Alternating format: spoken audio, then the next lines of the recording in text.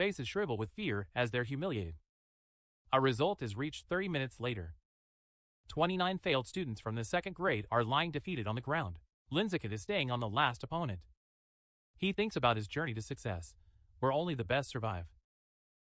The system's reporting it to him. It shows the total number of opponents as 119. It pales in comparison to the target of 1,000 people. He looks at the score in disbelief. Progress is too slow. He thinks she's the last one to fight in every class match. And he decides that this slowness cannot continue. He realizes his power has already far surpassed high school level. And now, there's no point in following the rules. He intends to make his own rules. The following Monday, a shocking scream erupts from the principal's office. The principal of Shanghai High School can't believe Linsicott. He's asking if you really want a personal reward challenge. Linsicott approves your request. He says he boldly wants to challenge the entire school. The principal of Xian High School puts his hand to his forehead in his office. Linsicott asks in shock if he really wants to challenge the entire student body as a freshman. He confirms his intention and invites her to the gym. He says he'll prove he has the power needed. Then they arrive at the empty gym. The manager crosses his arms and asks why he brought him here at this hour. As he takes off his jacket, he says his intent is to show off his physique and reveal his true strength with confidence. The manager is momentarily stunned, but he misreads her intentions and tries to take precautions. Then Linsicott goes and grabs a heavy barbell. He stands there in shock. He lifts the massive 700-kilogram barbell with one hand and holds it effortlessly. The manager freezes in shock. He finally understands what she really means. Even in his first year, Lins noticed that the guy's power had already far surpassed the school legend, Wu Tiancheng. The principal is fully convinced and gives him a giant thumbs up. He accepts Linsicott's request and promises to organize an event to challenge the entire school. With a shy grin, he says we need to set a reward. Otherwise, no one would want to take this challenge. No money, no motivation anyway. Then he shows off his wit and explains this clever plan of his. There will be 2 types of awards. One is so that everyone feels encouraged to join. The other is a significantly increased prize pool. Whoever loses takes the whole pool. If no one wins by the time runs out, the money will all be his. The principal smiles curiously and accepts. Linsicott makes one last request. He said, we should hide your true power for now, or you'd scare the students. The manager slaps him on the shoulder and says, fine. Later, he shows the final version of the plan to Linsicott in his room. And he agrees, saying it's super. Thank you for your hard work. During this conversation, Professors Xiao Yuan Feng and Lu Diran pass by and can't believe what they see. The manager's rare cheerful mood toward Linsicott confuses them. Asking what's going on, Yao Yuan Feng wonders to himself how the manager, usually so sour-faced, is now all smiles and spilling secrets. At exactly 2 p.m., all the school students gather in the large gymnasium. In the middle stand 2 giant fighting rings along with Linsicott and the director, of course. The principal reaches for the mic and begins the announcement. Introduces Linsicott. It describes their recent victories. He details the rules and rewards of his own personal challenge. This announcement would be a disaster. The crowd is in disbelief and mocks him. Many shout that the manager has lost his mind. The overconfidence of a freshman is considered an insult. The youngsters keep talking back to her. One of them angrily says that beating the weakest sophomore doesn't mean you become a junior. The other will burst with envy because she's so stuck up. Linsicott calmly delivers his demonstration in front of the hostile crowd. He announces he'll be at the gym for 2 hours every afternoon starting tomorrow, open to anyone who challenges him. Deep down, he's happy with this annoying anger, because having so many challenges increases the chance of finishing the survival mission early. The scene shifts to a crowded city street at night. A young blonde man walks alone, sipping his drink. As he walks, 2 attractive girls suddenly step in front of him and invite him to a bar. The blonde man looks with a cold expression and says clearly, "Get out of here!" The girls say as they leave, "The guy has no charisma at all." The young man glares angrily at the girls' backs. He wonders to himself if Shanghai was always this mechanical. This young blonde is the rat god cult's latest recruit, and he's struggling with his first mission. She looks at people and complains that she's been searching for days, but hasn't found a single man worthy of presenting. He gets anxious, envisions the cult leader and thinks about how he'll look if he fails. Afraid of being left out, she thought about kidnapping a male celebrity, but realized she couldn't pull it off because his security team surrounded him. Walking, the pressure mounts, time is running out, and he climbs in desperation. As he walks lost in thought, Lin Zichen dashes past him in a tank top and shorts. The blond man turns his head, and his eyes widen in shock. She is instantly struck by Lin Zichen's looks, thinking she finally found the exceptionally handsome man she sought. Her goal is set. The blonde cultist watches Lin Zichen run, eyes locked on the target. Lost in thought, Lin Zichen dashes past in a tank top and shorts. The blond man turns, his eyes widening. She falls for Lin Zichen's looks instantly, thinking she's finally found someone incredibly handsome. He hit his target, that's it. The blonde cultist watches Lin Zichen running in admiration. After searching so long and finally catching the perfect victim without any effort, he's feeling like he's sitting in total victory. A huge, sneaky, dirty smile appears on his face, and he approves the decision.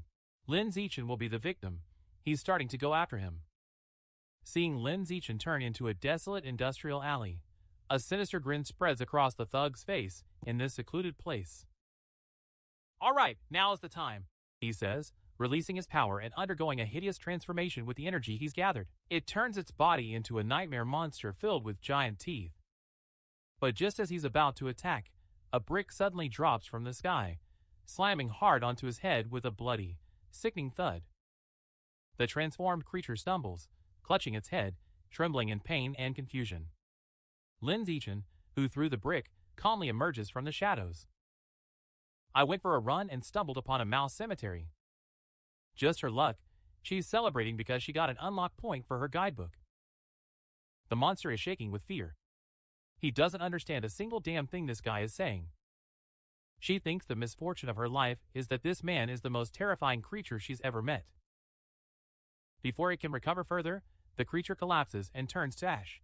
Lin Zichen looks on in shock, unable to believe he just killed this creature with a single brick. The mouse god thinks, "Can a psych ward psychic really be this pathetic?" Wasting no time, he crouches by the dead creature, hurrying before anyone arrives to ensure he claims its life essence. The system notification pops up just like that. It says the giant mutant rat swallowed crumbs of life essence, increasing the guidebook progress to 8%. They see the result and lose interest.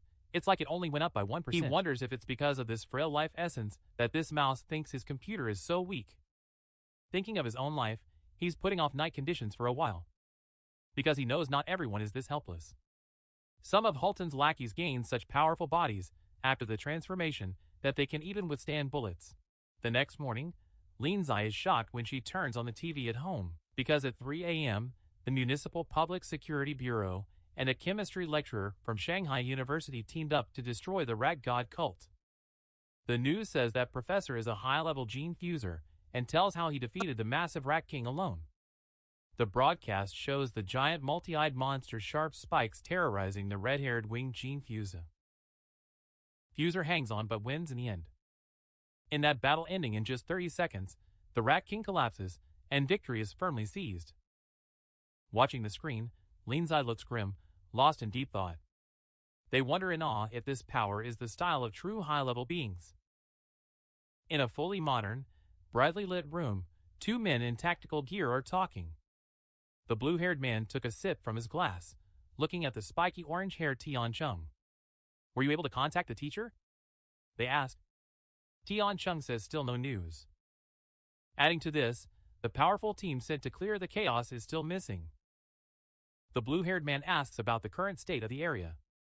Tian Chung says calmly the situation's stable, or we wouldn't be here cleaning up the runaways.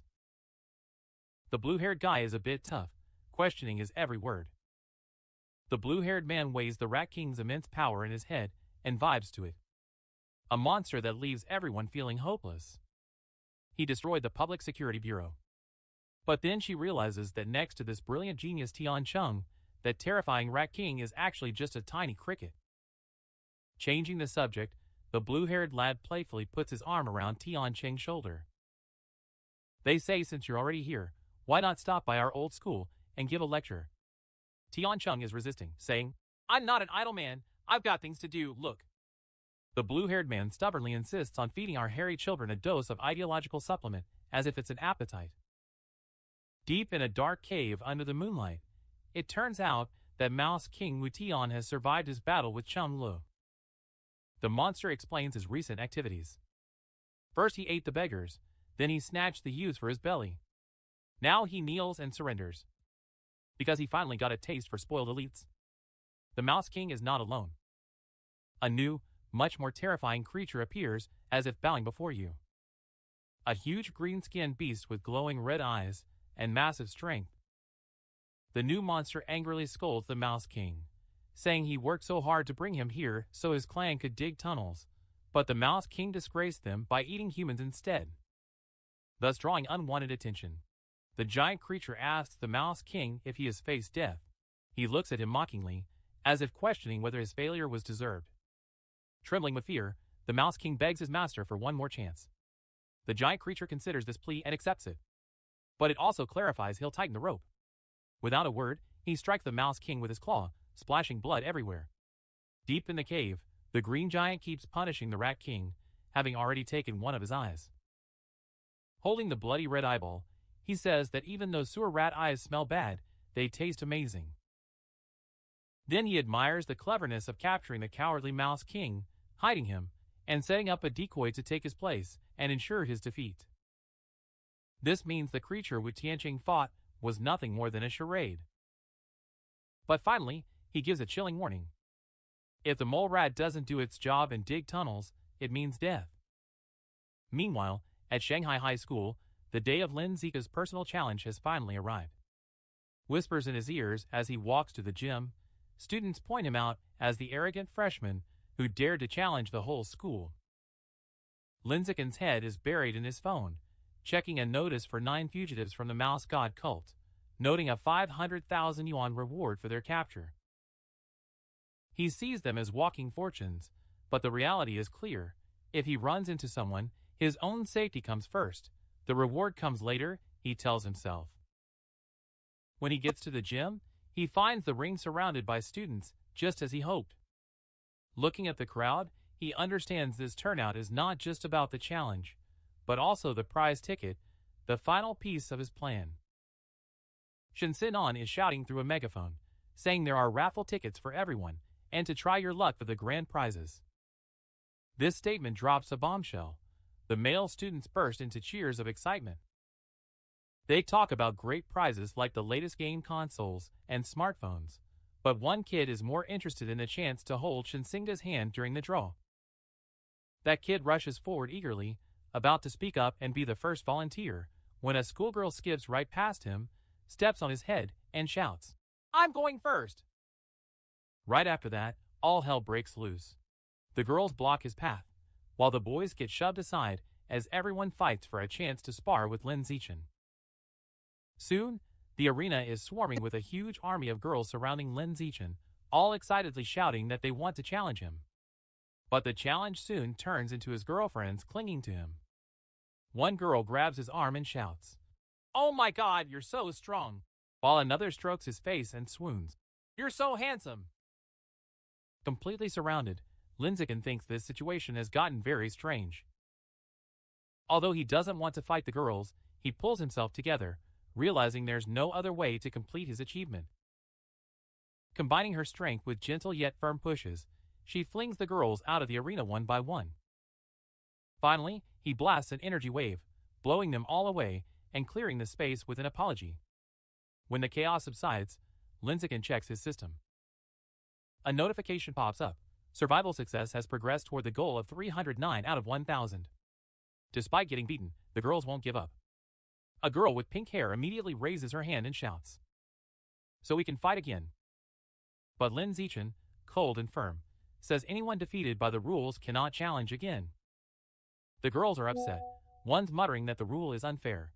A huge, muscular student and his gang members step forward. Their leader cracks his knuckles in anger. Now he's throwing threats that it's our turn to teach this arrogant little man a lesson. But that's a pointless move.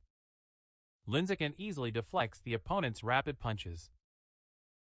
The system is increasing the survival quota to 1,000 targets in 419.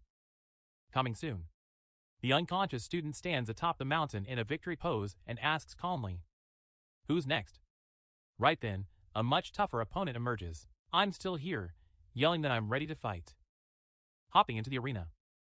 The other students immediately recognize Yin Chao Xian as the overlord of the second-year heartthrobs.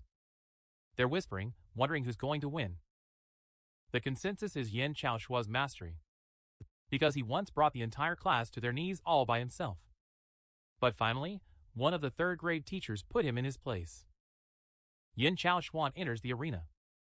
"Linzikin, they say you used to be as arrogant as he is." But it shows she's learned a lesson. He learned there's always someone stronger. Then he talks down to him at length, offering to give Linzikin a life lesson. Linzikin swaying the speech.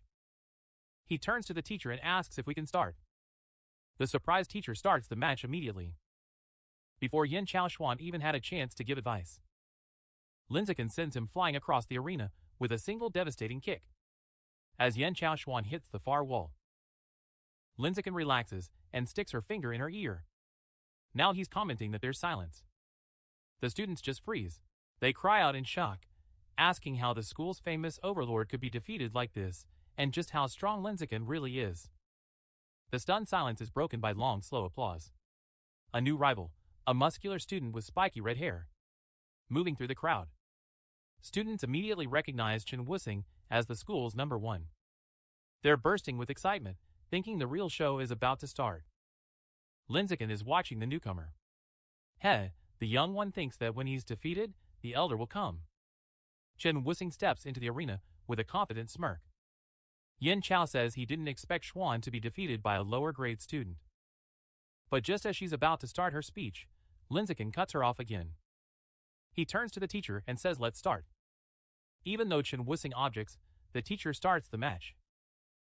Annoyed at being ignored, Chen Wuxing charges in a blue aura, declaring that to shut him up, he'll have to beat him first. Linzikin strikes back, his fist glowing with a yellow aura. Their powerful blows collide with a massive shockwave. While Chen Wuxing apologizes, Linzikin just says he's being impetuous and throws a massive punch. This blow is too much for Chen Wuxing. It sends the man flying backward.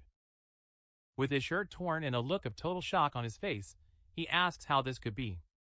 All the students freeze, jaws dropped, watching the school's strongest fighter get defeated in an instant. With the strongest defeated, Linzikin turns back to the shocked crowd. He points at a random student and tells them to get in the ring. The student, unable to believe it, shows it. Linzikin agrees because they haven't fought yet. The student fearfully asks for him to be gentle, but Linzikin smilingly reminds her that joining in will earn her a raffle ticket. The motivated student jumps straight into the ring.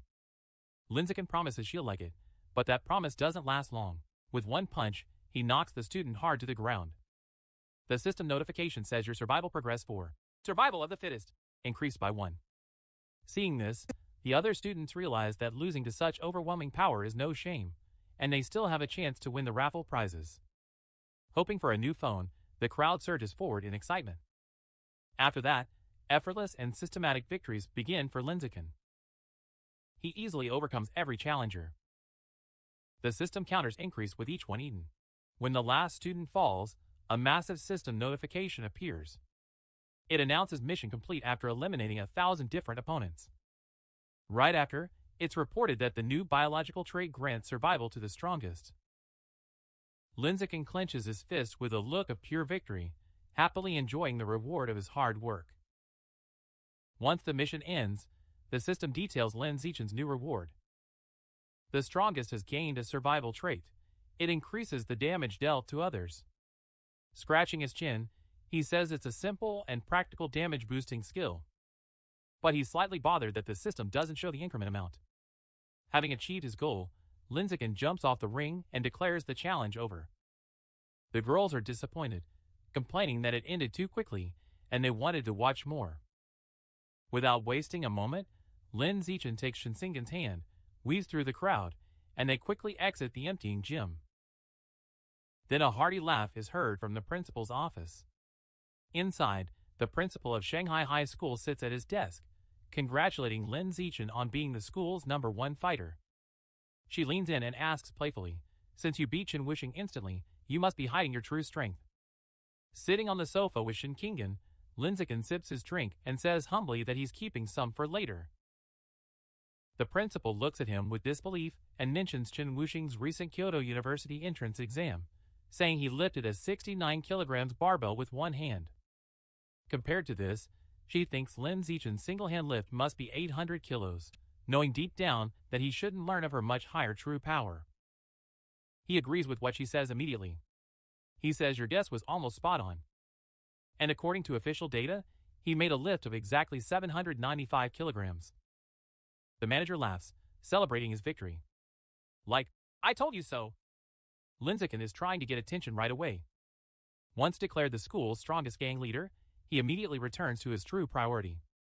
Her eyes light up, she raises her hand and asks, when will you award the 8810 United Nations prize money? His hunger for money amuses the manager. The manager mockingly calls him a little rascal, approves it, and sends the money instantly. Just as he starts talking about the new duties, Linziken interrupts and asks if there's anything else he can do. Then he drops a special request. Since both he and Shen Qinghan enjoy swimming, he's asking for permission to use the gym pool. He makes it clear that he and Shen Qinghan will use the pool alone, while everyone else stays at the door.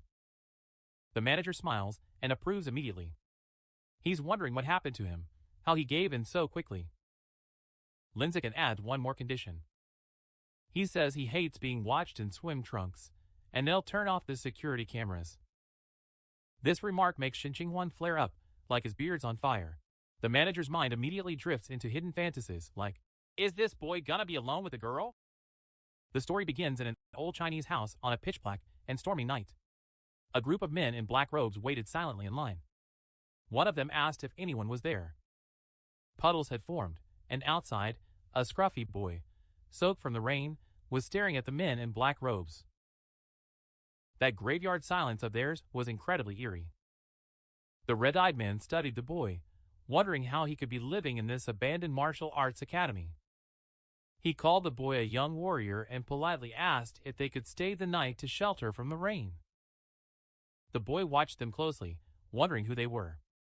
He was quite surprised by their polite conversation. Especially since he was just a kid, he figured they probably took him for some young guard of this secluded academy. Not wanting to be rude, he returned their greetings and decided they probably weren't bad types. He said he lived in this empty academy. He'd been here for years and told them they could stay anywhere they liked, but asked them not to use the mansion where he lived. The men thanked the young warrior for this kindness. Their leader warned everyone to stay away from the boy's mansion and told them to take shelter elsewhere. He asked if it was understood. They all said yes in unison. They scattered to find their spots. The child read the word on the robes. It said Tang. He wondered if they were from the same clan. He was dying to know what kind of people they were, but he had other things to do, so he entered his own mansion. She was busy because it was dinner time for the kids. When the child cheered up, that serious mood instantly vanished. She cheerfully called everyone to dinner. There was a large pot in the middle. She happily lifted the lid and showed the little brown cricket-like insect inside. The kid said I was almost late. These bugs must be starving to death, he added. Then he opened another pot. Inside was a huge, majestic spider. A tarantula known as the Chinese earth tiger, native to China's Hainan region. It was a massive species that grew up to 20 centimeters. It had unique stripes resembling a black tiger. He picked up a bug with a chopstick and started feeding Blackie. As he fed him, he offered thanks for Black's presence. He said he couldn't even imagine surviving without these creatures. Black greedily devoured the beetle. The boy loved Black's reaction. This spider state had really impressed him. The tiny brat has already molted twice and grown like a beast. Ours is absolutely thrilled, of course. Once Kara's stomach was full, our guy opened a drawer. Inside lay an orange lizard with white stripes, just your typical Balayan cave gecko. It's one of those native species known for its striped body and tail. The kid told me about the hoops he jumped through to find one of these in his old life. Because he was dead broke. But now, she could find them outside at every turn. Watching animals had literally become the meaning of his life. Just as Tam was feeding the gecko, it bit him. Our guy shouting in pain and shaking his finger, but it stuck like a tick and won't let go. This event reminded him deeply of his past. Before ending up in this body, he was a streamer. And the kind with exactly 1 million subscribers. He was a professional biologist known as Aceli Fabry, specializing in venomous insects and animals. And the chaos unfolded during a live stream celebrating 1 million subscribers, showcasing the world's 10 most dangerous obstacles. The most dangerous of them, the black mamba, was known as the most aggressive, and the African trip to find it became his end. He told his viewers he didn't have the animal yet, and that finding it was quite a challenge. They decided to take a short break and planned to call back. They hyped up the viewers, saying they'd wait, but the kid was exhausted and just couldn't find it. As for the viewers, they were terrified that the black mamba could be in his house and might bite him. The snake he was searching like crazy for was actually curled up on top of the fridge. It suddenly bit him during the live stream, and that was it. He was GG. Now, back to the present, he frowned, thinking about how all his hard work went to waste. Just then, an old man in a black robe was standing in front of his villa's gate. He knocked on the door and called out to the young warrior. The boy opened the door and asked if anything was wrong. The man expressed his gratitude, invited the boy for dinner for sheltering them from the rain, and said they caught a deer. Our guy was over the moon when he heard this. He used to love meat. After all, the only meat he's ever eaten was snake and lizard. He gladly accepted the invitation and joined the others. They had lit a feast fire, and everyone gathered around to watch the deer roasting. The old man noticed the boy practically drooling at the view and noted it would take a while for the deer to be ready. Meanwhile, my uncle asked if he could fire off a few questions. Ours was a bit embarrassed for peeking, but agreed to answer. The old man asked if the kid was flying solo and how many bones he had. The kid wasn't sure if he was 14 or 15. He decided to make up a story about hitting his head as a kid and not remembering much. When asked if he hung out there alone, he said yes and explained he had no special status. He was just catching snakes and selling skins to scrape by.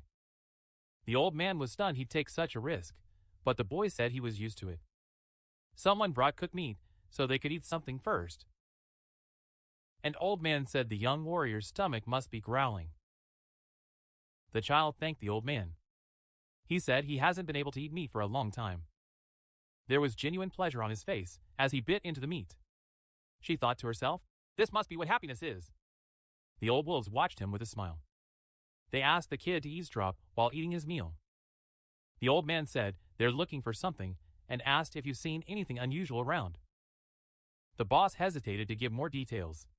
The one with gray hair whispered to the tribal chief that it might be okay to tell him, since they owed the young warrior. The kid probably wouldn't notice anyway, and since he lives alone, he wouldn't spread the word. The tribal chief agreed with his father and began explaining that they were looking for a centipede with a blue spot on its body. The kid was floored by that. They call it the blue-spotted centipede. Since the creature was massive, they thought the boy might have run into it. Ours also asked how big it was. The chief said that if it's an adult, it could swallow someone the size of a child in one bite. The kid turned pale at the mere thought of this giant centipede. He began to seriously question the assumption that it only went back a few centuries. Maybe it was in a completely different dimension. The white-haired man comforted her, saying not to worry because they were very close to catching him. The boy wondered if they planned to catch and tame it. The elders couldn't grasp this idea of domestication, and the white-haired one burst out in amused laughter. The idea of raising a blue-spotted centipede seemed hilariously funny to them. The chief said how hilarious the young warrior was. The white-haired one clearly explained that feeding it was impossible. Turns out they were going to use that pest as medicine. Our kid's brain just fried. He thought they were local shopkeepers, but now he got paranoid, thinking there was something fishy going on. He asked for Kaya what kind of cure it could offer. The gray-haired old man is starting to show off. He said his granddaughter is dying, and only some gadget inside that centipede can save the girl. That's why they swore to find that creature. As the boy pieced it together in his head, the clan leader confirmed his suspicions. The white-haired old man's grandchild was actually the other one's daughter. According to ours, they were desperate enough to do any kind of madness to help that girl, because his condition was pretty critical. Even if he didn't believe for a second that centipedes could be medicine, he understood how far parents would go, feeling for both the girl and the poor centipede, and out of gratitude for the meal they gave, he decided to help. When I brought up the centipede, the clan leader jumped in, asking if I'd seen it. Ours said no, but added that she didn't quite know what a blue-spotted centipede was. I might have an idea where it could be. Despite dropping dead from a snake bite, Spicy Fabre was practically a professor of venomous creatures. Out of an estimated 8.7 million species, he had swallowed every single one of the roughly 20,000 known to be venomous. Centipedes were no exception, of course. With this expertise in venomous animals, Spicy Fabre was literally a walking encyclopedia. And our kid remembered the vast knowledge of his about centipedes. As if flipping through a book in his mind, he scanned all his knowledge and soon found what he was looking for. Back in reality, he blurted out that he knew where they could find that creature. The guys were stunned and couldn't wait to find out where you were. The boy asked where they had searched before. They checked north and east of the academy, mostly in the daytime, focusing more on the northern riverbank. Our guy wasn't surprised at all that they couldn't find it. Well, of course you can't find it, she explained. The old man wondered what she meant by, of course. They literally pressured him to tell. Centipedes, you know, from the arthropod phylum and Colopida class, roam a wide range and, being cold-blooded, need shelter to balance their temperature and moisture. Another interesting fact is that, unlike most insects, these millipedes have leaky armor, man. There are holes in their shells. They need moisture but hate being soaking wet, yet they'll still drop dead without water. That's why it's impossible to find that blue-spotted centipede in forests or by riverbanks. The tribal elders' brains literally fried. People think these creatures just hang out in the cracks of rotten wood. The kid started to tell the story. The small ones might be scurrying around there, but we're looking for the big boss. Those giant centipedes can't survive in the forest or on the river rocks because they'll find nowhere to hide. The old men glanced at each other. They silently nodded their heads and said, "Yeah, you're right." Then they asked where this damn thing was. They say if they find him, they'll treat him like a king. The kid smirked. He pointed west and said, "Look at the Rocky Mountains in that direction. You know these centipedes. They love basking under hot rocks by day and hunting at night." A few hours later, they arrived at the Rocky Mountains. They were searching high and low. Sivri, the tribal leader, was perched atop a high rock, scanning the horizon. A man approached him and whispered that this young warrior might be terribly wrong. He decided it was finally time to call it a day. He ordered the signal arrow to be fired to gather the search team. As it took off, the exhausted men gathered around the campfire. Deep down, they still hoped that kid would be proved right. They wondered why the snake had vanished, but they also trusted the kid's intelligence. The tribal chief was silent. Finally, with a painful expression, he spoke of his daughter Huayin. Tang was seen as the most exceptional talent in the family's history. He lamented whether the heavens had forsaken him. Suddenly someone blurted out that the great chief had returned. The leader greeted him, and they all gathered around the campfire. Ulu Reese asked if even he couldn't find the scorpion. Reese confirmed that he also ended in a fiasco. Yes, he hadn't found it. He asked if Ulu Reese would share the same fate. Ulu Reese nodded in approval. Huang Yin only had 3 months left to live. He doubted they could find that snake in 10 days. A deathly silence fell over the group. The captain suggested exploring the south the next day, because they hadn't found any traces there. Ulu Reese also agreed with this idea. With not a single trace around, it finally clicked for the tribal chief. He let out a beastly laugh, while muttering that he can't believe how he missed something so obvious. He boastfully declared they were in the right place. Reese asked if he had hit Big Reese with something. The big boss said no, man, but when our guy brought it up, he said he didn't feel a presence or any trace either. The boss's head is spinning. The big boss explained the situation. The lack of tracks proves that's the very thing that was here.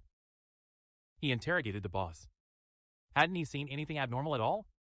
For the last 3 days. Ours also had to admit that he saw neither animal droppings nor a territorial mark. At that moment, a light bulb went off in the tribal chief's head. The big boss confirmed it, saying exactly that's the deal, bro. He said it was really strange not to find a single animal track on this huge mountain. Boss thought it might be a territorial creature. The big boss figured the other animals had either bolted or ended up as centipede snacks. He patted the chief on the shoulder and whispered that the blue-spotted centipede was definitely around here somewhere. They're really fired up about being able to save Huang Yun. The boss had this look on his face, like a father who's sad but still hopeful. Suddenly, the ground started shaking violently. The whole team woke up instantly. When cracks appeared on the ground, everything went chaotic. The area around the fire they lit began to fall apart. When I least expected it, that thing burst out of the ground. They all got blue screens while trying to figure out what the hell was going on. A leg popped out from the ground. And another one right after. They pointed at the creature in speechless terror as it emerged onto the surface. Even the big boss felt a bit weird. He was officially spooked. A few more legs popped out. It was definitely a blue-spotted centipede, and it was freaking huge. Meanwhile, the brat at the academy was grumbling, annoyed by all this noise. With all this fuss, he wondered just how massive the centipede was. Turns out he just egged me on to call you. But these seemed to move them more. The idea of a centipede big enough to swallow him in one bite blew his mind. Since he's a total poison-type Pokemon freak, he really wanted to see that thing. Meanwhile, all hell was breaking loose on the Rocky Mountain. Things finally settled down, man. They had the blue-spotted centipede all wrapped up, but of course, it wouldn't be right without a few scratches. They managed to grab the loot too. A tiny blue gem kept in a wooden box. Our folks literally started crying tears of joy. They felt relieved that they could finally rescue Huang Yunu. Reese ordered his father to fly to Sichuan first and check on the wounded warriors. The great chief was terribly confused. Our chief explained the situation as well. He said, "Pal, king is written on the throne, but kindness is carved in stone." That's their code, basically.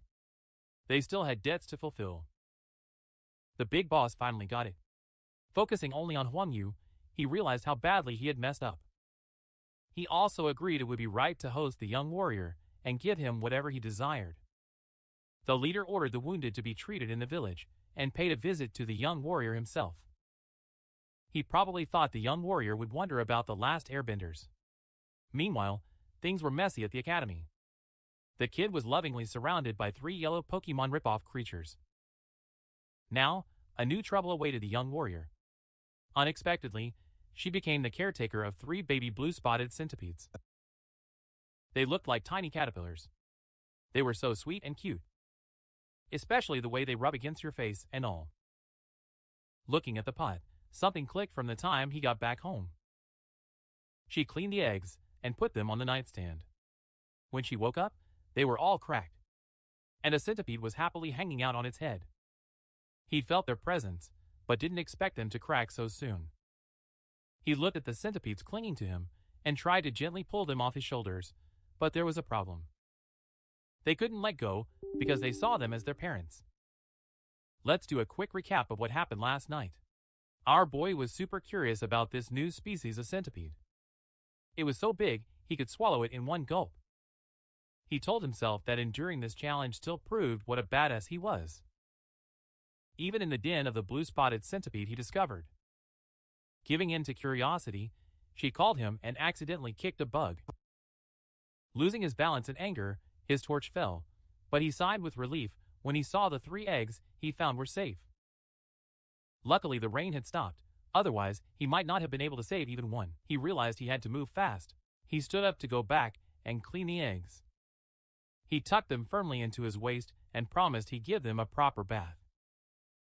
Returning to the present shortly after, he couldn't see the blue-spotted centipede, but felt relieved to have saved the remaining eggs. She asked the tiny centipedes to give her some space.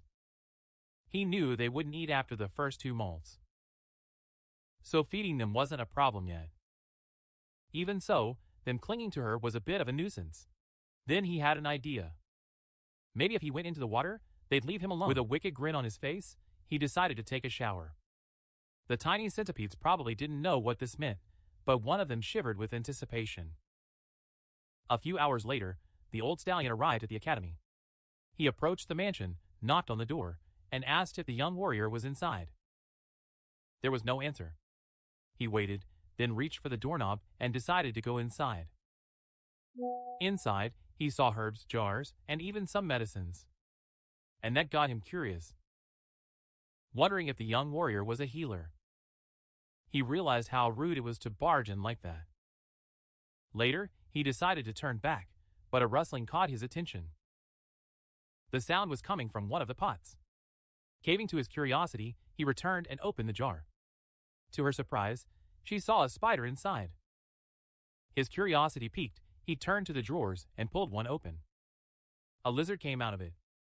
He looked around and checked another pot. They found bugs inside. There were also some eggs and dried snakes. It was incredible. He couldn't believe the young warrior had raised him. Venomous animals and their offspring. Even tank clans known for handling toxic creatures could only extract poison, but couldn't find a way to increase eggs like this. He realized saving his daughter's life was a stroke of luck, but the real jackpot was meeting the young warrior. Just then, the young warrior appeared and greeted him. She noticed the old man's bandaged arm and expressed her concern. The old man said it was nothing serious. He started to tell the young warrior something important, but suddenly stopped. Suddenly, he felt an uncanny energy. An explosion occurred at the entrance behind the boy. Slowly, a silhouette emerged and stepped forward, revealing itself. The guy across from him looked like a one-eyed giant, with the left side of his face scorched like a grill. The old wolf instinctively pushed the kid aside and whispered, "Run." Our guy didn't know what hit him. He was just staring blankly. The monster literally roared and gave me the, "Come get some. Look." The guy dove in at jet speed and swung his hand. The old man blocked the blow with his good arm, but his face contorted in pain. Yem totally clocked him. The guy literally went flying. Dust filled the air. The old man had a coughing fit and spat out blood. At that moment, he realized this punk's power was a match for his father's. The old man shouted at the brat to run again. But when the smoke cleared, the sight was shocking. The monster had grabbed our apprentice by the throat and lifted him into the air.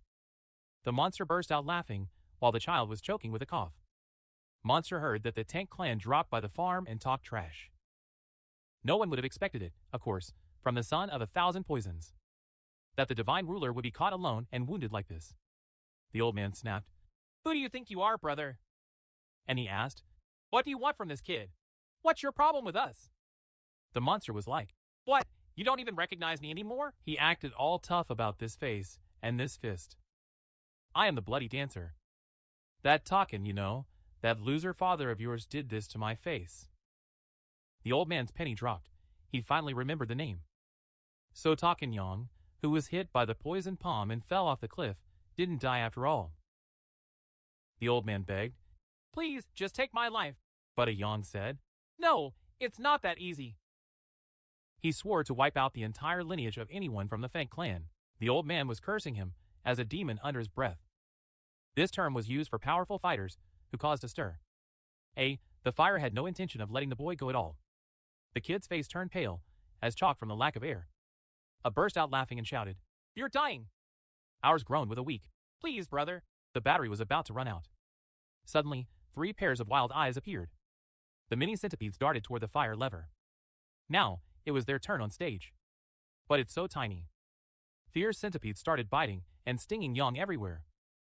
A Yang was stunned by the insect infestation and dropped the brat from his hands.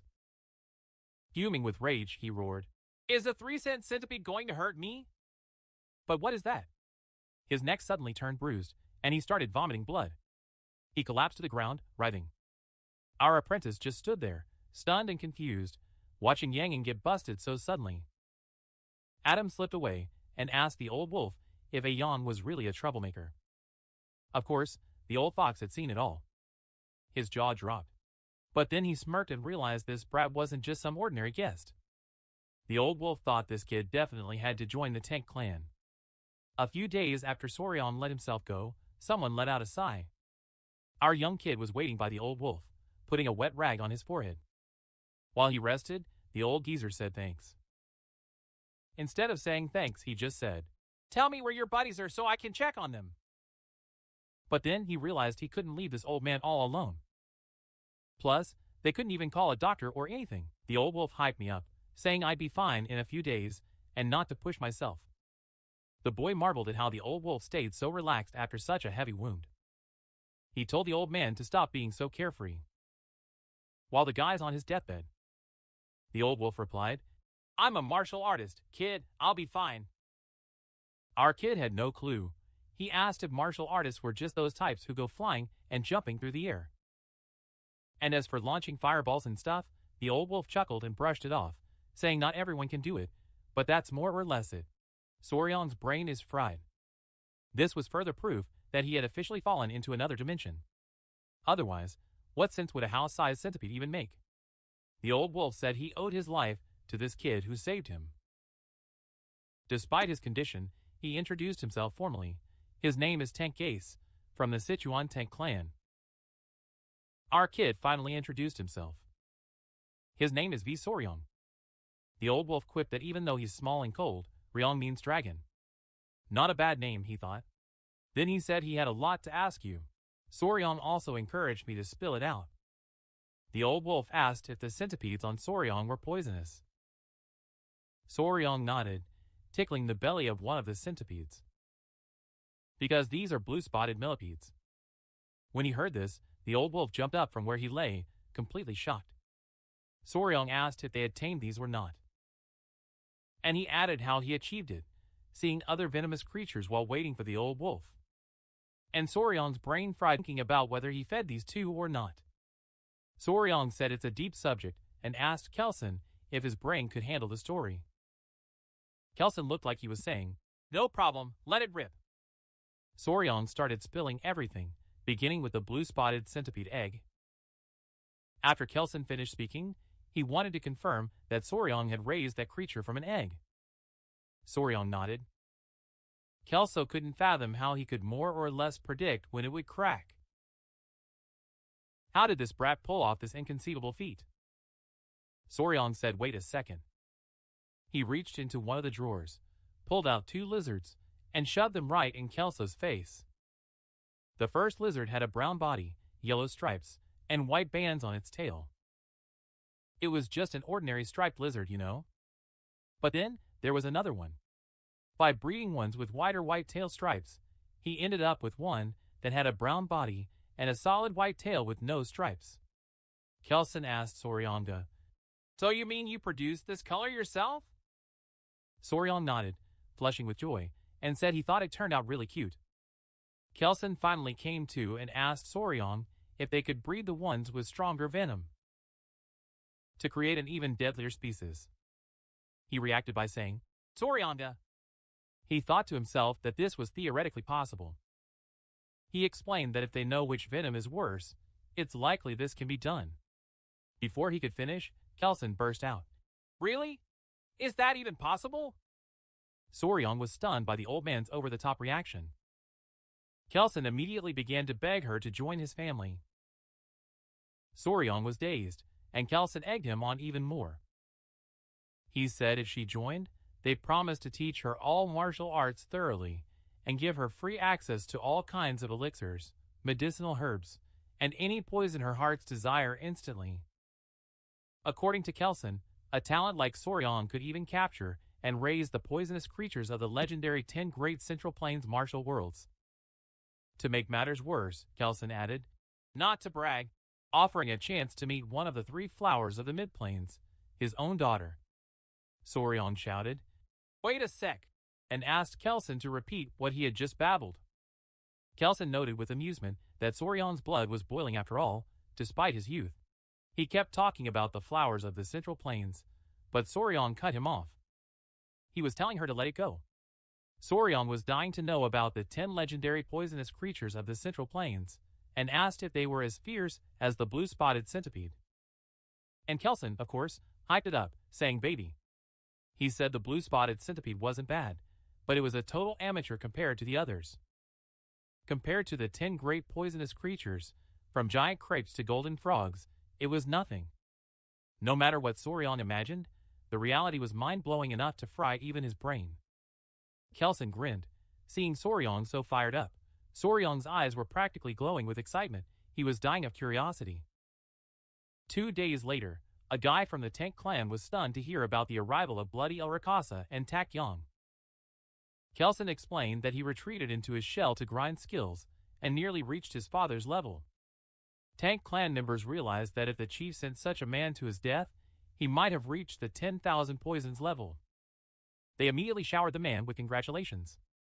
But the chief corrected him, saying it's not that much anymore. He dropped the bombshell.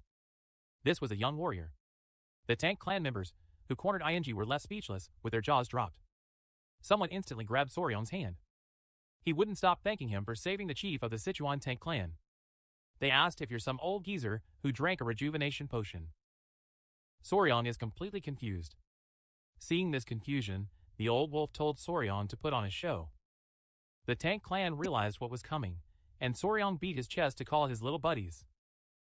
As the Tank clan members watched Soryong's clothes rustling, 3 extremely cute centipedes poked their heads out. This situation had everyone going, whoa! Tiny creatures poured out, and people realized they were centipedes. Reese explained that these are blue-spotted centipedes, and these tiny monsters defeated Aang. Clan members wondered about the power of the poison. It was incredible that Soryong tamed one of them. That's exactly why the chief said they wanted to recruit this young talent into the clan. As part of their clan, but Soryong played hard to get, saying he needed some time to think. Someone from the clan told Soryong this was an opportunity not to be missed. Reese stated that they should hit the road and couldn't afford to delay any longer. Soryong, what else are we looking for, bro? He grumbled. Kelson paused for a moment and then let the cat out of the bag. That bloody-handed guy, Taka Yang, is training in a sinister martial art called the Toxic Claw. A total art of murky business, then. Getting to a certain level allegedly requires human blood, bone marrow, and stuff. Soryong was deeply sickened by this situation. Kelson said if Aang left behind any secret scrolls or disciples, they need to settle this once and for all. To avoid future headaches, and ensure such cruel martial arts never resurface. They also had to rescue anyone who might have been taken prisoner. If there is one, of course, the clan leader asked Soryongden if he'd help them, since he's familiar with Hainan Island's geography. Soryong wore a thoughtful expression. He weighed it in his mind. After all, joining the Tank clan was a lifelong chore. It's like when you're an intern trying to figure out the company culture and what the boss is really like. Soryong, the clan leader, agreed to help once he recovers. They patted him on the back for making the right call. Soryong said helping means saving lives, so of course he would help. But in his mind, he planned to use this opportunity to leak more information about Situ and the Tank clan. After all, qualified employees always size up their potential employers. Kelso needed 3 days to recover. In the town of Kanora, they visited a village near the abandoned martial arts academy to find the fire spirit's lair. They asked if anyone was missing. An old man chimed in. He noted that about 1 or 2 people go missing in the forest each year, but there's no noticeable trend. Kelson was lost in deep thought. They thanked the village headman for his help. And he humbly replied, "It is an honor for me to help." Realizing they found no solid leads, they took their leave from the Situ and Tang clan masters. As they walked through the forest, Soryong said the village didn't seem like much. It's about the village itself.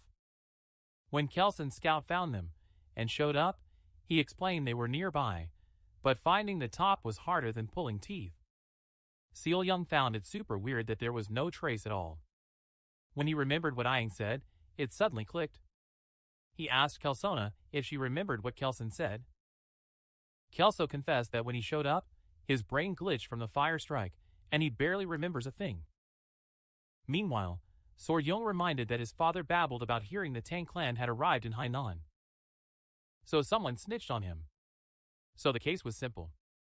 They just needed to keep an eye on where they passed by. So, the places where the Tang clan has been running wild in Hainan. Soryong suggested using Iang's looks to leak the information. The others in Soryong looked on, with their mouths wide open. They were literally amazed by this kid's intelligence. If someone had snitched after seeing Tang clan's mistress, things would have been handled as smooth as silk. They bolted instantly and ducked into an eerie-looking village.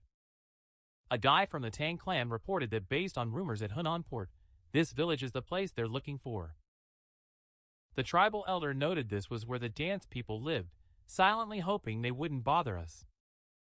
The villagers looked as if they had given up the ghost. The Tang clan caught a villager's attention when they called out, "Hey, is anyone there?"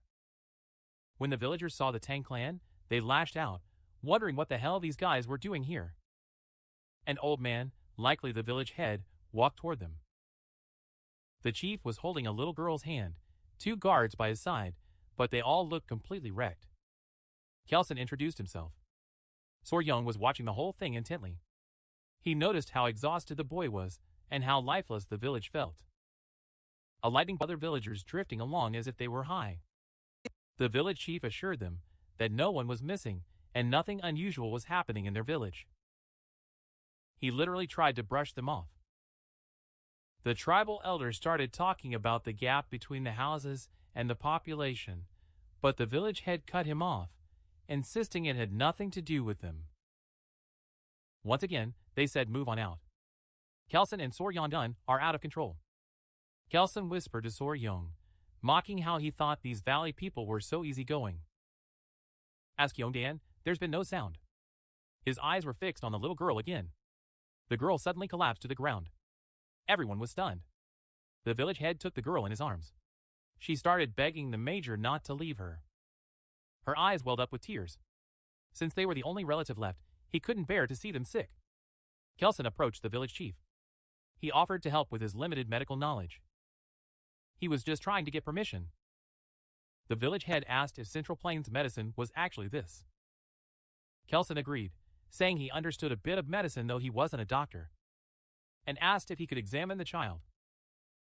The village head let me go and take a look. Then the headman told me a plague had hit the village, children were dying, and the survivors were suffering. Kelson made a flashy promise to do his best. As they carried the girl inside, the village head was filled with gratitude. He gave the guard standing idly there a piece of his mind and ordered them to lead the doctor and his team. Everyone rushed into the house. Soryong asked one of the Tang clan members if the old man knew anything about medicine. The man confirmed it too. He said the Tang clan's martial arts involved dealing with poison, so they weren't too bad at medicine either. Since martial arts start with knowing the body, some medical knowledge was mandatory. At first, Soryong thought they were a gang of assassins who used poison. She thought that if she joined the Pill clan, learning medicine would make more sense than those terrifying poison arts.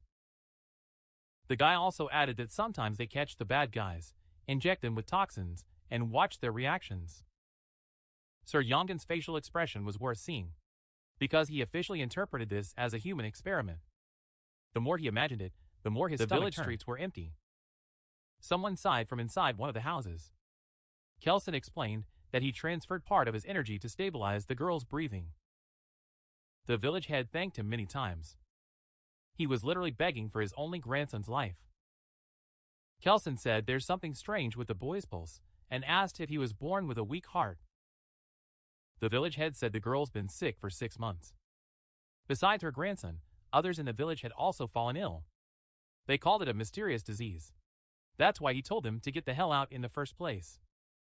Kelson said he could give a great medicine for the heart and asked the villagers to gather and try it. The village headman has basically let his emotions take over. He was calling the guy a king and all that. Soru was cutting Kelson over there. What is he up to? That night, one of the Tang clan members was pacing around with their leader, talking about how tired he was from looking after the patients. Even the chief said okay to the guy. Pai asked how the symptoms were going. Kelson also mentioned that the symptoms are acting really strange. laziness, puffy eyes, a slight fever, palpitations, and stuff like that. All those in serious condition had heart problems. Kelson, Sora checked to see where the road was. Pai said Sora's exhausted from helping out all day. The kids passed out. He said he left it in his room. Kelson agreed too. He said Sora was following them without knowing any martial arts. Well, of course they get tired, he said. Kelson decided to take a look at it. Pai even offered to go and get the gel, brother. They entered the room, and Sora was sleeping soundly in bed. 3 centipedes are just hanging out in the basket. Kelson took a quick look at the door, noticed something, and rushed right in. He raised his hand straight towards Soryu.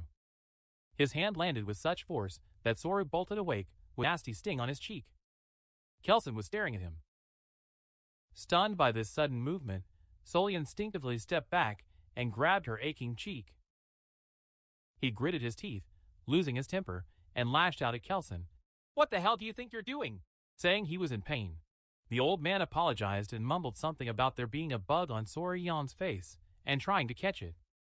Sora didn't really believe it, but Kelson said, "Listen, brother." Then he explained. He stopped by to check on Soilmu before bed and noticed a bug on her face.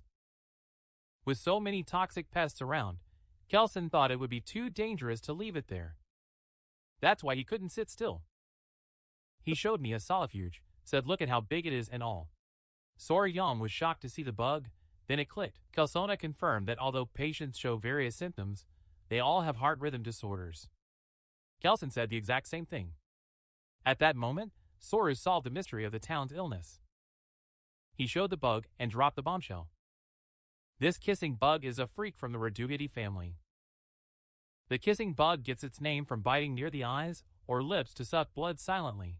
The bastard's even sneakier than a mosquito. That's why they call them vampire or assassin bugs.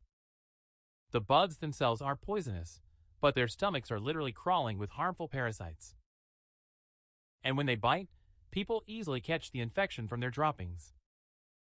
This leads to trypanosomiasis, also known as Chagas disease. This disease is ranked number 7 on the list of things that kill people most. Sora asked the headman if the village dogs were showing similar symptoms. Like, not getting clogged up easily like humans do. The village head confirmed it and asked if that bug was behind it all. Sora snapped back, "Exactly." The mayor then jumped in, asking if that meant they could save his grandson. Sora said it could be possible with the right medicine. Kelson smirked mischievously. He turned to Pai and asked for his opinion. Pai indicated he realized what this young warrior was made of. Soru and Yank noticed them passing the ball back and forth and thought, "Hope everything's all right." The men reminded her they were from the Sichuan Tang family. Soru Yankee's face was like, "What's that got to do with anything?" Kelson repeated these words in his head once wondering, more. "So what?" That angry but WTF look on your face was freaking hilarious. Kelson started explaining the goo thing. Apparently it's some toxic parasite created by villains in China, or some sorcery crap. These types of insects make people suffer. Or she was using them to control them like slaves. The question is officially in no way mode. Kelson agreed but added that many martial artists were killed by this goo or forced to do terrible things, like harming their own families. Or she said she was a slave to those bad guys. That's why most people have been struggling to find an antidote for this goo curse. Kelson explained that they're talking about treatments that either flush the gout out of the body or dissolve it inside.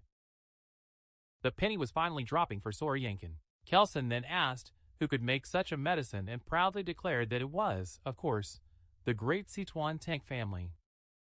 He told them that if they had a cure, a medicine capable of dissolving a fist-sized worm inside the body could easily handle a tiny insect as well. Then he showed the damn melting shovel. He said even a tiny amount of the medicine would be enough. Soru expressed his admiration for Yam, but deep down, he was thinking about how Grinch-like and cool this name was for an anti-parasite drug. The Tank family reassured that they could save your grandchild. Finally, the villagers, starting with the chief's grandson, slowly began to regain consciousness. A massive weight had clearly been lifted off the chef's shoulders. The warmth of the villagers was the icing on the cake. Her lively, high-spirited attitude proved that the positive rumors about her were true. Kelson admitted they would have failed miserably if Yank hadn't solved the origin of the incident. He said the real thanks should go to Sori Yang. The villagers looked at the young warrior as their hero and thanked him. Even though the cure that healed the villagers was from the Tank family, Kelson let Soryang take all the credit. Seeing Soryang receive so much gratitude warmed Kelso's heart as if he were getting it himself. Soryang was badly affected by this. The villagers went into celebration mode and tossed Soryang into the air over and over. Later, the village chief whispered something to Kelson. It reminded me of those old chats at the village entrance. Kelson asked what you were talking about. The chief was referring to the villagers with missing people. The penny dropped for Kelso, and he asked for details.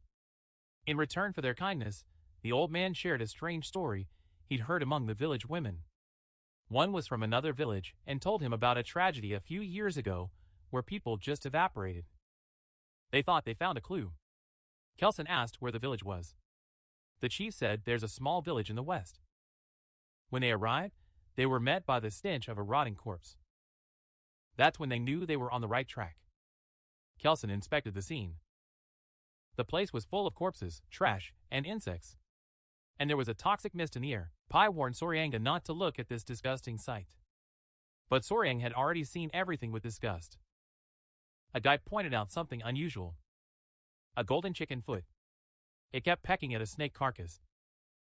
Just kidding, it was a mysterious bird. The bird had a golden tail. Its body was a chaotic mix of purple, pink, and black. It felt almost magical. One of ours couldn't stand the bird disrespecting the dead anymore. And he grabbed a stone from the ground to throw at the animal. Kelson tried to stop him, but it was too late. Adam went crazy with rage, but Kelson put a hand on his shoulder. He warned her, saying there was something fishy about it. The bird opened its wings and released a cloud of poisonous gas into the air. Soryang watched with his mouth agape as the toxic smoke literally melted the skeletons. Someone immediately covered Soryang's mouth to protect her. Kelson covered Soryang's mouth and nose, instantly ordering everyone to bolt. And he explained that this creature is a jinya, a bird with poisonous feathers. After escaping to safety, the group gathered around Kelso. He started to describe the bird. It had a 5-foot wingspan, a sharp bronze beak, and mortuaries covering its body. When she opens her wings in anger, everything around her darkens and dies. Turns out he was literally toxic. He had a golden crown on his head. It gives her a complete royal vibe. Kelson diagnosed this as a gene oil. Soryang's eyes sparkled with excitement as he asked if it was one of the 10 great poisonous creatures. Kelson confirmed this too. Jin explained that it stands at the peak of great venomous creatures, known as the king of all poisons. Soryang is literally mesmerized. He thought to himself that every venomous insect and snake in the world seemed like pets compared to this creature. In this world, he was amazed that biochemical weapons were running so rampant. Kelson noted that it appeared he was lured here by those venomous snakes. Word is, Jinya only ate the heads of venomous snakes. Soryang asked if this was common. Kelson said it's not common at all, but very rare. So rare that it's only seen once every 100 years. Soryang was stunned. This made Kelso ask why he was so interested. Soryang asked if catching the game was possible. This question left the Tang members in shock. Kelson asked, amused, if Soryang really wanted to try and catch him. Soryang said yes, but she was worried about the poison. Kelson smiled. He understood Soryang's peculiar fascination with the 10 great poisonous creatures. If that's the case, Kelson explained there's a way. Soryang was stunned when he heard this. Kelson said that by mastering the Tang clan's poison techniques, you'll gain immunity to all poisons, including Jin Ya's. He also cleverly added that their clan's martial arts could block any poison in the world. They would never teach the clan's secrets to an outsider. Turns out even the chief couldn't break this rule. Soryang immediately got hyped and asked whether he could learn these techniques if he joins the family. And to top it off, if he gains poison immunity, Jinan was testing if he could actually stand up to his poison. Kelson hit the gas. Of course, son. He promised to teach Soryang everything if she accepts now. And said he'd polish your talents. But he warned that if Soryang takes too long to decide, he might take her out too. Under pressure, Soryang announced the decision to join the clan. She mentioned how much she yearned for Kelso's guidance. And instead of calling him old, she started calling him chief. Our sly friend Kelson just had that smug grin on his face, acting like he hadn't egged the kid on at all. Kelson said Soryanga is now a part of the family. Meanwhile, at the old location, the bloody hand and traces of Rakshasa Takan's fire appeared in a cave. There were footprints, too. They called the boss right away. And they sent him a notebook they found in the cave. Kelson flipped through the notebook and confirmed it was the secret technique of the bloody hand. Poison claw. Soryang got really freaked out because it was written in blood. Kelson decided to bolt. Soryang, Sishu asked if they went to the mother. Kelson said this was the most logical choice since they have the Blue Spots Corps and nearly 40 manuals. Soryang asked if they could stop by the academy to save his friends. Kelson accepted. Anyway, Soryang needed to pack up her things too. They set off, but when Soryang looked back, she noticed something. He pointed and said there was something over there. When they checked, they saw a bright purple feather left by Jinyao. They all stood there, looking at him thoughtfully. Kelson took the feather and told Soryang he'd keep it as a welcome gift to the family. Soryang seemed really interested and thanked me. Kelson also said everything's fine, except for the way he's addressed. He suggested changing the title after the ceremony. Soryang wondered if this was some kind of initiation ceremony. Meanwhile, the previously departed Grand Chief of the Tank clan, Tank Musong, finally showed up. He was dead tired but didn't even rest. Instead, he immediately asked about Huayin. The tank crew quickly pulled him inside. They said the girl is still resisting. The door opened. The man called out to Huayin instantly. The people inside were stunned when they saw him. The bride said what medicine she found, and at that moment, he cut open the blue-spotted centipede and took out that precious thing. Seeing this success, the bride started crying her eyes out. Purely out of happiness. They immediately prepared to give the girl the medicine. Seeing the girl in pain, Musong's heart ached for her. They barely made it, honestly. He was grateful that the money finally came back. The bride was nagging him too, like, "Come on, man, what are you waiting for?" Musong helped his grandson gulp down the medicine. The girl was suddenly covered in blue light, like an avatar. Whoa! Musong immediately pressed his finger to check the pulse. It's like he's playing doctor. Everyone was staring intently, saying, "Open your eyes, open your eyes." They were just waiting. Meanwhile, our question machine ran out of batteries and was huffing and puffing. He'd heard the Central Plains were vast, but who knew it would be this exaggerated? They left from Hainan and took a boat to Hangzhou. Guziioras.com. Then, they said their greetings from Nanjing and passed through. After more than a month and a half of this torturous journey, they finally set foot in Sichuan. When they arrived at Situ and the Tank Clan's mansion, Pai chirped joyfully to Soryang. "Aka, we're here! We're at Situ and the Tank Clans!" Soryang stood by the door, his jaw dropping in shock. His brain literally aired out. I said, "Bro, the title deed to this entire mountain belongs to Situ and the Tank Clan. That's why they call this place Tank Clan Hill Flex."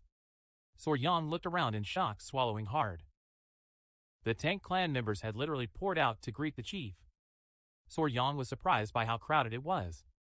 He probably thought there was a rally or something. He thought to himself, "Are all these people really from Situ and the Tank Clan?" She thought to herself. A bombshell in a red dress started running towards them. She was screeching, "Daddy!" The spirit is gone. She was crying tears of joy because she saw her father again. Crocodile tears, perhaps? Meanwhile, Soryangan's mouth was literally watering. Kelson sighed with relief when he saw his daughter was alive. It's totally stuck. The girl held him tight and kept apologizing. Classic father-daughter drama. And Soryang was struck by the girl's beauty. Does something like this even exist on Earth? It was in the mode. He'd hung out with a celebrity before, but he'd never seen anyone this bright and radiant. Kelson turned to Soryang and said, "I need to introduce you to someone," he said. Kelson introduced his daughter Hua Yin to Soryang. Tell Yang and the circuits are fried.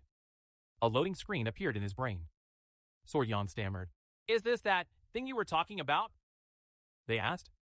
Thinking of the flower Kelso mentioned in his weeds remark, he felt like he was having a sudden internal hemorrhage. Hwaya's cheeks turned bright red. Kelson, Sor Yanga. That's the flower you didn't like, the one you turned your nose up at. This lady next to me. And he scored. Tell Sor Yangan's tongue is tied. When she remembered the flower talk, she was mortified. Her embarrassment hit a new level, and she cringed so hard. He realized he made the mistake of his life. He never thought he'd blow a chance with such a knockout. He felt like a total sucker. The only daughter of the Situ and Tang clans, the poison flower, Tang Huayin. But storms were raging inside this girl. She carried a hidden emotional burden. Let the drama begin. Even as a young girl, she overheard the old fogies gossiping about her skills. Not that they cared for her talent, but her beauty was legendary, enough to be one of the 3 flowers of Murim.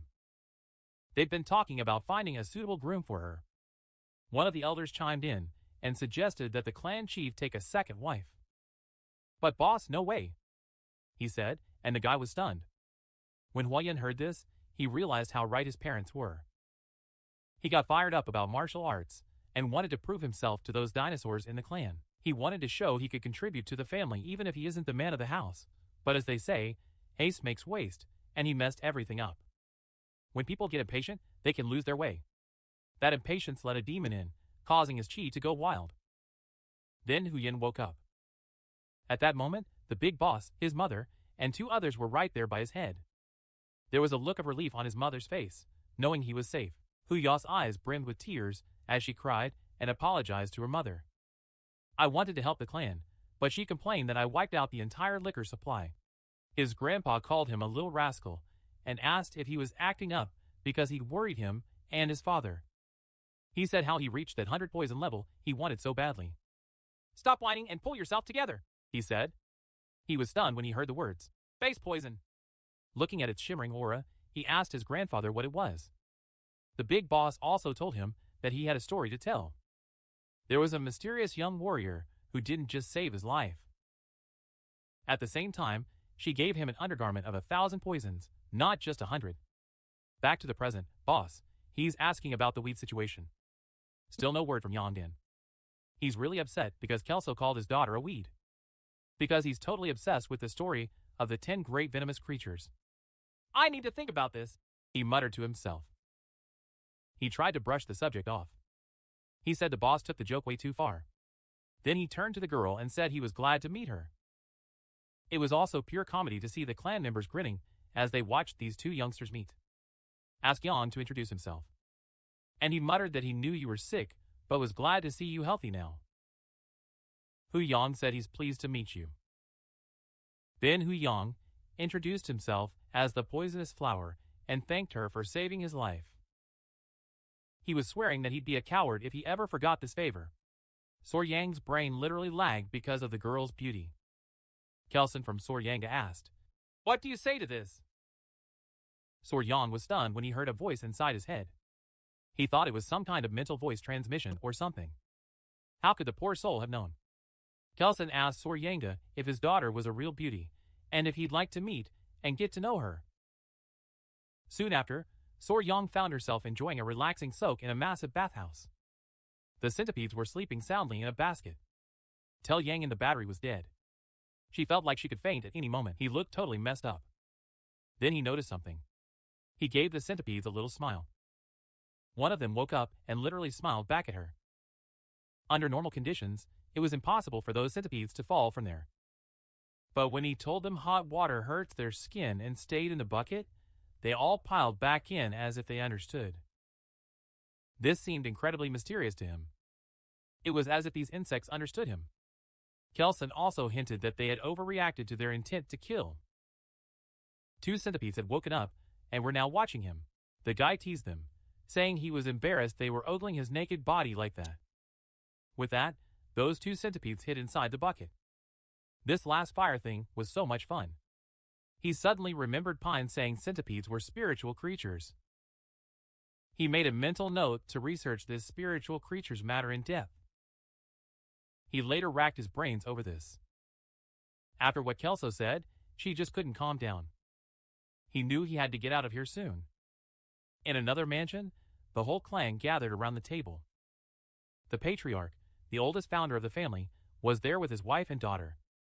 Kelson just blurted out that he's giving the room in the east wing to that young warrior. This room was the kind reserved for couples in traditional Chinese houses. The family elder asked if the young warrior was truly as talented as they say. The chief confirmed it. That at first they thought they had met by chance. But the main thing isn't the meeting. He said he was the boy himself. The kid had potential. He said the warrior's knowledge of venomous creatures is incredible, and that he even defeated an Ayang.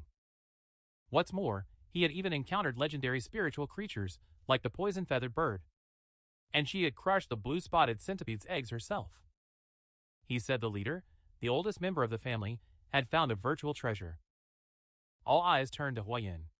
Kelson told his daughter he wanted the young warrior as his son-in-law and asked for her thoughts. Huayan thought about what this meant for a moment. When the penny finally dropped, he went completely silent. Since he possessed 1,000 poisons, he wanted to show everyone how useful of a menace he could be for the clan. He said he's from the Tank clan and understands his father's nonsense. But he told the man that he had to decide for himself whether the young warrior was worthy of him. Then he just vanished, leaving the vibe really tense. According to Kelson, that kid needed to watch his back.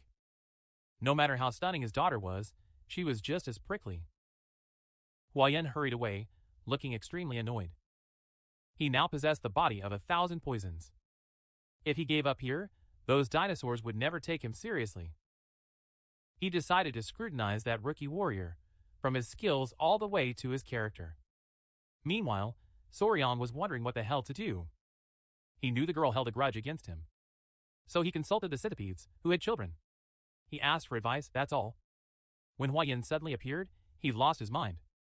The girl was literally on fire. The girl asked him for a second. He was in a hurry, so he asked for her hand. Ours reached out like a dog extending a paw to its owner. Then his face turned red. He mumbled that he didn't know why she was in such a rush, and that they needed to get to know each other more before doing things like this. She shyly hinted that everything has its turn. Huayan asked what nonsense you're talking about. Then the penny dropped and his face turned red as a tomato. He quickly corrected himself and said that wasn't his intention. When Soryang realized his dreams were shattered, he froze and felt devastated. A deathly silence filled the room. Huayan sighed. He explained again, it wasn't what he thought. He just wanted to check her pulse. He guessed she misunderstood when he suddenly asked for such a thing. Soryang was buried in shame. He sat by her, apologizing for appearing out of nowhere and being so rude. He told her she was young but looked mature for her age. So he decided to explain what was going on. He started to tell, and Soryang listened carefully. What they heard sounded straight out of a soap opera. As the sole heir, Huayan was constantly dealing with the intrigues of side branches. To ensure the lineage, the elders planned to find a talented groom to marry into the family. They even thought about how the Soviet Union's status could change. Huan cut in. If I'm going to join you, let me tell you something first. I have something to confirm. No hard feelings. He said he has no intention of crossing him, even if things go south. He said he saw him as his benefactor and wanted to hang out like a guest or a blood brother. Soryang reached out his hand. He said he got the gist, and to feel free to dig into whatever he needs to. He sized her up, grabbed her hand, and pressed his fingers against her pulse. Right then, a blue aura began to surround him. Grocery store. These arts weren't the kind of things you could just buy at a grocery store. Some guys would pump their bodies with venom and master the art, while others would drop dead after just 2 whiffs. That's why these toxic methods progress by adapting as your inner energy leveled up. Only when you take it all in do you unlock mastery. Poisons also had their own ranks. First 5 poisons, then 10, then 100 poisons. It went from 1,000 poison to finally 10,000 poison. Luckily, Soryang's body was capable of handling this poison situation. But you see, it was only at poison level 10. So his system could only tolerate 10 types of toxins. Any more would cause an error. Having a body with 10 poison, especially if you weren't from a Tank clan, was a pretty cool thing. Soryang's brain is officially fried. Huan continued explaining. He noted this talent puts him at the level of a first-class martial artist, the highest rank attainable for someone not born with special privileges. The woman went into "I'm out of here" mode, and our guy saw her off. Soryong mentally reviewed the incident of the 10 poisoned bodies. He turned pale, realizing this meant he couldn't catch the genie and just glitched out. Look, for Soryong, this was a matter of life and death. A few hours later, someone came out of the bathroom. Gillen's back, and the place just went wild.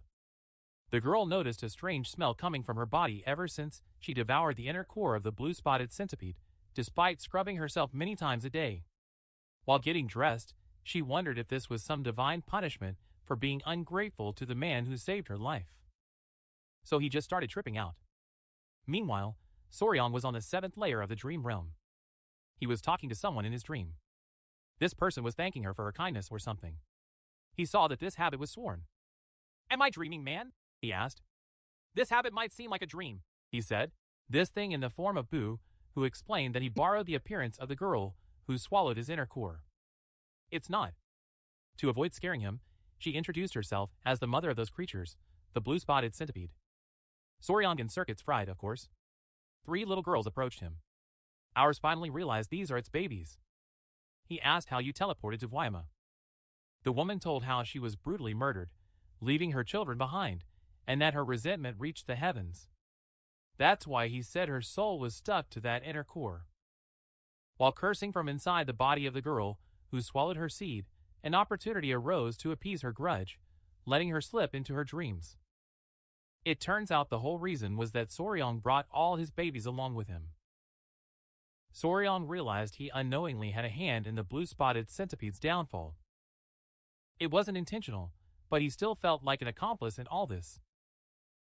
She fixed her eyes on him. The woman asked him if he could fulfill one last wish. Our guy accepted right away and swore he'd do whatever she wanted. The centipede asked her to look after the children until they were fully grown.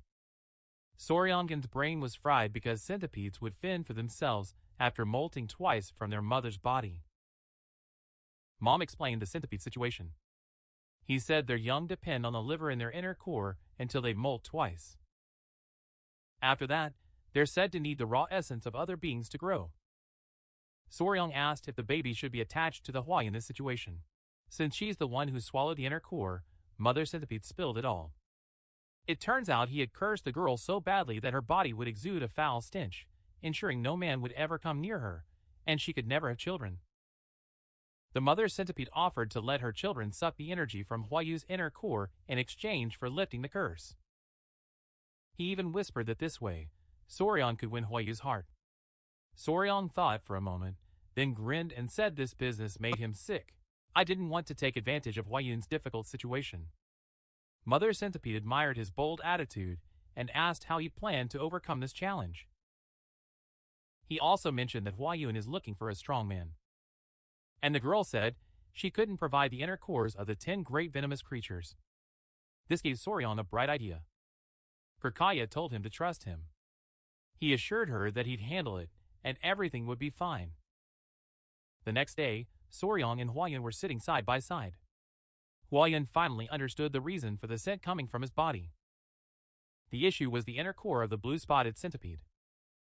Soryong confirmed this, explaining that if he attached the centipedes to his body and let them absorb chi every few days, the scent would naturally vanish. Hwayun hesitated, but asked if it would be okay to help her without expecting anything in return. He knew he could easily ask for a price. Soryong smiled and said his conscience wouldn't let him take advantage of a woman in trouble. He refused to be that brazen. Hwayun was shocked by this answer. He felt guilty and spoke up. It's not like he wouldn't repay her kindness. For the first time, his father's words were starting to make sense. When he saw Soryong, he realized that talent and martial arts were all just myths. Soryong said he's not just sitting idle, he's onto something. He remembered the moment she told him she had the 10 poison body and could only absorb 10 types of poison. A flash of lightning struck Soryong's brain. Since he could only take 10 poisons, he had to fill those slots with the 10 most powerful poisonous creatures. With the most venomous creatures of the Middle Plains. Hwayun was stunned by how high this kid's ambitions are. When Huayan Soryongan said this artistic move meant I'd be king of the world, his cheeks turned as red as a tomato field. It was a first for Tang Huayun, known as the poisonous flower, and one of the 3 flowers of Mirim. For the first time, a guy was hitting on her that hard. His face turned bright red, and he asked Soryonga if she realized what she was implying. Soryong replied, asking what that had to do with anything. Huayun began to explain just how toxic and difficult this path he'd chosen really was. This work could take 10 years, 20 years, or even a lifetime. Soryong's face immediately soured. Will ours really take that long? While thinking this, Huayu's cheeks were still red as beets. Huayun said that Soryongan is 15, and in 3 years when he's of age to marry, if he manages to handle even one of those 10 great venomous creatures, he'll take his hat off to him. He bashfully hinted that if he succeeds, there might be a wedding. Then he hyped her up and ran off in shame. Soryong stood there stunned and called out after him. The girl looked back as if to say, "What more do you want?" He suggested the child get treated and stay there for another hour or 2. The girl who was dying of embarrassment is back. To comfort the girl, he said, "Don't be afraid, these tiny centipedes don't bite." Then he gathered his centipedes and told them, "Go to your mother, not your father." Hearing this, Huayun's circuits fried from embarrassment. The girl snapped, saying, "What do Mom and Dad have to do with this?" But Soryong quickly backed off and made excuses, saying you misunderstood. Meanwhile, Kaole's son, his wife, and Museong gathered at the table, gossiping their hearts out. Turns out even our kid's incredible talent couldn't win Huayu's heart. Museong asked if anyone saw them this morning, noting he felt something was going on between them. Huayun's mother also intervened and said that Huayun actually treated Soryong quite well. These guys thought this through deeply. Museong said forcing them to marry isn't wise, and it's best to let a natural spark fly between them instead. Huayun's mother suggested that Huayun take over the young warrior's martial arts training. That way, they'd stay close and bond more. Kai Hasten loved this idea. Museong added that if the young warrior's talent turned out to be mediocre, they should check if the healer sage could provide the hair-purifying essence. The potion would have fixed him. Kai Hasten was shocked by this suggestion. He reminded her it wasn't possible, even for Huayun. So he said they shouldn't get their hopes up for nothing. Museong nodded, too. Just then, Huayun was at the door. He called out to his father. Kai Hasten asked what you were looking for at this hour. She invited him in. The girl turned bright red. He didn't expect to see all 3 of them there. He came to say something. Her cheeks turned rosy again. In one breath, she blurted out that she would do what her father suggested. Kai Hasten was stunned and asked what he meant. Huayun's mother sat him down and politely asked if the young warrior was interested. Ashamed, Huayun didn't know what to say. While Kai Hasten thought the girl was uninterested, he grew intensely curious about this sudden U-turn. She started talking about that young warrior. He said Soryang swore to become the world's best just for her. The boy had made her such a promise. It really caught Chosonu's interest. She encouraged him to keep going. Listening to her, Soryang's innate talent. Even at poison level 10, he found out she vowed to overcome it by defeating the 10 great venomous creatures just for him. Mu Xiang found this situation hilarious. While Kai Hasten froze in shock, Mu Xiang burst out laughing and mocked Soryang's courage. Hu Yuan's mother was very impressed. He said a suitor like this wouldn't be easy to find. Even though he agreed, he told Soryong he'd only approve the marriage if he caught one of the 10 great beasts. He had to catch poisonous creatures before entering puberty. He wondered if the boy understood what he said. His father jokingly said he should have set the bar at catching at least 3 creatures. His mother also noted that men aren't always the brightest when it comes to such hints. Hu Yuan asked if he should go and clarify the situation with Soryong. But his mother was against it. He said if Soryong doesn't realize they've already given approval, he'll push even harder. Yu Xiang suggested acting undecided while treating him like a future son-in-law. With all these efforts, they naturally expected her to become part of the family. Meanwhile, the centipede leader praised Soryong for impressively winning Hyo Yun's heart. And he said it was all a matter of courage and perseverance. The woman smiled warmly, called him her savior, and told him this would likely be his last act. The resentment inside had faded, and his soul would soon pass to the afterlife. He offered to do everything he could for her before leaving. Soryang thought for a moment and asked if he could see his true form. The woman was embarrassed but realized it was a reasonable request. She probably figured he was just desperate. She bared her shoulder and started to undress. Soryang jumped in and asked if he really had to take it off. This made the woman blush even more. He asked if he should give up. Soryang explained that's not what he meant. The kids closed their eyes, having fun. He said he wanted to see a blue-spotted centipede's appearance. When she realized she'd misunderstood, the woman was mortified. Smoke filled the air, and then his true form was revealed. Soryang's jaw dropped when he saw the view. He was excited and happy to see her in her natural state. He was amazed by its size. He asked if he could touch her. Even as he asked, he admiringly touched its waterproof body and imagined its movements. He asked about her legs. He asked while eagerly examining its venom, strength, eyes, and antennae. Soryang was so passionate about examining the centipede that the kids still covering their eyes looked incredibly cute. He was so enthusiastic that he even wanted to touch its venomous fangs. The woman warned him it was dangerous, but he insisted. This situation spooked the blue-spotted millipede a bit. She started to wonder if her daughter would be safe with this man, for he felt that her touch was anything but ordinary.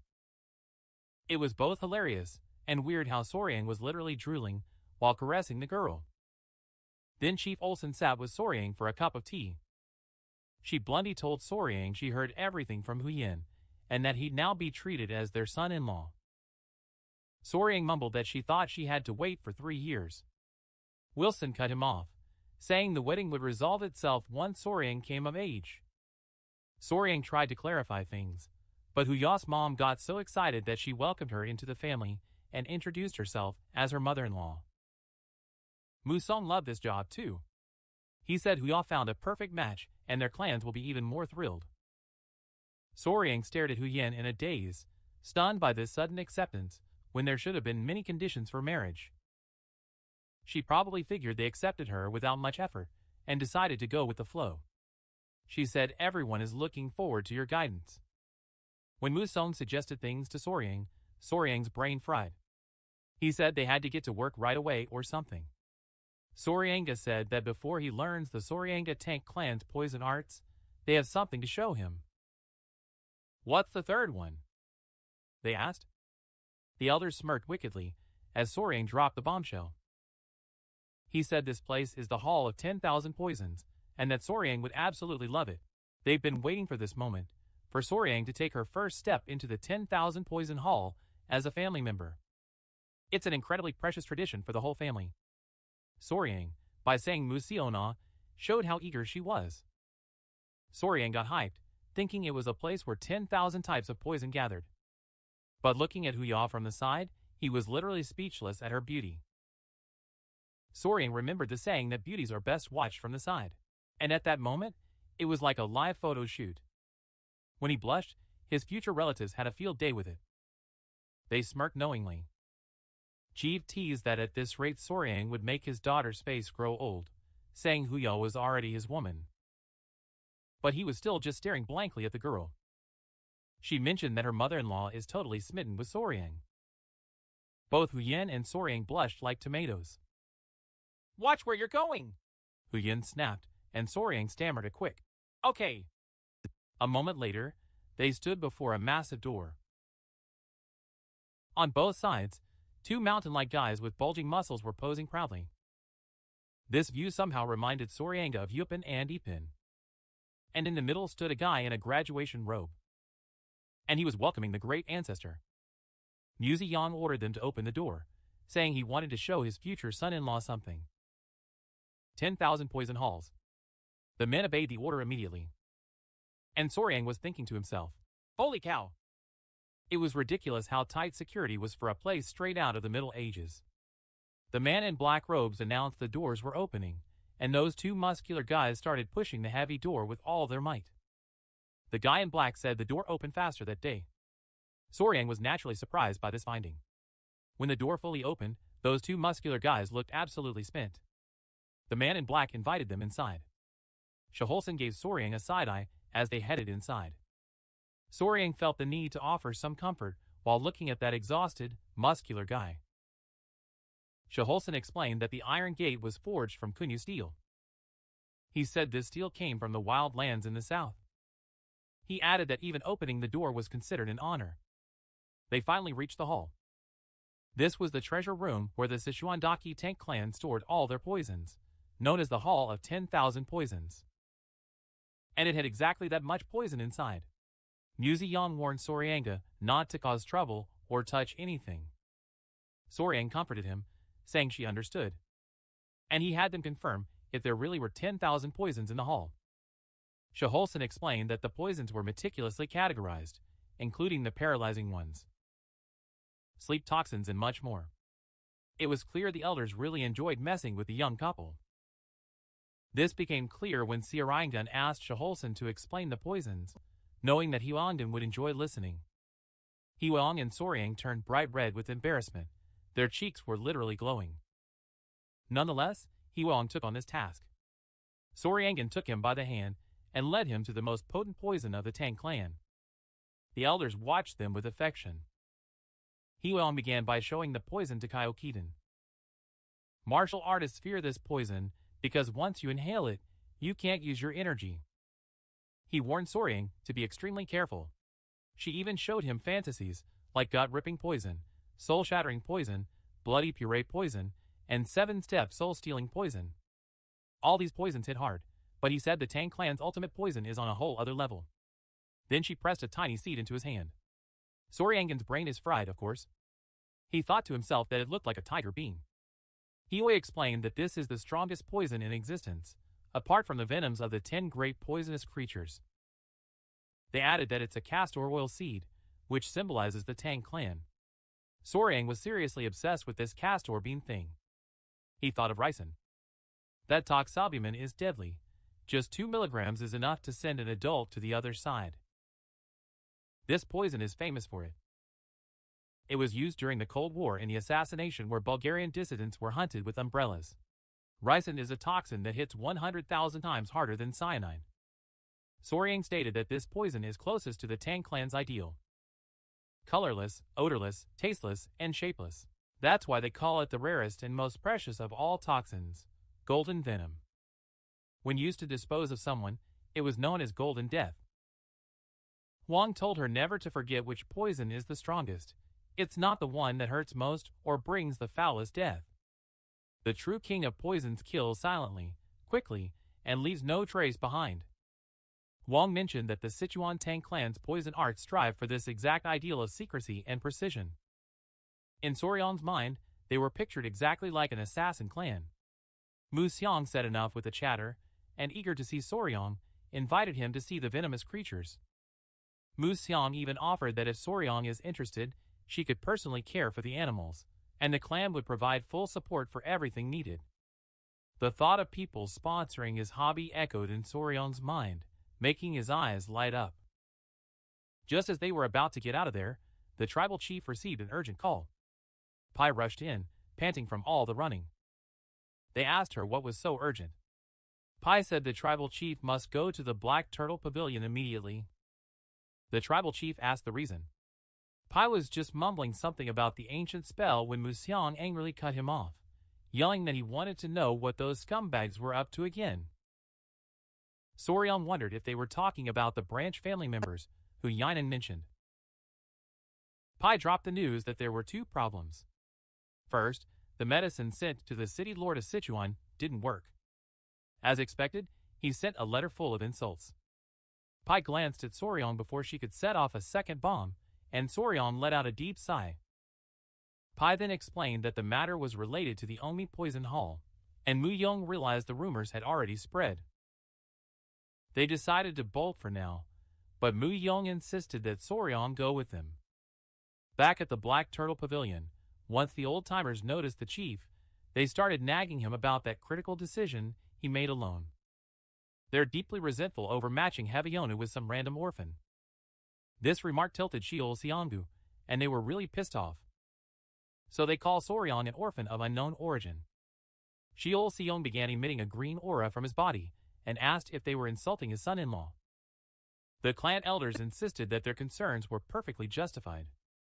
Mu Yong, clearly fuming, announced that the decision was his and asked them if they had a problem with it. The elders were stunned and turned to the Grand Chief, hoping he'd talk to the leader and change his mind. They argued that entrusting the management of 10,000 poisons to an unproven outsider was the height of absurdity. Yu Xiong repeated once more that he gave his approval. During this shootout, Havayan cut Soryong and whispered an apology to him. At first, Soryong thought, "Oh, how nice!" Then he sighed, realizing the girl was worried about him when it should have been the other way around. Everyone was shocked to hear Soryong speaking up. "Excuse me, I hate to interrupt," but he said. Since the whole issue stems from a doubt in his talents, she suggested that he should showcase them to prove himself to the clan's elders. The elderly were caught off guard. Soryong continued with his suggestion. He said, "You could prove your worth by resolving the matter with the Sichuan warlord." Havayan quietly asked what the hell you were up to. Soryong wasn't normally the type to jump in and cause trouble. But he wouldn't let anyone disturb the peaceful life he led as a pet owner.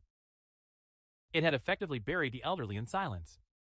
They finally came to their senses, got angry, and started lecturing him. Since the Morgs interrupted, "Do you even know what's in the Sichuan city lord's letter before barging in like this?" They snapped back. They complained to the clan leader, calling her an arrogant rag and for daring to poke her nose into everything. The elders used this opportunity to whine about finding a son-in-law from a respected, long-standing martial clan instead. Soryong's wife was starting to lose her cool. Soryong thought to himself how these geezers just talk more and more nonsense. Back when it was Spicy Fiber, it had over 1 million total subscribers and an average of 3,000 viewers per stream. He hinted that the elders are still unwilling to accept him as the son-in-law of the Sichuan Tank clan. So, in short, Soryong was still being treated like a guest. Thanks to Spicy Fiber's massive following, he was used to dealing with toxic trolls who stirred up trouble for no reason. Soryong emphasized that he saved Lady Huyuan, the precious daughter of the Sichuan Tank clan. What's more, the one wearing the bloody Elrikshasa had defeated the fire and saved the clan chief's life. He asked if it was the Sichuan Tank clan's way to challenge elders and insult guests and patrons. Deep down, Soryong knew that the cruelty of these geezers was nothing compared to the trolling he dealt with as a streamer. In comparison, it almost looked cute. The elders felt terrible and admitted they spoke out of haste and desperation. Soryong was thinking to himself how pathetic they were. The great clan leader was deeply impressed by Soryongden. An old man mumbled that claiming to have put out the fire yourself was a bit of an exaggeration. But the clan leader confirmed Soryong by showing them a document. The elders gasped at the document, their jaws dropping when they realized it was the secret manual of the Bloody Hand poison art, and it was written in blood. It was real, and it belonged to the blood cult. The clan leader hyped Soryong up to show those spotted centipedes to the geezers. Soryong calmly tapped his chest and invited the elders to look as the 3 baby spotted centipedes emerged cheerfully. The elders felt uneasy seeing this scene. The clan leader explained these are blue-spotted centipede larvae and proudly shared that his son-in-law raised them. Then he started to tell it. They were trying to figure out how these brats killed Takenyang by biting him to death. The elders were in shock, seeking confirmation from the chief. Hearing that our rookie warrior really managed to control a blue-spotted centipede, Chief Soryong and Jayup had wicked grins on their faces, mocking the old men. She slipped in that calling Soryong, young warrior, proves they haven't accepted him as a son-in-law yet. Even Soryong managed to set them straight, half-jokingly saying if they bit, they'd end up pitch black and dead like Takenyang. The elders turned pale, immediately backpedaling because rejecting Soryong wasn't an option. They scrambled for excuses, mumbling that there's a process, and it's perfectly normal for them to hesitate. The big boss sighed, dropped the son-in-law talk for now, and asked this. Why couldn't Soryong charge into the 10,000 poison hall? The elders argued that Soryong is not yet fully a part of the family. Besides, they had no intention of entrusting a place like the 10,000 Poison Hall to a kid from yesterday who wasn't even of age yet. The great chief proposed a simple solution, asking Soryandin to show their skill. Soryang smirked and said he'd prove himself to the Sichuan Tank clan by doing it their way, with poison. The elders lost their minds. They misunderstood the boy and thought he was going to poison the lord of Sichuan province. They basically treated the kid like an idiot for thinking of poisoning the lord when he could have just sent medicine. Soryang was confused since the Sichuan Tang clan's specialty was poison. The next day, the great chief sent word to Soryang, saying he would begin learning the Tank clan's martial art, the 5 poison return technique. Soryang asked if this requires physical strength. The big boss explained that as he practices martial arts, his body will naturally adapt to it. So he said it would be shaped by the techniques he learned. Muzheng detailed that the Tank clan prioritizes practicality. That's why Soryang would learn skills that would be useful in real life immediately. With that, Soryang laid out a bunch of weapons, including arrows, daggers, and ninja stars. They started with hidden throwing weapons, like needles and coins, darts, powders, daggers, and throwing knives. Though there were plenty of other unusual secret weapons around as well. Most were divided into 5 types. Muzheng asked Soryang if he knew which one was the easiest. Soryang guessed it was a dagger or a throwing knife, and he was right. Muzheng asked which one she thought was the hardest this time. Soryang predicted that dust would be the most challenging, as it needs to scatter effectively. But Muzheng told her the needle was the real problem. Soryang assumed it was due to its small, thin structure, making it difficult to hit accurately. Muzheng explained it's not just that. The real challenge is having to remember exactly where Soryang threw the needles. To demonstrate, Muzheng decided to do a test run. He took out a brush, detached the head from the handle, and suddenly made a throwing motion. The brush bristles floated in the air and turned into needles. And it rained down like rain. Soryang watched open-mouthed as the hairs pierced in like needles, and they kept falling. Muzheng revealed the tank form's secret weapon technique, rain of flowers darkening the sky. This secret art involved hundreds, even thousands, of needles falling like a rain of flowers, covering the entire area. Soryang thought fighting in a field of needles would require extreme caution. Politely, he noted that if the area is filled with needles, there won't be much room to move. Muzheng, laughing out loud, confirmed that this was exactly it. Soryang had to remember the locations of the needles to avoid falling victim to your own technique. This seemed incredible to Soryang, and Soryang started to sweat. Muzheng confirms whether he should track pins deflected by opponents or those that landed incorrectly. Muzheng responded positively. Muzheng reported that with the 5 poison body, Soryang will need to memorize at least 100 positions to start. After the show, Soryang looked pale as a ghost. He collapsed face down on the ground. Then Lady Huyen appeared. He asked if it looks ready. He wore a beekeeper's suit because he heard he was going to catch a wasp. He wondered if it was unnecessary. Soryang comforted the girl, saying it wasn't a waste of time. He planned to wait for the hornet, but they could hunt it themselves with their gear. Huayun checked again to see if they'd really wait for the wasps to arrive. Soryang said you'll understand when he's gone. When they got there, he asked if she knew where the hornet's nest was. Huayun confirmed he found one nearby, so they could step on it and get there right away. Soryang also put on a pilot suit. While they were getting ready, Huayun brought up the letter. He asked if she had seen the letter sent to the city governor of Sichuan province. Soryang confirmed what he saw. He said he was worried that because Huayun Soryangin is young, he might not fully grasp the letter's content. Soryang yawned, blushing. She mentioned how important his energy is for men. Huayun blushed and said it was enough. He noticed she figured it out. The main problem causing a headache for the Sichuan city brain was that the device stopped working. So his jump wasn't standing at attention anymore. Huayun began to feel suspicious of Soryang's wisdom given his age. Soryang brushed it off, saying he'd been flying solo for a while. Turning beet red with shame, Huayun quickened her pace. A few hours later, they arrived at the forest. Soryang got completely carried away by the creatures there. Huayun tried hard to keep him on track until they reached their destination. The place they saw looked like a tiny cave.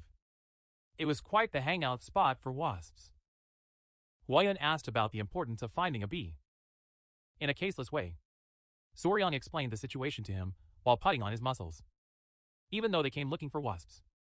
Actually, he said they wouldn't catch any of them. Huayun's brain is fried. Soryang continued to explain as they approached the madman. He said the toxic beetle thereafter could be found in smaller, more serrated hives. Huayun didn't have the slightest clue about this. But luckily, the hive had what they were looking for. A bug appeared and Soryang snapped it up with his chopsticks. They didn't come to catch wasps. This tiny bug was their target. This little creature belongs to the prefect of Sichuan. It was going to be the cure for your trouble. Huayun asked about the beetle, wondering if it had hard wings. He guessed correctly and Soryang learned that the insect they caught in the giant hornet's nest is called a Coloptera in that world. He's in that world. In the Central Plains, it was known as the sheath-winged beetle, but in the modern era, it was called the scorcher beetle. Huayun blurted out asking what these ground beetles were doing in a wasp's nest, and if it was even normal. Soryang also explained that their life cycle is a complete anomaly. It turns out the way these beetles reproduce is mind-blowing. Like most insects, they don't bother guarding where they lay eggs or creating a safe environment for their young.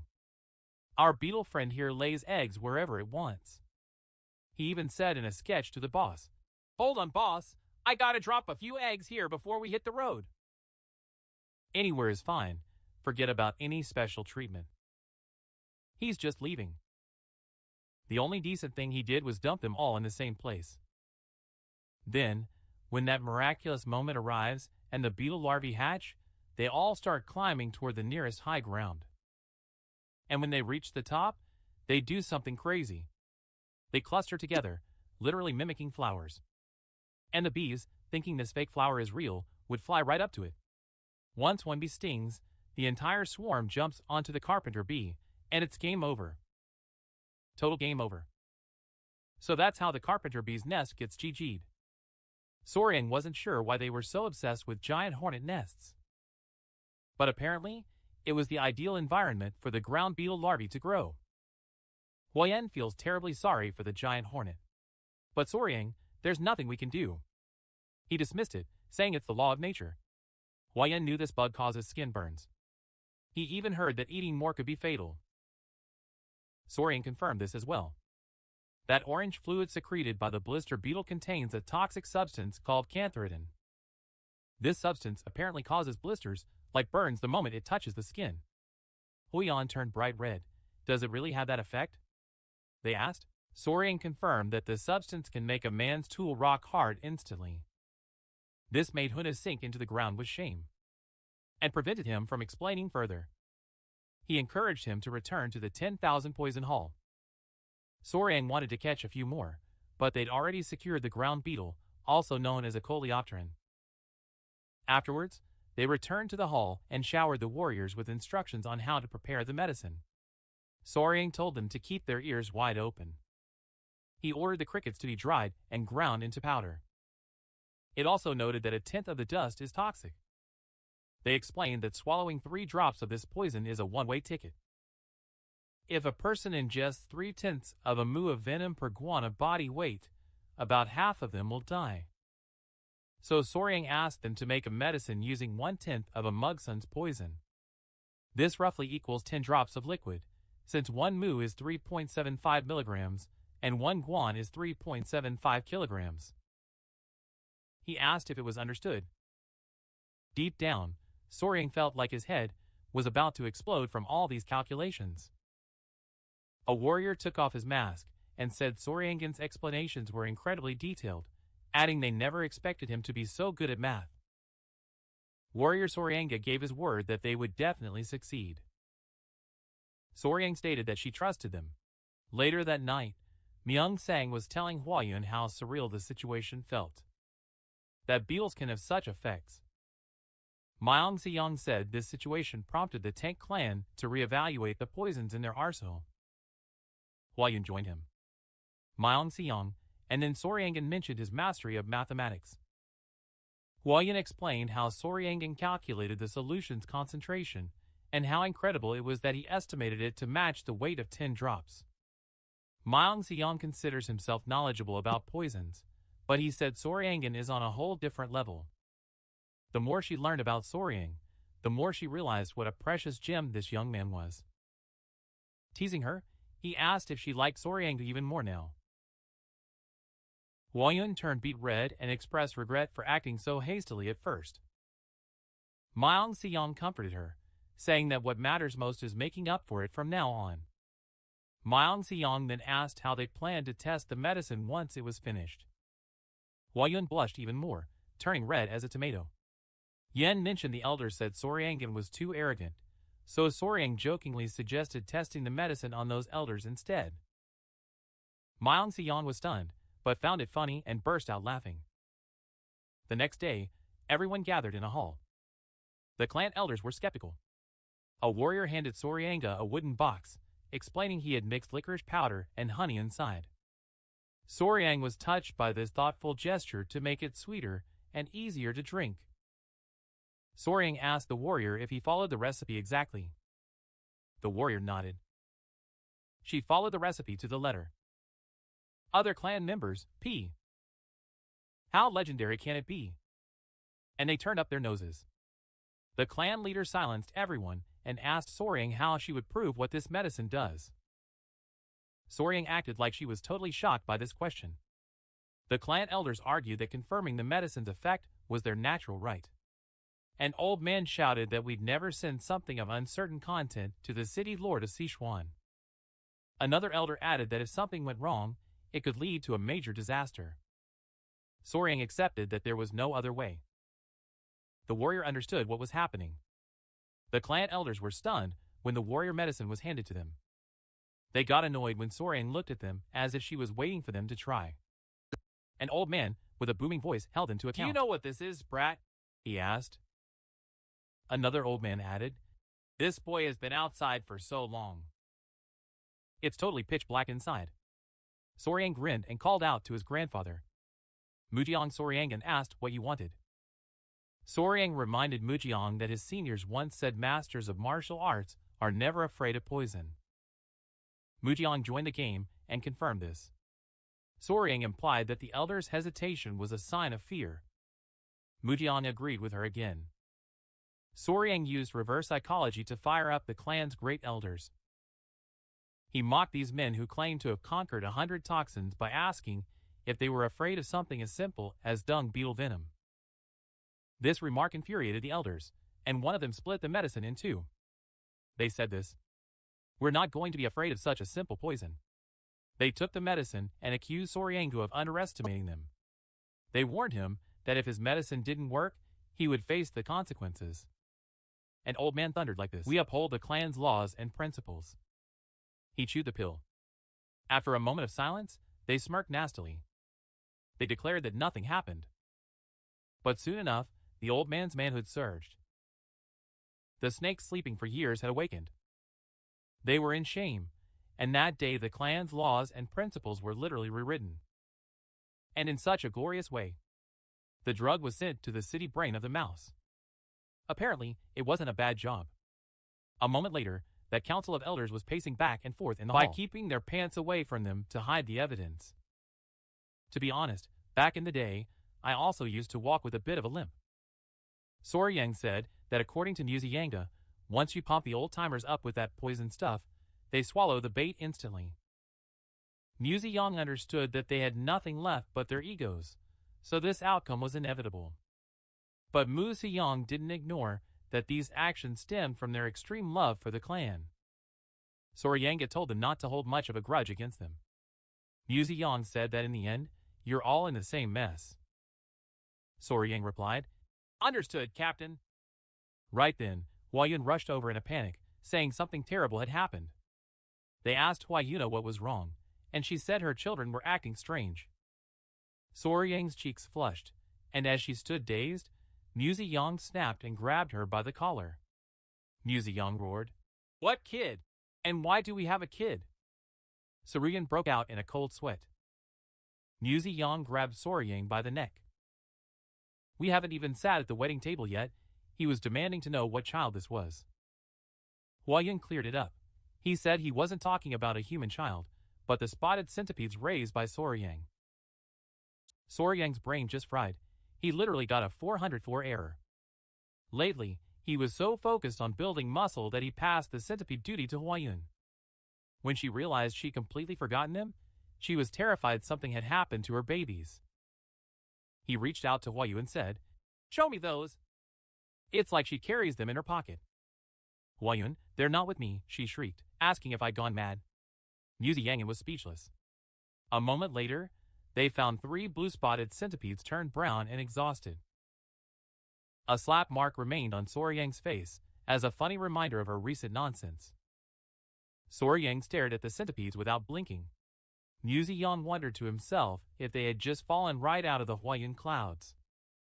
Huayun said they used to be like Turks, but now he's terrified they might be sick. The colors had faded, and the shells looked weird. Soryang calmed him down, saying, "Easy there, champ, no need to panic," and explained that this was shedding. Like hard-shell creatures, centipedes. I guess they shed it when they grow, that's what it looked like. Mu Ziyang got lost in thought, whether the brats are already shedding or something. Sorry said it's about to blow up. Right then, one of the babies twitched strangely, and its head just popped off. They were all locked on the view, their jaws dropping. It was actually pretty addictive to watch. Things got even wilder when the other 2 creeps started undressing. They successfully shed their old skins and were now completely naked. Huyin noticed that these have nearly doubled. He asked if these guys don't have names. Soryang noticed that it wasn't like the penny had just dropped. That thoughtful face of his is just classic, but the names he came up with were even more hilarious. First place, second place, and third place. Huyin found it so cringe that he just cut it off, refusing to accept it. The girl was being logical. He said that since these spotted creatures turn into dragons after living 1,000 years, then we need some cool dragon names by tomorrow. And he objected to that just to be annoying. That spotted caterpillar said he couldn't become a dragon even in 1,000 years. Mu Ziyang also joined the chat, joking that 1,000-year-old spotted centipede is called a dragon. Soryang figured it out, thinking Huyin must have tipped off this smart aleck. Then he got serious about the name.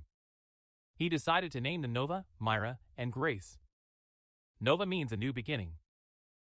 Myra means fragrance, and Grace means elegance or refinement, blah blah blah.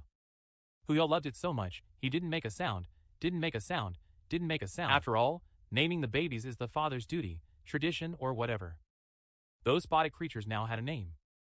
After a whole day, the centipedes came crawling back to Soryanga again. His body still didn't seem fully dry. His body still didn't seem fully dry. His body still didn't seem fully dry. His body was still fully black. But he had recovered enough to get around. He still felt something was off.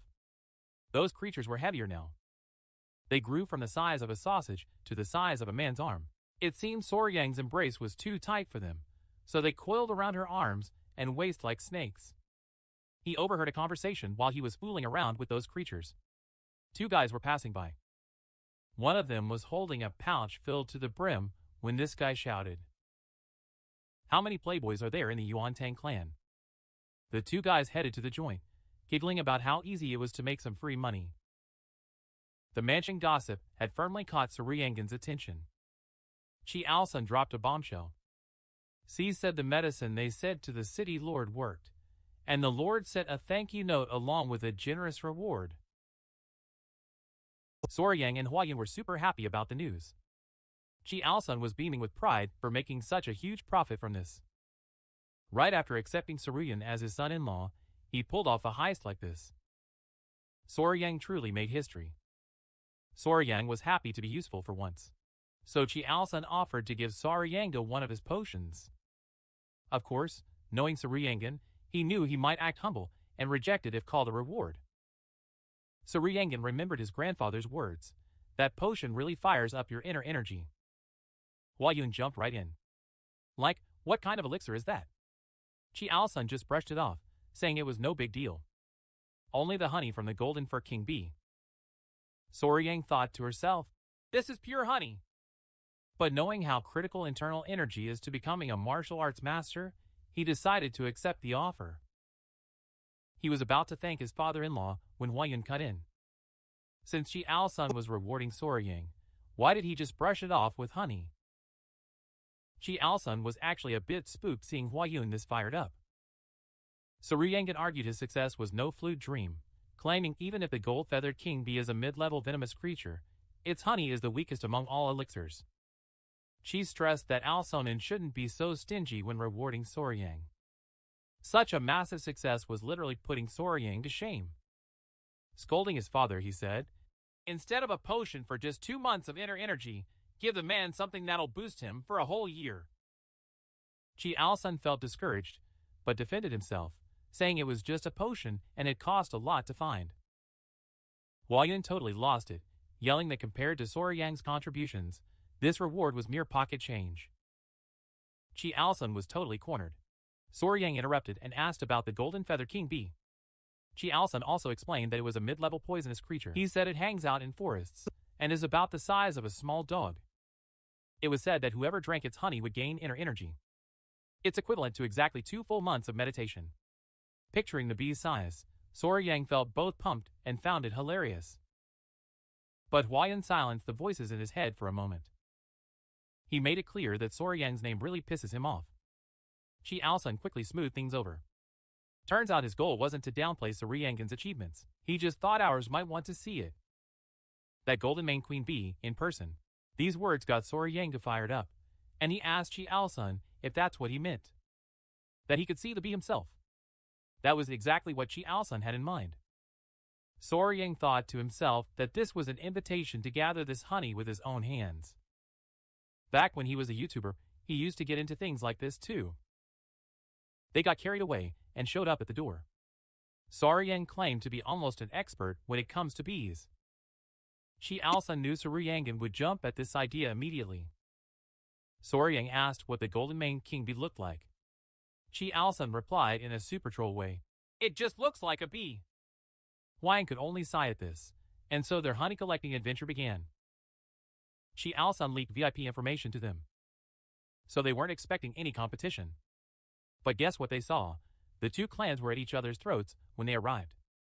It looks like both sides paid for the same information. One of the clans asked if the guy they got the info from had messy hair and a huge mole on his face. The other clan confirmed he's the same jackal, but added they won't back down easily. Hearing the formulas, it clicked for Soryang. He remembered those two guys he'd overheard and realized these phonies were selling info to whoever they could. A man with a serious grudge against scammers roared, "Who the hell do you think you are, messing with the Sichuan Tank clan?" The man's loud voice and mention of the Shirtua Tank clan made the atmosphere incredibly tense. A peaceful honey-gathering trip had suddenly turned into total chaos. Before Soryang set off on his first adventure, Chi Al-sun warned him to watch his step as a member of both their family and the Tank clan. He should never have forgotten who he was. Soryang politely said okay. Chi Al-sun then cast a glance to his side. This move caused Soryang to turn her head as well. A row of men stood lined up before them. Chi Al-sun told Soryang she would lead these men, as it's time she learns to lead others. Soryang was stunned by this responsibility. He thought Huayun should be the leader. Chi Al-sun asked if he was stupid, explaining that since Huayun is his partner, Soryang holds the highest authority in the group. Especially hearing that word, partner, Soryang's cheeks turned bright red. Huayun was fully confident he could pull this off and promised to back him up all the way. Soryang also swore that she would do her very best. But now, in the middle of this chaos, he was brooding over what the hell to do. He asked Wolfgang, the leader of the Venom Blood Alliance beside him, what they should do in this situation, wondering if sharing the information would be a wiser move. Wolfgang huffed in anger, who dared to leak the information about his tanks. Huayun joined in, saying whoever did this has some real guts. It totally got out of hand. When he questioned the resale of information purchased by the Sichuan tanks, his intimidating aura was clearly felt. Others from the clans knew her as the Poison Flower, one of the 3 flowers of Murim. The guy was totally shocked to be standing right in front of the Poison Flower herself, a descendant of the Tang clan. He had to give the woman a nod. He said he represents the Central Wind sect and has no intention of meddling in tank business. They'll get out of here right away. The Great Origin sect also decided to withdraw, even though their hearts were bleeding. Yes, and the ghost hunter followed them too. One of them swore he'd catch that sewer rat responsible and skin him alive. They all retreated in a rush. Soryang realized then how much of a nuisance the Sichuan tanks were and asked Wolfgang if the situation had been resolved. Wolfgang answered no, doubting that those sub-industry groups would give up so easily. Knowing those men were likely hiding and waiting for the right moment, Wolfgang suggested setting up camp nearby and taking turns keeping watch. Jupa gave instructions to find where they set up camp. Soryang's face tensed with worry, but Huyen told him everything would be all right. Soryang, on the other hand, was worried about behind a rock and watched the bees. Bees actually looked incredibly cute. It was as if they were wearing fake fur on their bodies. As some flew into the tree trunk, Soryang couldn't sit still with excitement at the sight of the golden-haired king bees. Huyen admitted he was seeing them for the first time and noted their size. Soryang found them super cute. Huyen admired how fluffy his fur was, and Wolfgang was glad to see them. He noticed the Soryang column looked small. It felt like there were only a few hundred, but given their size, that made sense. Huyen asked about the colony. Soryang explained that the colony was a group of bees. Usually, a small hive has about 5,000 to 7,000 bees. Huan Yuan was shocked that Soryang figured it out without sticking his head in the bucket. Didn't Soryang say it? I just made a guess based on the drones buzzing around the entrance. Right then, someone appeared right behind them. Gellenpeide. He blurted out that they tracked down those weird-acting groups. Wolfgang asked where they were. Pai hummed and hawed at first, but just as Wolfgang expected, those guys set up camp right on the other side. They didn't seem to be doing much, but it was clear they'd jump right in if a fight broke out. Wolfgang decided to wait for dark to swipe the honey using the methods of the Tank clan. Soryang jumped in right away. So what's the deal with this Tank clan? He asked. Wolfgang explained that when he burns wormwood leaves, the smoke drugs the bees, so he can easily take their honey. Soryang loved this idea. But Payne's face fell because the wind was blowing right at them, which messed up the whole plan. The penny dropped for Soryang instantly. Payne asked right away, "What's going on in your head now?" Soryang explained that the wind blowing toward them would actually mask their scent. Thinking this was his chance, he decided to sprint toward the hive. Just as he lunged, Huan Yuan grabbed his shirt to stop him, warning that their golden-haired king was a mid-level venomous creature, and it was dangerous. But Soryang couldn't sit still. While trying to escape Huan Yuan's grip, "I'll just touch it once and come back, I swear." They kept insisting. Then a pebble fell and rolled right toward the hive. That was the moment they realized they were screwed. In the blink of an eye, the entire colony swarmed out of the hive. Huan Yuan grabbed Soryang, and they took off without looking back. And then, they got a good scolding for their stupidity. As evening fell, Soryang was still thinking of a new trick. If they lit the fire against the wind, they risked getting trapped between those strange groups and the beehive. This golden-haired king bee was a very different species from the bees he knew. These bees could even sense vibrations in the ground, from more than 30 kilometers away. Even ground bees couldn't have pulled this off. While he was thinking about this, Huan Yuan found him. She said the kids are full and starting to wander off, so she brought them back to you. Soryang gave the girl a shout-out. He whispered to the little ones to behave, but when Huan Yuan sat right by him, his circuits fried. Huan Yuan asked, have you made any progress?" When Soryang muttered he needed to cut a bit more, the girl let it show that she felt like he was pestering her. He even apologized for it and encouraged me, saying there's no rush, don't stress yourself out. This gas made Soryang even more tense, of course. After Huan Yuan sighed in relief, he noticed a troop of monkeys atop the old tree across from him. The monkeys were in an uproar, and one of them seemed to be losing its mind. Right at that moment, Soryong called out to Huayana. Hey, do you smell something sweet? He asked. When Huayang caught the scent, the penny dropped for Soryong. He figured out it could be pheromones. Soryong said they had to bail immediately, because he knew the bees were about to cause absolute chaos. Huayang grabbed the kid and started running as fast as he could. He jumped into the air to get away from the hive. He also grabbed Soryong under the arms like a kitten. The two watched as the bees poured out of the hive like a flood. It turns out their targets were down monkeys, and the bees were literally feasting on the carcasses. Our guys barely made it out of there. Huayan, Soryong's golden mane. The king was dying to know how he realized the bees would attack. He warned us before even a buzz could be heard. Soryong explained the incident was all about the smell. The faint scent of magnolia finally reached Huaya's nose. Soryong was shocked that the girl could distinguish the scent of pheromones. He asked what that smell earlier was like. He agreed that the girl was like a magnolia flower. With the thrill of finding the answer, Soryong burst into a maniacal laugh. With his hands on her shoulders, Huaya's face turned bright red.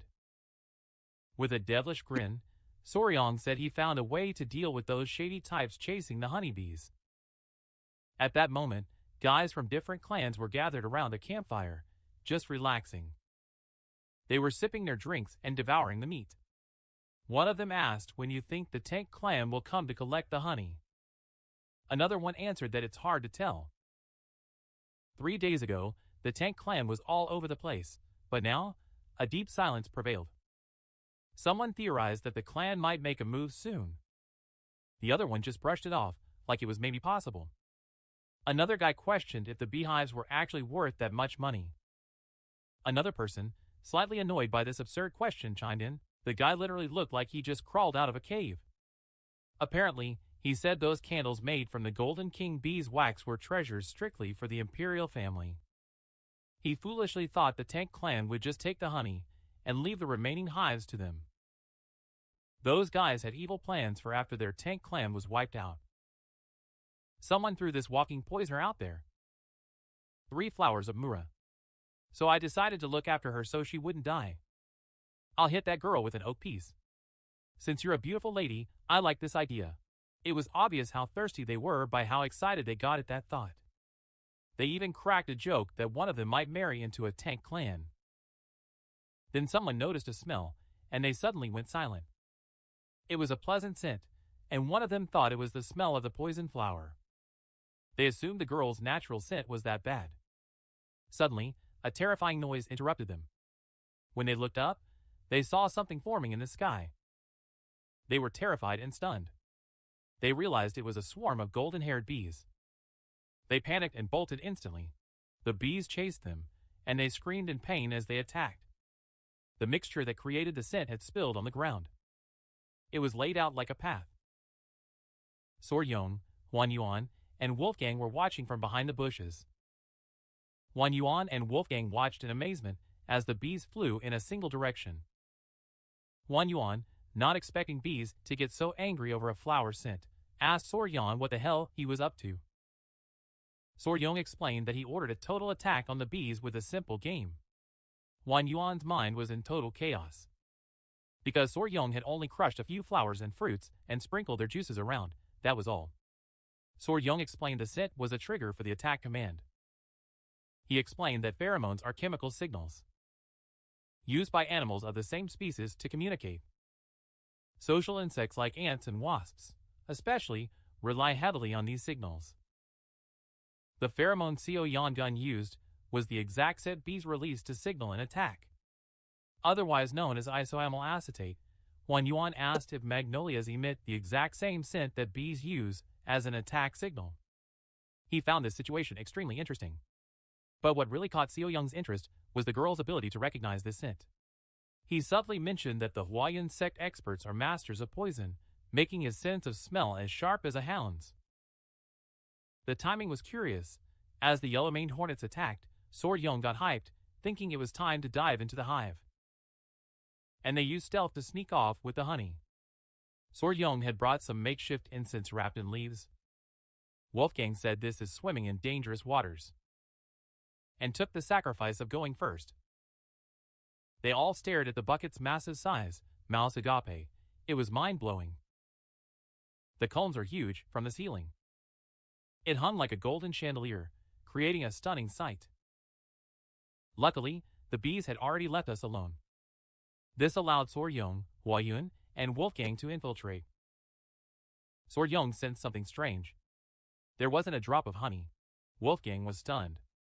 Upon examining the tablet, he realized Soryong's prophecy had come true. It was empty, which was a weird situation. Soryong noticed there weren't even any eggs in the hive. Wolfgang asked. He asked if this had anything to do with the hive being cleared of honey. Soryong explained that the bees are preparing to migrate. So that's why they ate and carried all the honey they'd stored from the beginning in their bellies.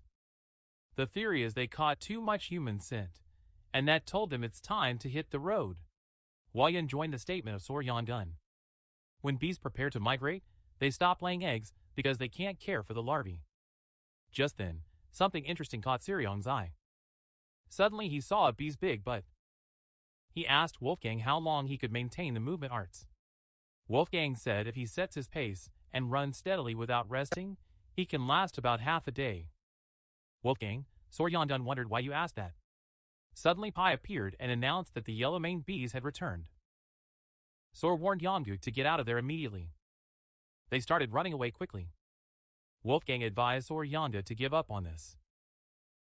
Hwayun ran to him, grabbed his shirt, and begged him to hurry. Pai panicked and told them to get out of there fast. Something had burst from Sor Yongan's chest. Time passed, and they truly had a narrow escape. Hwayun was grateful. They had managed to escape before the bees returned. Before he could finish his sentence, he got distracted and asked what was on Sor Yong's chest. Sor Yongan's first reaction was to point at the tiny bee's head popping out of its clothes. Sor Yong began to explain. The main character of this story had only one desire in life, to reach the peak of martial arts. But as time passed, he realized that even if he spent his entire life training, it would never be enough to achieve this dream. It wasn't his destiny to reach the pinnacle of martial arts mastery. Still, in his deep despair, he refused to give up. He decided to pursue an ancient legend, an age-old tale about a divine dragon guarding a golden fruit. After a fierce and deadly battle against the divine guardian dragon, said to grant immortality to whoever eats it, he finally legendary fruit is said to grow. He couldn't believe his eyes. The golden fruit of legend was real. Dazzling golden light lit up the surroundings, radiating a mysterious and divine aura. Exhausted from the long fight, he sat atop the carcass of the divine dragon he had slain, his eyes fixed on the glowing fruit. After a breather, he slowly stood up and approached the tree. He was full of self-confidence. With this fruit, he believed he could finally reach the peak of martial arts he dreamed of his whole life. Without hesitation, he plucked the golden fruit and started eating it. The moment he swallowed the fruit, a strange and powerful energy surged through his entire body. His veins throbbed, his blood boiled, and his whole being trembled, as if being reshaped by some divine power.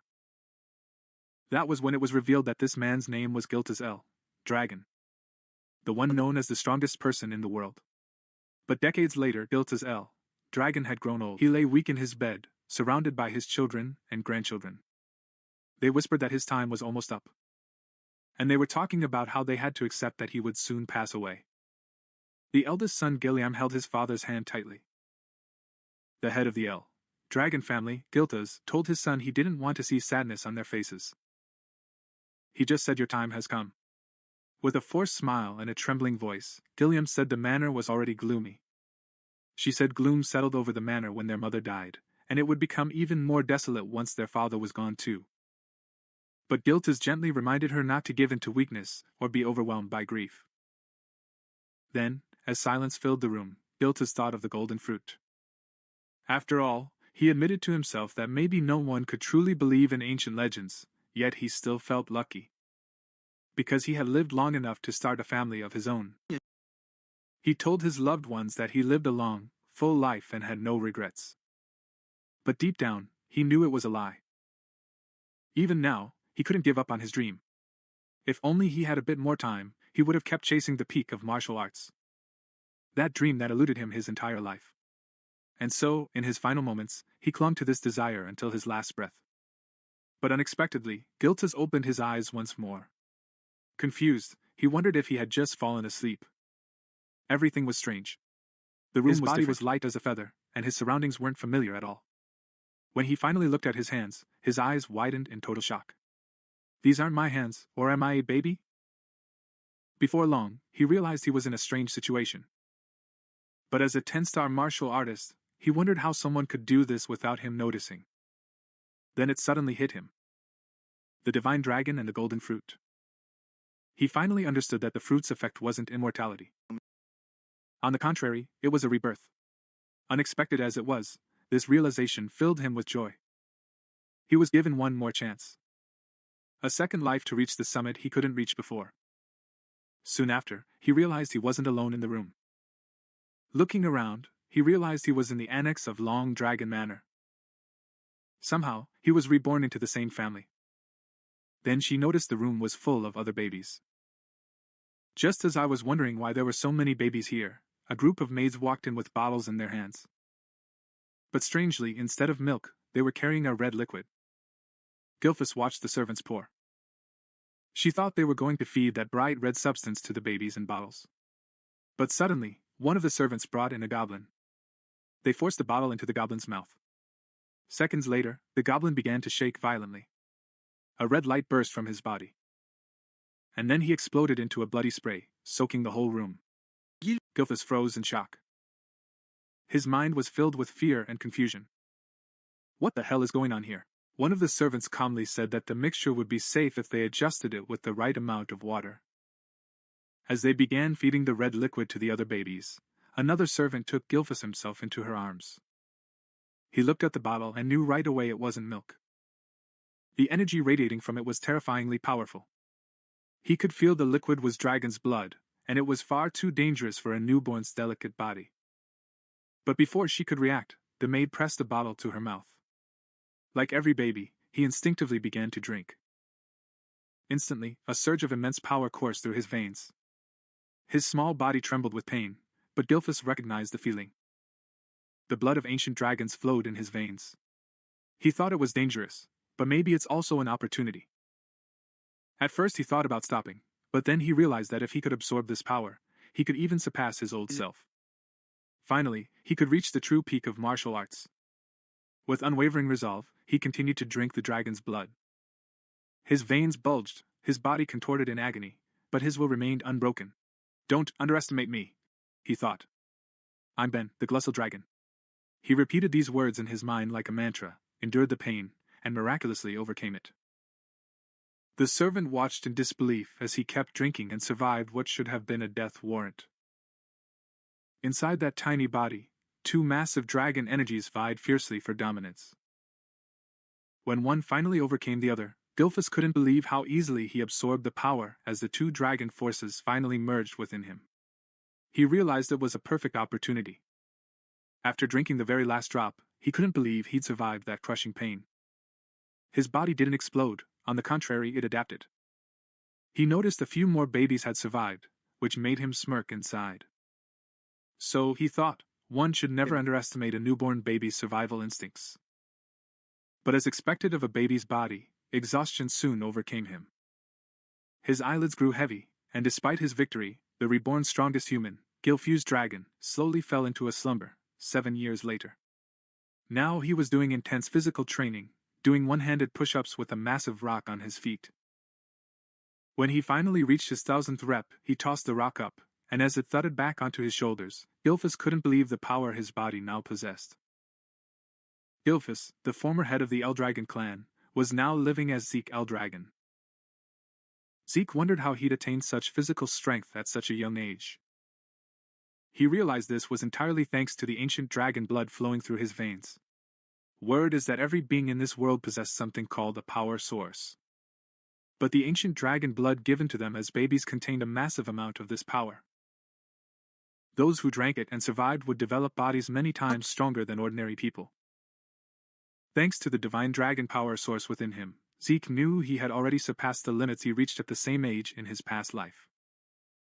Moreover, as he was the only infant who managed to drink an entire bottle of ancient dragon blood, his body underwent a profound transformation beyond even his own expectations. Yet despite all this progress, what annoyed him most was that he was still only a 1-star. He had trained non-stop, hoping to reach at least 4 stars by now. A star was the measure of someone's power source in this world. They say the human body is like a universe, and the more stars floating in that inner universe, the stronger one becomes. But as the number of stars grew, the difficulty of reaching the next level would also increase. In his past life as Gilfazil Drayden, Zeke had reached an unimaginable 10 stars. He was the only one in the world who could reach this level. Time flies so fast, Zeke muttered. Now he was 7 years old. It turns out he's the illegitimate child of the current head of the Eldredon family. His mother had died when he was an infant, and he hadn't seen his father's face even once to this day. Who saw this as a great irresponsibility. What shocked him most was that 1,000 years had already passed since his reincarnation. Reincarnation itself was already incredible, but after 1,000 years, the world had changed so much. It had become a true era of survival of the fittest. The greatest proof of this was feeding babies ancient dragon blood, followed by a ritual called the Dragon Trial. Only those who drank dragon blood and survived the Dragon Trial were deemed worthy of training. As Eldragon warriors, naturally Zeke should have been one of them too. But whenever he asked the servant why no tutor was sent to train him, the servant would simply say they didn't have the authority to answer such questions. Even at 7 years old, Zeke hadn't taken a single lesson. Isn't that strange? Zeke thought out loud. Every child who survived the Dragon Trial had to begin their combat training. Everyone's except his own. As the days went by, he lived all alone with only a servant by his side. When she confronted the servant with this, the servant simply asked what was wrong with it. Zeke sighed and said let it be for now. Building his body was already more important than fight training. After all, he could teach himself if he wanted. In his past life, he was once a 10-star warrior. Zeke then asked for information. About the other surviving babies or anything about the main family that could help her, but the maid refused once again. A look of frustration washed over Zeke's face as he said he wasn't allowed to disclose such information. He asked harshly if she would always refuse to answer him. The maid firmly repeated that she could not speak of such matters. Isn't that cruel? Zeke asked bitterly. Treating me like this? But the maid explained she was just following orders. He said your job is to take care of Zeke's daily needs, nothing more. The maid Zeke, a 3-star fighter, could easily teach basic combat techniques, but Zeke had no interest in such trivial lessons. After 7 years with this maid, he'd grown used to the same lifeless reactions. Finally, Zeke decided to leave and head into the forest. The maid didn't say anything. She just watched Zeke walk away. So, did he really think he'd let me go? Zeke thought, a touch of irritation in his voice.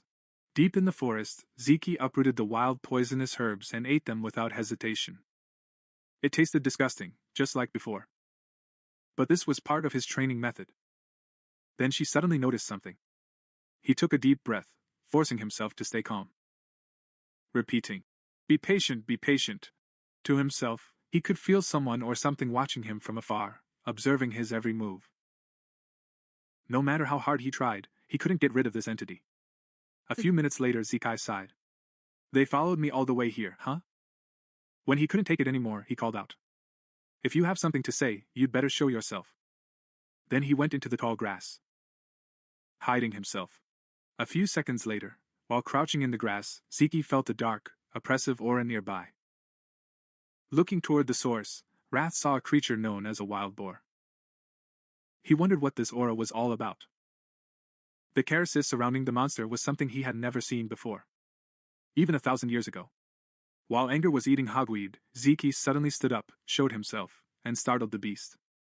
The creature attacked him immediately, hiding himself. A few seconds later, while crouching in the grass, Zeke felt the dark, oppressive aura nearby, gathering a golden energy into his fist. With a powerful strike, Fury created an explosion that tore the wild boar's body apart. He couldn't help but smirk at the sight. His attack was much stronger than she expected. Despite being at the 1-star level, his power surpassed most fighters at the same stage. Tossing the creature he killed over his shoulder, Zeke muttered, "It'll be even better when I raise my star level. He was fed up, he was exhausted. By the Ledger family, from 7 years of being ignored and left alone. He wondered if it was time to leave and travel on his own. Maybe he should have embarked on an adventure toward the ocean. Meanwhile, in the distance, a cloaked man watched from the shadows. "What is going on with this kid?" she muttered. He reached 1-star level even without formal training and killed that frenzied boar in a single hit. What confused the man even more was how Zeke managed to sense his presence. "This kid is no ordinary child," he said quietly. He remembered that Zeke's mother died young. And his father, the current head of the family, paid him no attention at all. Without proper guidance, the kid shouldn't have become this strong. Still, as the son of the Eldredon chief, illegitimate or not, Zeke had to remain under the clan's watch. That's why someone like him was assigned to watch over the child from the shadows. An illegitimate son, but the head of the family's blood runs through his veins, the man whispered. Could this be why it's so powerful? She chuckled softly, feeling unsure. It'll be interesting to watch this kid in the future. Then he vanished into the darkness. Back at Zeke's house, the boy was packing his bags, ready to set off on his journey. But suddenly he felt several powerful presences outside. 3 4-star and 1 5-star practitioners. What are these doing here, he wondered. When she quietly approached the door and eavesdropped, she heard them talking about how fresh and clean the air was, and how peaceful such a remote place was without any rifts nearby. Hearing this, Zeke concluded that they were not assassins. They didn't seem like bad people at all. So he decided to confront them directly, opened the door, and asked, "What are you doing here?" The group froze in shock. Then Zeke noticed the emblem embroidered on his clothes, the seal of the Dragon Clan. He heard them talk about how peaceful such a remote place was, since there were no rifts nearby. Their leader said, "We were sent to take you to your testing site." An exam? Zeke frowned in confusion, a flicker of annoyance crossing his face. They expect me to take the exam, he muttered, even though they haven't taught me a single thing yet. And a few days later, Zeke frowned in confusion, a fleeting look of frustration crossing his face. They expect me to take the exam, he muttered, to face a dragon, he whispered to himself. Wondering what they wanted from him, the men bowed quickly and said, "It is an honor to finally meet you, young Master Zeke." On the contrary, it was brought for another purpose. Before going inside, they told him to change his dirty clothes first. After 1,000 years, the Dragon family founded a school to serve all branches of their lineage. Anyone with any connection to the Dragon family dreamed of entering the so-called Dragon's Nest to get a proper education once they turned 7, and today was the day of that academy's entrance ceremony. Zeke was here to take the entrance exam, even though he hadn't learned anything about the modern generation of his family. Taking the exam was mandatory. Zeke was instantly disappointed. When he realized this was the real reason they brought him here, he wondered why now, just as he'd decided to go and travel the world. As he sat by the school gate, a boy from Ortescal village approached him. Rangusta came by, asked if you were okay and what was bothering you. When Zeke asked who he was, the boy formally introduced himself as Rangust and said he came because Zeke looked troubled. "Is that so?" Zeke replied indifferently. After observing the energy flow in Rangustin's body, Zeke quietly thought the boy seemed shy but had an unusually strong sense of perception. Zeke then apologized for his state and introduced himself, admitting his mind was spinning because he had no idea what they were supposed to do on the exam. Rangust, getting a bit tense hearing the word exam, asked, "Is that all?" He started explaining anyway. He said the Dragon's Nest annual entrance exam hadn't changed much, but Rangust was shocked to learn that Zeke knew absolutely nothing about the exam. Taking the exam with zero knowledge, wasn't that way too reckless and dangerous? Just as Tam Rangust was about to explain the details of the exam, a loud and arrogant voice suddenly interrupted him. An arrogant brat shouted, calling Rangust a loser. Rangust turned around in shock and recognized instantly who it was. That was Redden, teasing him, also from Mordor Polkoi. Redden took a jab, asking what she was doing here and saying she must be lost. Rangust was shocked. Taking the exam with zero knowledge, wasn't that way too reckless and dangerous? As Redden approached, though his voice trembled, Rangust replied, I'm here to take the entrance exam. Asking if he was seriously taking the exam, Red started laughing uncontrollably and said it was impossible for him to pass. And isn't your father supposedly a dragon? He even insulted Rangist's father, asking what the so-called son of a dragon could possibly achieve. Rangist's fist trembled as he tried to contain his rage, but Ziki had already noticed everything. We were told that the dragon family has an absolute hierarchy. The ranks were as follows: fledgling hatchlings, common soldier juvenile dragons, captain rank adult dragons, ruling elder dragons known as patriarchs, and at the very bottom, pseudo-dragons who couldn't enter the nest or graduate. They were seen as immature and incomplete dragons. Still, for a long time, Rangus dreamed of proving they were true dragons, even if they were only called so-called dragons. Zik wondered how Redden was so sure Rangus would fail even before the exam started. Who do you think you are? He snapped. Redden asked if Zikin had a problem. Zik calmly mentioned that he wondered why Red was so sure Rangust wouldn't pass the exam. With that, Redden pointed to Rangust and screamed that the reason was obvious, that he was just a loser. Zik tilted his head and asked if Rangusta was really that weak. Because as far as he could tell, Rangust was even stronger than them. Hearing this, Rangusta's eyes widened in total shock. For the first time in her life, someone had stood up for her. Getting angry, the arrogant kids asked if Ziki was seriously claiming this. That they're weaker than a so-called dragon, a being they look down on. But before things could escalate further, a man stepped forward and caught everyone's attention. This person was the adult dragon supervisor, announcing that the dragon's nest entrance exam was about to begin. And he said all participants must register to get their numbers. As Redden left, Zik glared and warned him that he wouldn't forget that face. Zik sighed and said there was no need to get angry. He noted how irritable the children of this generation are. Rangust immediately said that wasn't so strange. After all, he said they were almost the same age. Rangust added that anyone would get angry if they were told they were weaker, wouldn't you say? Zik muttered. Since the entrance exam was mandatory, they had no choice but to take it. Actually, Zik was quite surprised when Rangust said skipping the exam was possible. Ziki's eyes widened in shock, and Rangust realized he truly knew nothing about the matter. Rangust told her it might be better to withdraw now.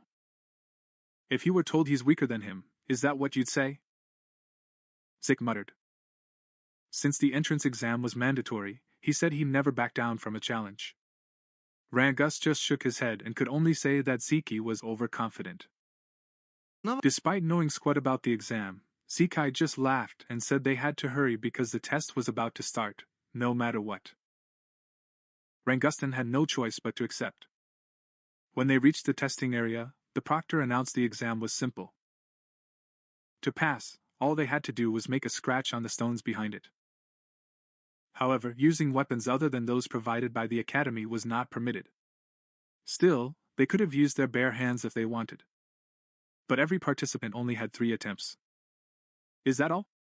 Daddy, said Ziki, looking quite unimpressed. While still in swaddling clothes, after surviving the dragon's trial, he expected something much more terrible and harsh.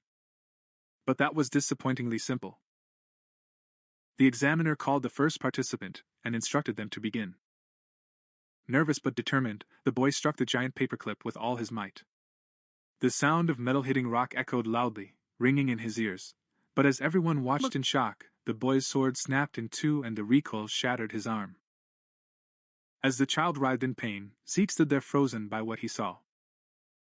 The proctor calmly told him he still had 2 attempts left and asked if he wanted to continue. But since the boy could no longer stand, the proctor declared him failed and ordered the others to clear the area as the injured participant was dragged away. The next number has been announced. While Rangus trembled in terror at what he witnessed, Zekian's nerves were beginning to fray. If this is what they call an exam, he muttered. Then he asked what kind of stones they used. It's been stated that the stones have the ability to regenerate. Every scratch made would disappear instantly. What's more, when hit with power, they reflected physical force back at 100-fold.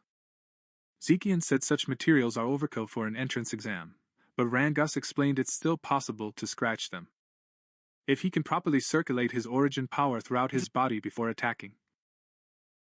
Understood, said Zekian, realizing that source power circulation was far more important than martial arts skills.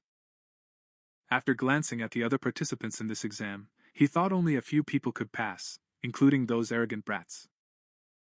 As the exam went on, more were failing than passing. Many were badly hurt because the stone reflects ordinary physical attacks. Then, a few seconds later, the proctor called Zekian's number. "It's my turn," said Zekian with a calm smile. Rangus, his hands and feet still trembling, asked if he really intended to withdraw. Ahmed just walked forward, telling Zeke not to worry. When he approached the exam proctor, the man's eyes widened in total shock. Zekian's aura began to glow slightly, revealing the power remaining from his past life as Gilphus. The proctor stepped forward and told him to pick a weapon, but Zekian said it wasn't necessary. He said his fists alone would be enough. The crowd began to whisper in disbelief. No matter how skilled they thought one was at circulating source power, there was no way he could have scratched the stone with his bare hands. On the contrary, their fists would have definitely been shattered. Some even said not just Zeke's fists, but his whole arms would be ruined. And this made Langus extremely worried for him. Fearing for his safety, he blamed himself, thinking he should have forcibly stopped Zekian to prevent his injury. The proctor gave the signal to start. As Zeke approached the massive stone, he placed his hand on it and noted that he had never seen such a material in his life. He thought to himself that this must have formed over 1,000 years ago, and even now, there were still many things about the current generation that he didn't fully understand. But this didn't matter anymore. While he gathered his source power in his fist, Rangus was trembling with anxiety, fearing what Zekian might become. Our boy, meanwhile, was actually full of excitement. Because for the first time, he could use his full power. He decided to use this mysterious stone to measure his current power. When Zeke unleashed the first form of the Dragon Slayer war technique, Rangus's eyes widened once more as he used the explosive strike against the stone. A massive wave of energy erupted from the collision, sending shards of shattered rock flying everywhere as the blast's violent winds scattered dust and debris through the air. Both terrified and guarded, Rangus quickly took cover to protect himself, while the overseer's eyes widened in disbelief at what he had just witnessed. As the dust slowly settled, Zeke stood there with a smile, noting that the technique he used was still too much for his current power. Despite the serious injuries on his hands, he chuckled to himself, realizing he still needed much more intense training. The other participants were left speechless by what they saw. Redden seemed both surprised and angry that Zeke had destroyed the magic stone. One watching woman commented that Zeke was truly interesting, while others were still in shock over what happened. Zeke waited gleefully for the proctor to announce the results, but the proctor was still in shock. The stone Zeke destroyed was known to regenerate, and it was assumed only those who had reached 4-star level or higher could break it. But now only a kid stood before him, having achieved the seemingly impossible. The overseer muttered to himself that he was just a bastard, then wondered if Zeke's talent came from the family head's bloodline. So, it's about the blood still flowing through you. He also noticed that the technique Zeke used felt strangely familiar. When the dazed proctor didn't answer immediately, Zeke called out impatiently, asking for the result. The proctor, finally coming to his senses, announced that Zeke passed the test. Then one of the supervisors handed Zeke a small bottle containing a green liquid. Curious, Zeke asked what it was, but the man just asked if he could leave, as he was blocking the road. An irritated Zeke frowned and muttered if everyone in this generation was this rude. Before he could complain further, Rangus rushed over excitedly and praised Zeke's performance. Zeke grinned proudly and said it was chump change. Then he asked what the liquid was. And Rangus explained that this is a healing potion, a standard potion of the ancient dragon family. Healing potion? Zeke repeated. Rangus confirmed it, but Zeke suspected it could be poison since he's the bastard of the family. But with Rangus vouching for it, he wondered if it was actually a spiritual medicine. The elixir known as Skyscraper Clarity Wood was made from extremely rare materials, like herbs found only in secret realms. Not to mention the pure origin power of divine beasts, and the essence of elusive phantom beasts. When used, it wouldn't just heal fresh wounds. It would also heal old scars and injuries. Moreover, its ingredients were so rare they could even increase one's profound strength. And since the brewing process was so complex, such potions were rarely seen. After drinking the potion, Zeke marveled at its instant effect on his body. "Is this truly a spiritual medicine?" asked Rangusa. Rangus replied. She said she doesn't know what spiritual medicine means, but she's sure the ancient dragon family's elixirs are far better than any on the market. Rangus then asked if the potion's effect surprised Zeke that much. "Of course," said Zeke. Explaining that it healed both his serious wounds and training strain, he noted it didn't seem to boost source power like spiritual medicine. On the other hand, Rangus said Zeke was even more surprised by him. Zeke chuckled and told him not to joke around. Zeke thought to himself that the existence of this potion showed how much knowledge had advanced in the last 1,000 years. Rangus praised Zekanen's power once again. And Zeke declared his dream was to be the strongest of them all. Soon after, the exam proctor announced that Retin and his companions have also passed the exam. Zeke was already expecting this, but then, when his number was called, Rangus trembled nervously. Despite his fear, he gathered his courage and stepped forward. Watching the cascade, Zeke wondered why Rangus was so nervous. Then he shouted to encourage her. He told him to be confident. Embarrassed, Rangus asked him to lower his voice. When Rangus chose a sword as his weapon, he watched closely, wondering what Zeke had messed up. As soon as the examiner gave the signal, Rangus attacked the stone. But as expected, he messed up on his first try. He stood up again to try one more time with determination, but his blow bounced off the stone. This caused him to lose his balance and fall. His hands were shaking because of the stone's reflectivity. Retin and his group burst into laughter. They were saying that exactly as expected, a fake dragon is nothing more than just a fake dragon. They mocked him, telling him to give up. Retin asked if this was the guy Zeke claimed he could pass with a smirk, and asked whether Rangusan was actually stronger than them. Zeke stayed silent for a moment, then told them to stop talking nonsense. The proctor Rangusa stated that only one attempt remains and asked if you still wish to continue. Overwhelmed by shame and the ridicule of others, Rangus couldn't answer. He bowed his head. But then Zeke walked up to him and asked what the hell he was doing. He questioned why she used a sword instead of a spear. He asked why he chose a weapon that didn't suit him, and why he took an exam without any plan. Retin watched sarcastically as Zeke spoke to Rangusa. He said as he is, no matter how many times he tries, he won't even manage to scratch the stone. Retin and his crew laughed again, calling Zeke stupid and reminding everyone that Rangus didn't know the first thing about using a spear. They said her weak father only taught her swordsmanship, and switching weapons now won't change the outcome. But Zeke ignored their mockery and called out to the supervisor, asking if changing weapons was against the rules. The inspector said this isn't against the rules. With that, Zeke smirked and said, "Then Rangus is lucky." He turned to Rangu and asked if he trusted him. Memories of all the humiliations he endured with his father flashed through Rangus's mind. Standing tall with gritted teeth, he said he would trust Zeke and fight with a spear exactly as he suggested. Rangus said his father never managed to enter the dragon's nest. That's why people called him a fake dragon and made fun of him. But despite all this humiliation, his father endured everything just to raise Rangu properly. That's why Rangus swore to prove to everyone that he, the son his father raised with care, is also a true dragon. He stood up once more, gripped the spear tightly, and declared he would prove today that neither he nor his father were fake dragons. He also realized that if he tried with the sword again, the result would be no different.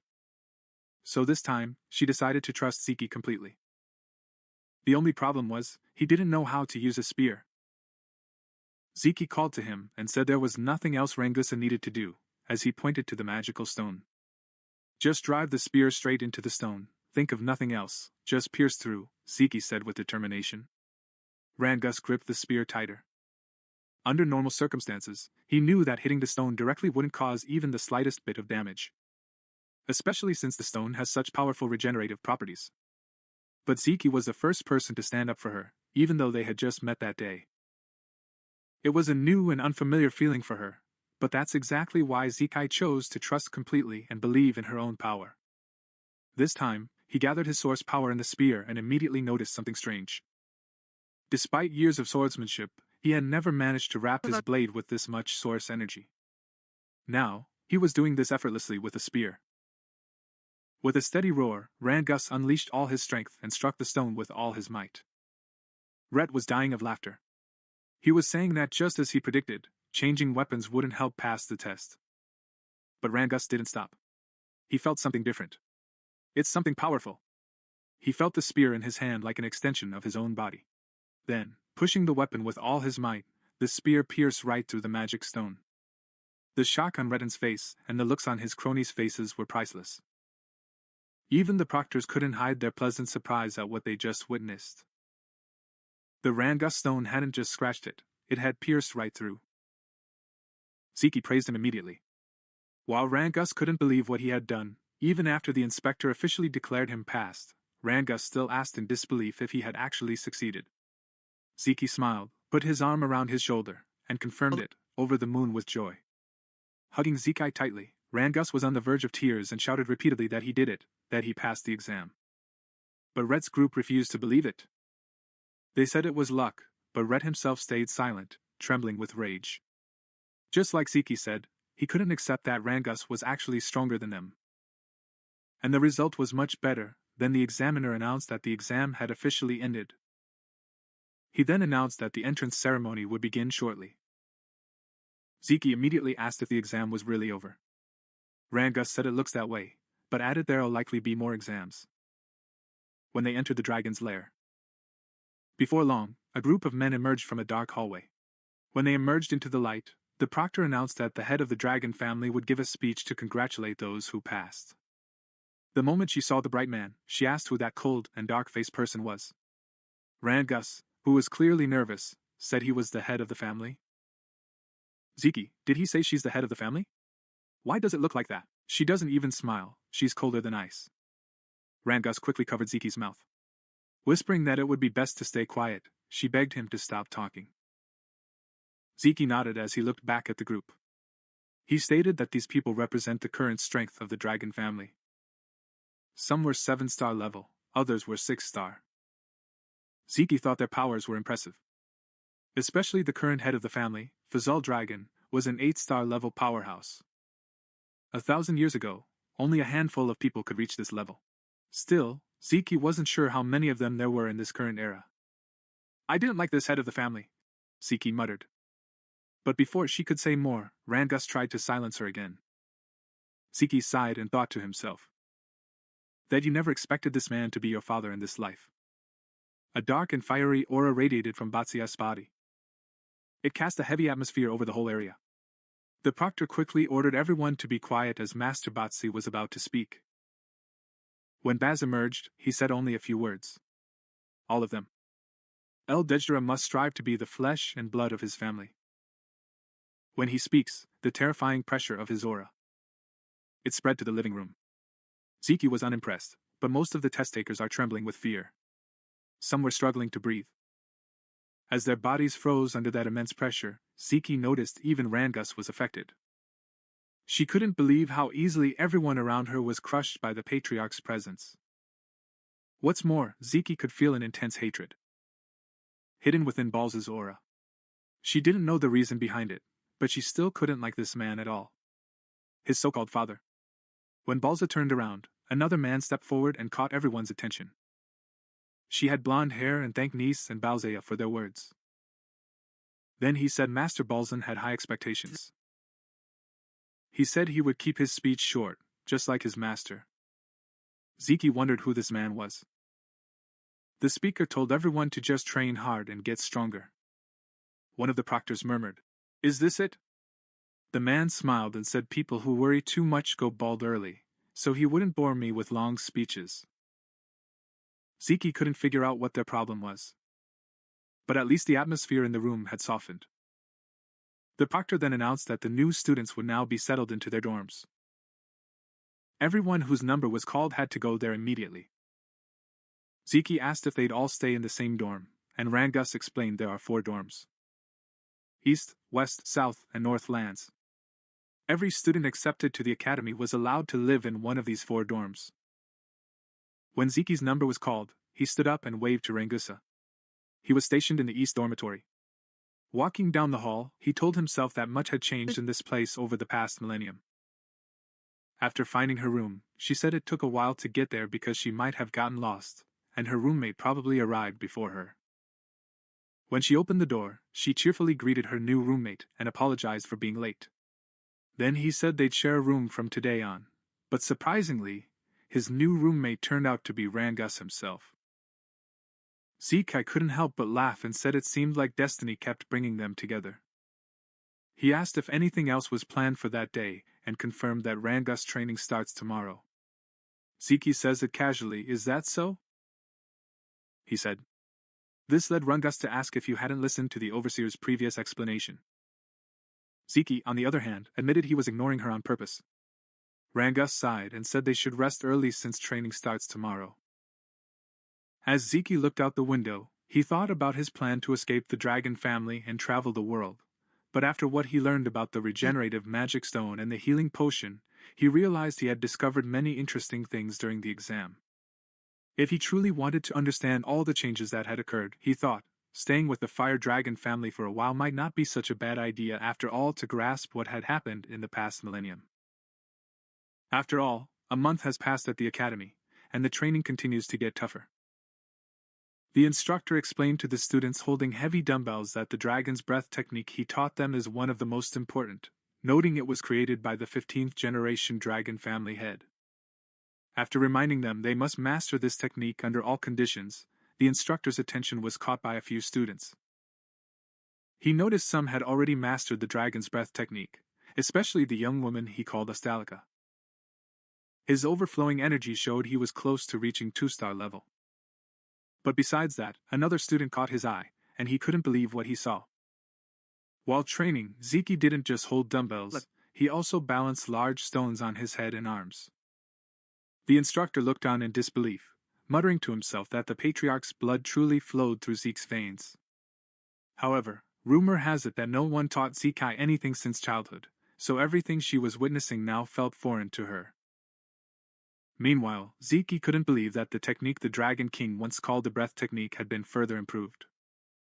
That it passed to the next heads of the family and is now being taught to other branches. According to Zeki, breathing techniques were methods for gathering ambient source power into the body. Once circulated, this source power would strengthen one's own internal energy. The effectiveness of such techniques depended on one's talent and intelligence, which is why the great families of this world kept their techniques secret, never allowing outsiders or those outside their bloodline to learn them. Zeki also realized that Dragon's Breath was a simple and safe technique, easy enough to master. But if it can only be used while resting, it'd be useless to him. His own version of the breathing technique allowed him to manipulate the surrounding source power even while on the move. That's why he was much more complex and powerful in a real fight. But it was much harder to learn. Only a few could master it, and of this generation. He thought they must have simplified their original version so even members of the branch family could learn it. And he saw that this decision clearly helped strengthen the Eldredon family. Zeke couldn't help but feel a strange sense of satisfaction. He never imagined the techniques he discovered long ago would still have an impact 1,000 years later.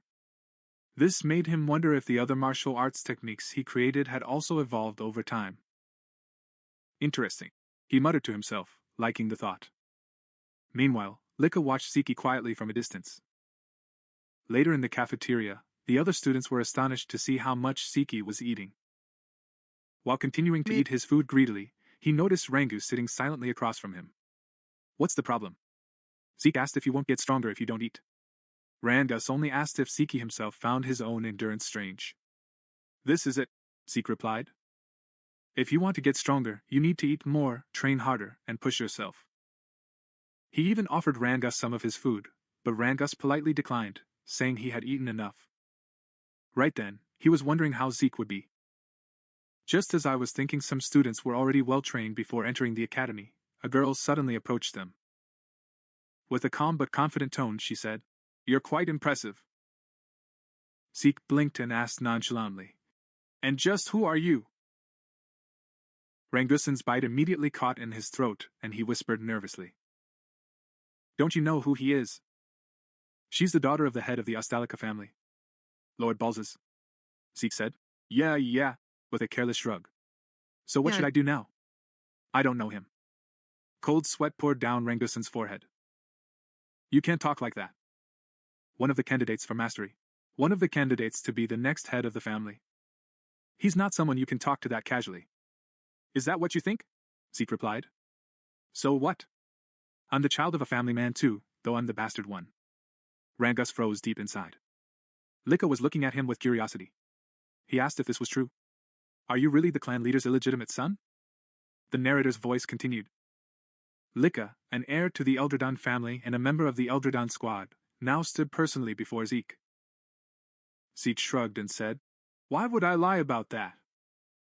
Lika frowned slightly. Then tell me, how can an illegitimate child like you smash the magic stone to pieces with your bare hands? How can someone not from a prominent family have such power? Because I'm Zeke, he replied with confidence. And he returned to Ragusa. Stop staring and finish your food. Both Lika and Rangus fell silent for a moment. Then Lika suddenly smiled. You're a really interesting person, she said and sat down next to him. How about serving me? I'm going to make you one of my men. Zeke raised an eyebrow. What exactly do you mean by that? He said he wanted me to join him. Be my ally and I'll have your back. Every illegitimate child needs allies and influence, right? Use your power to help me. I'll help you fulfill your own dreams for when I become the next head of the family. Zeke didn't hesitate for a second. No. He just cut it short like that. Lika frowned again. Why? Don't tell me you want to be the head of the family. With her aura glowing with a slight crackling energy, Zeke could tell she was close to reaching 2-star level. It was truly impressive for someone his age to radiate such an aura. Even so, Zeke remained calm. He said I could think whatever I want, but I don't care about being the head of the family or any other title. Why? Lika asked coldly. Zeke stabbed his knife into the table. Because I don't need to serve anyone, he said in a steady but sharp voice. I am the most powerful person alive. Silence fell over the cafeteria. Lika couldn't even believe what she was feeling. Zeke's presence had completely overwhelmed him for a moment. Rangus quickly stepped in to ease the tension. He called on them both to calm down. But Lika wasn't one to step back. He was both ashamed and enraged by what happened. Zeke decided to issue a challenge for a duel. But Zeke didn't seem to care and just kept eating. Moments later, a commotion spread across campus. Where are they going? A student asked. To the training area, another replied. It's gonna be a duel between the younger generation. It's Master Lika himself fighting. What? Hi. Master Lika, from the Typhoon family? Someone shouted. Who's brave enough to challenge him? When they arrived at the training ground, everyone was whispering among themselves, wondering who would face off against him. Meanwhile, Zeke couldn't believe Lika was serious about the duel. Is this okay with you? Rangus asked nervously. Everyone was whispering among themselves, wondering who would face off against him. Meanwhile, Zeke, you will fight Master Lika. Even if you call him Master, I don't know who he is. Zeke answered bluntly. Still, Rangus tried to explain. What matters now is that you understand who you're fighting. Master Lika is no ordinary opponent. Lord Balza the Ledger's daughter, and she carries the blood of the Tefuna family. One of the 4 great families supporting the ancient dragons. A genius who mastered it at a young age. Tefu has mastered every form of his family's hereditary lightning greatsword technique. Just like his father's other children. He has a terrifying talent, too. Zeke tilted his head. Other than her being the boss's daughter, I didn't understand a single word she said. Rangus looked at her. How do you not know any of this? Because I don't know, Zeke said. It's clear, so don't ask me. Rangus blinked as Zeke suddenly laughed. But since I know nothing about him, he said with a smirk, that'll make this fight even more fun. Sounds exciting. Rangus could only sigh and worry. No matter how strong Zeke was, Master Lika was on a completely different level. Why did you even accept his challenge? They asked. Zeke replied. I never run from any fight. And besides, it looks like my challenger is ready. Right then, Lika stood tall with her sword driven into the ground. His aura glowed and sparks of lightning flickered around him. Are you two done talking? She asked in a cold voice. Lika finally shouted, asking if they were done talking. And Zeke said he was ready.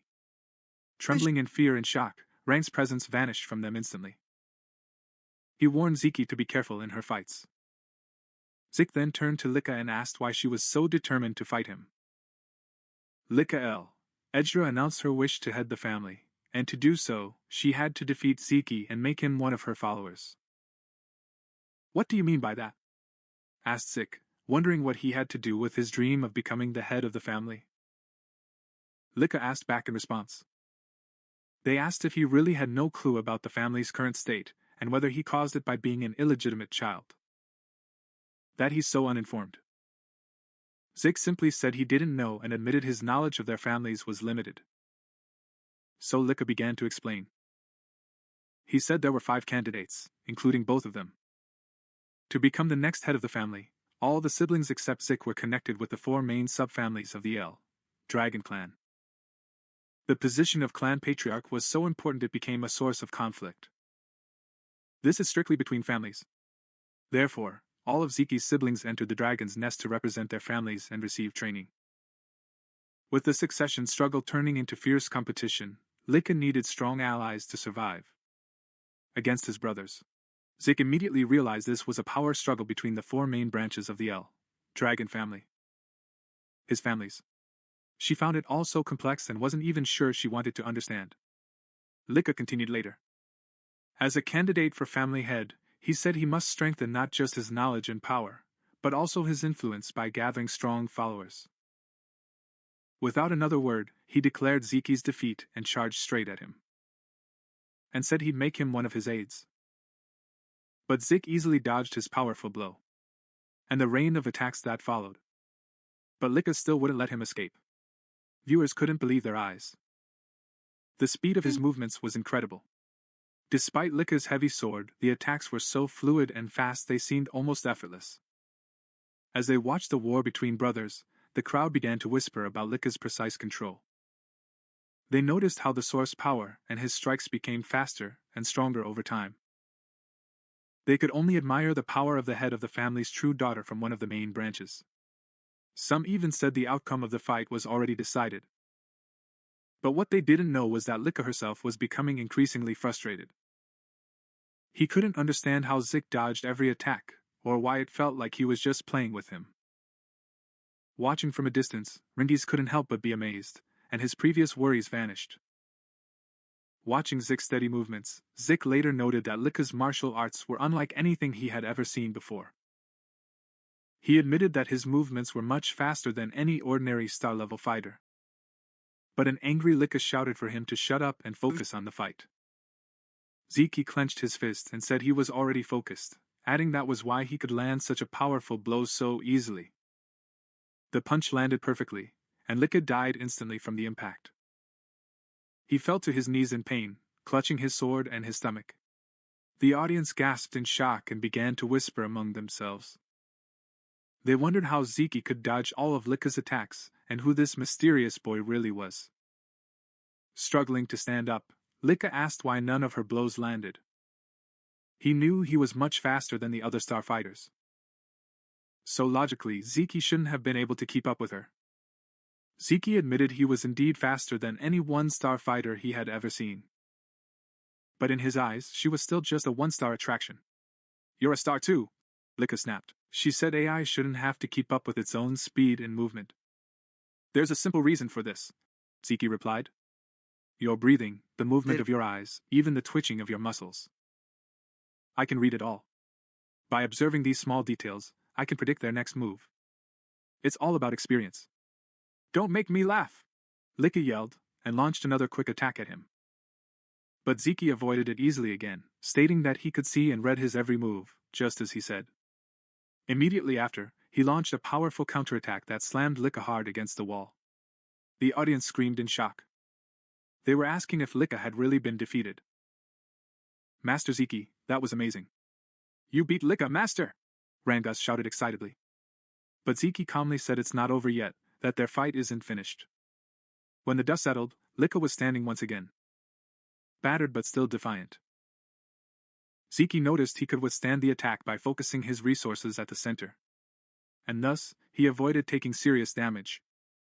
He smiled slightly and admitted that Lika was indeed an extraordinary girl. Enough, Master Lika, Brangus pleaded. But Ziki warned him to back off, saying he could get caught in the middle during their next clash. Right then, Ziki sensed a surge of intense aura radiating from Lika. He wondered if it had risen to 2 stars. The audience noticed it, too. They couldn't have been wrong. The glowing marks on his body were proof of it. It truly was proof that he had reached 2 stars.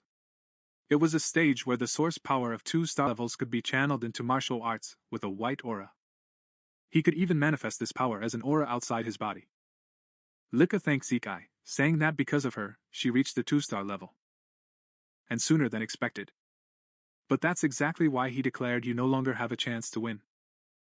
With her aura in flames, she lunged toward Ziki. His massive sword was wrapped in a glowing power. Ziki just laughed. He looked really excited.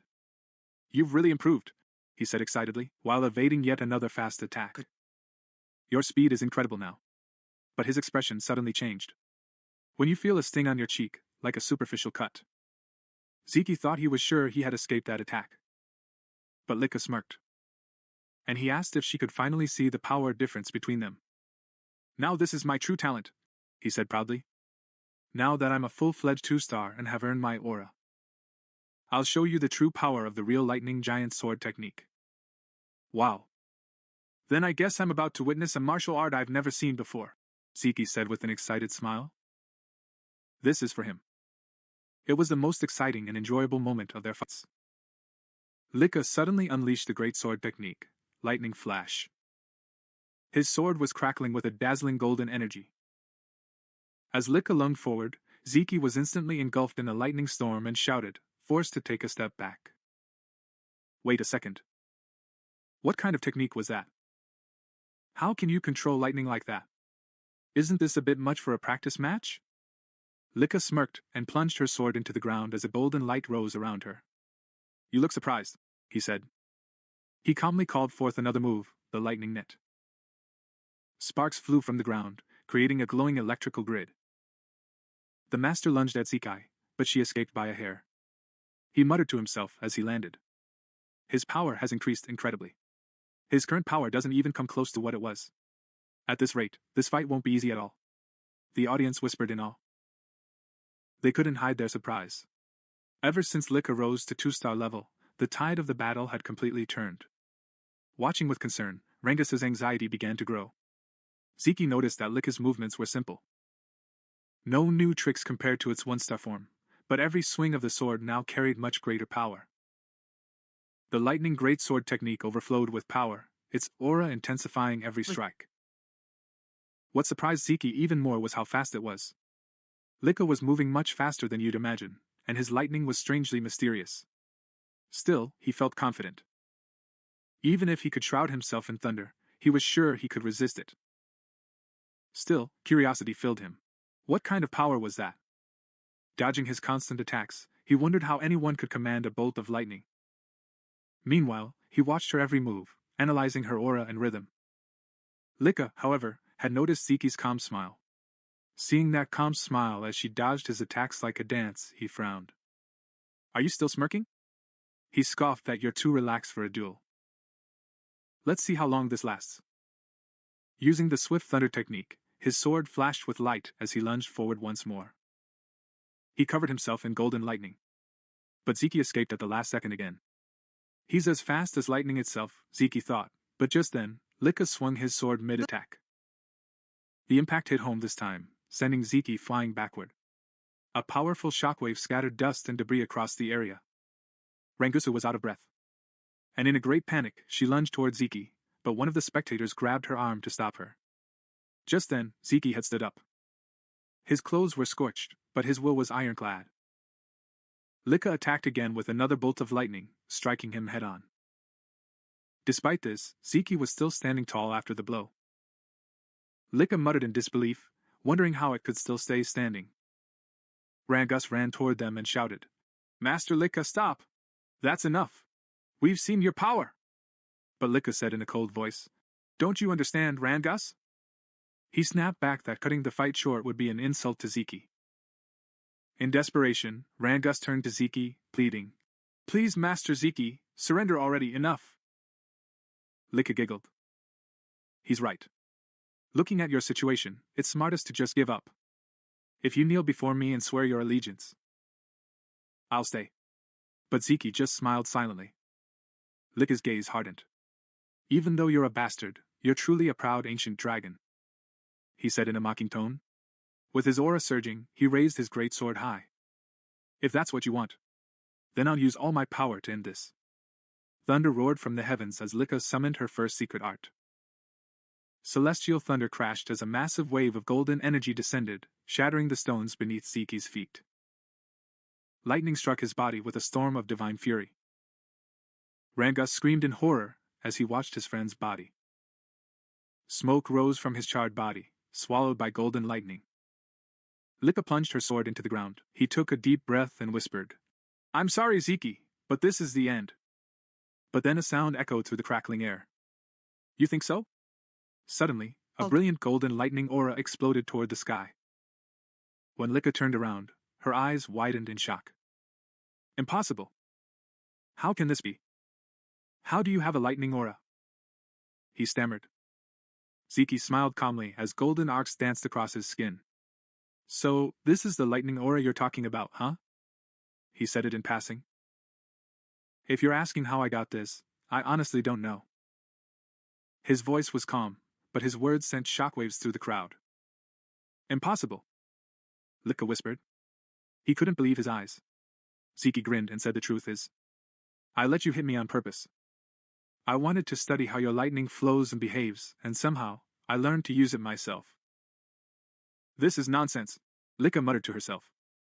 Zeke explained the situation to himself. He deliberately drew Lika's attacks because he'd caught his interest in lightning and was withstanding the blows. He had constantly activated the Dragon King's breath technique, and the strange resonance between his breath and Lika's lightning caused golden energy to gather in his body. Before he even realized it, he had started manipulating the lightning himself. Maybe Lika has a unique constitution, he thought, and given his family's massive sword technique, his entire lineage likely has this lightning affinity. Zeke walked toward her with confidence. "I never expected the lightning element's power to be so incredible." This duel was excellent practice. Adding with a grin, "Thanks to you, Lika, I've reached the 2-star level as well." Golden lightning flashed around him as he declared that our war was not over yet.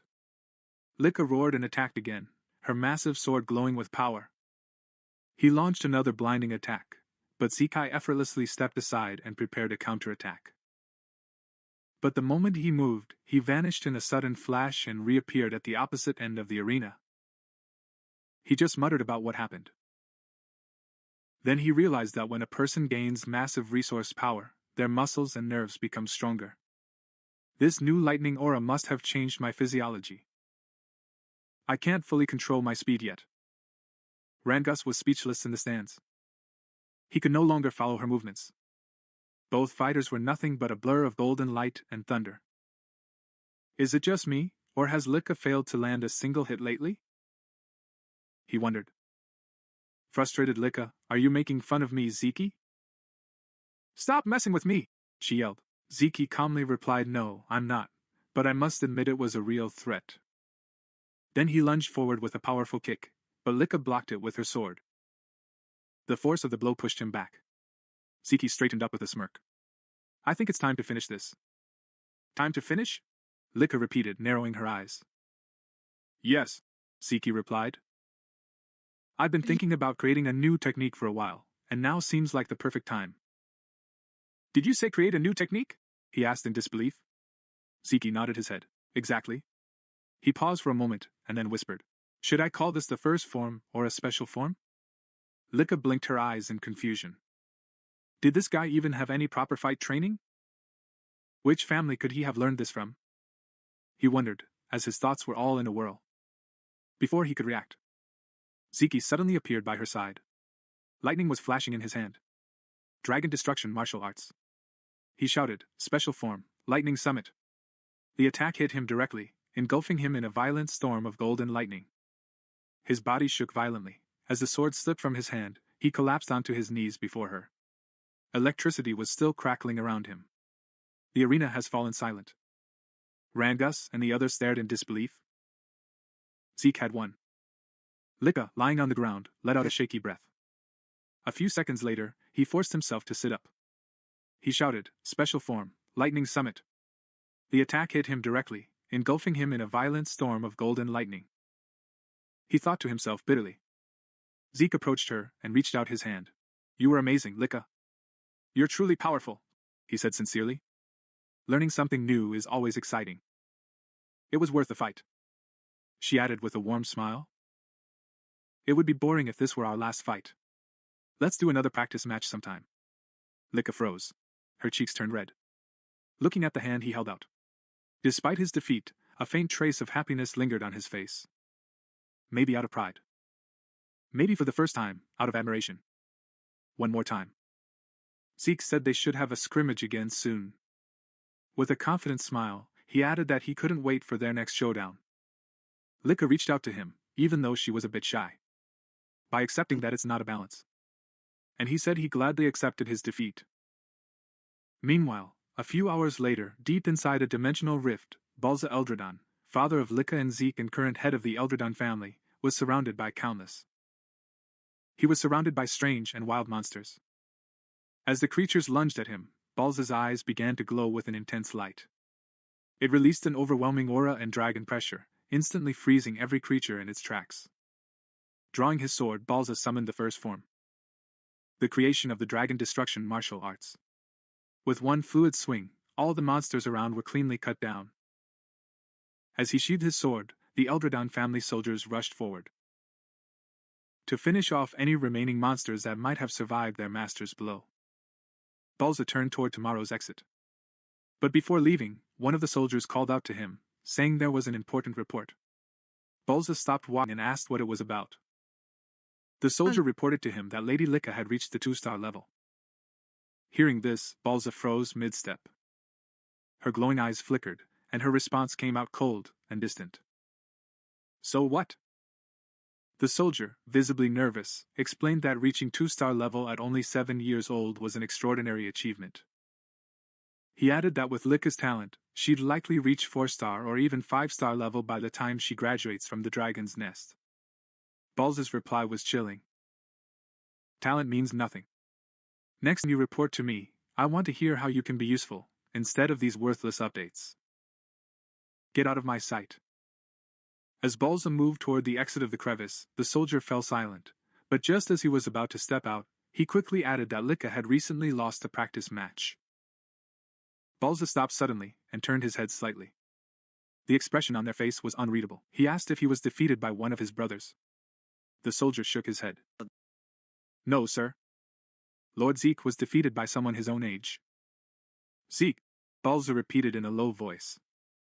"That's her son." Memories of that humble maid, Zeke's mother, flashed across his mind. "That woman was truly skilled in battle," he muttered, "but she died after giving birth to the child." He turned his face completely to the soldier. His tone of voice was harsh. "Tell me, who could have trained Zeke well enough to defeat a 2-star fighter?"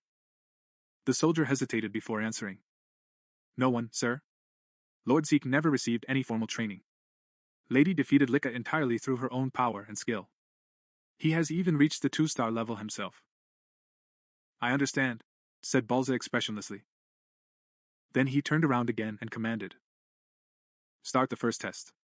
It was obvious that the soldier was startled. "Lord Balza, forgive my insolence, but isn't it too early for the first exam?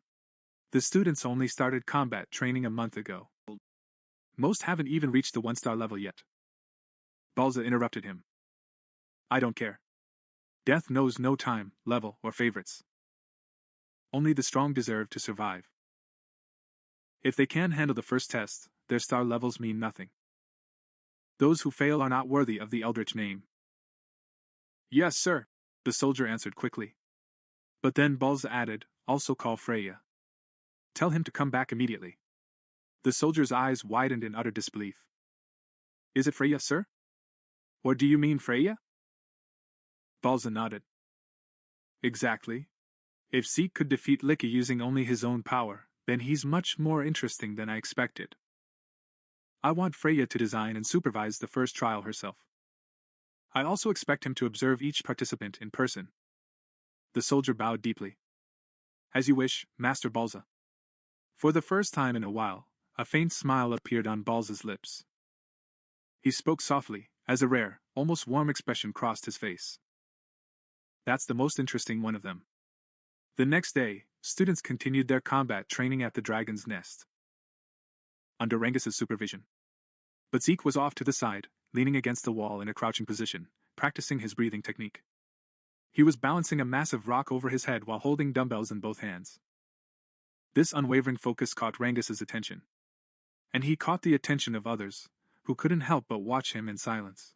With his eyes closed, Zeke visualized the technique they'd been working on, the striking dragon martial arts. As he recalls, this technique was originally created by the 15th family head. Though called a martial art, it was actually a method of body strengthening. It was simple but well structured, allowing even the youngest fighters to grasp it. Rangus called out to Zeke. Aren't you going to work out?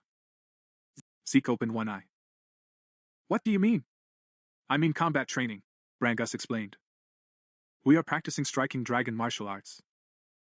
I already found that out, Zeke answered easily. Rangus was stunned. What? But we were just taught this morning. How did you master this already? Zeke smirked and said, Because I'm me. But what's more important right now is that the source power is flowing incorrectly. Rangusu was confused and asked what he was. Zeke set down the heavy rock, told Rangusa to turn around, and placed a hand on his back. Zeke fixed the energy flow and directed his aura into Rangus' body. This is it, said Orin. It should circulate like this. Rangus turned to him gratefully. You've truly mastered the striking dragon martial arts, huh?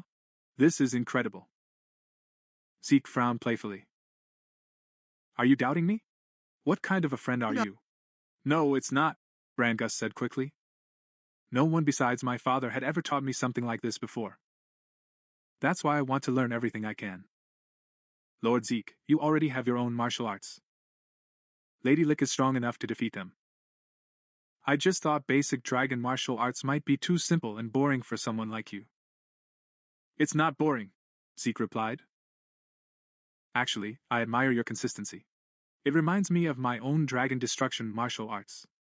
Though my kids never liked that technique. They used to say it was too difficult and complex. Dragon destruction martial arts was truly a complex and challenging technique, but it possessed immense power.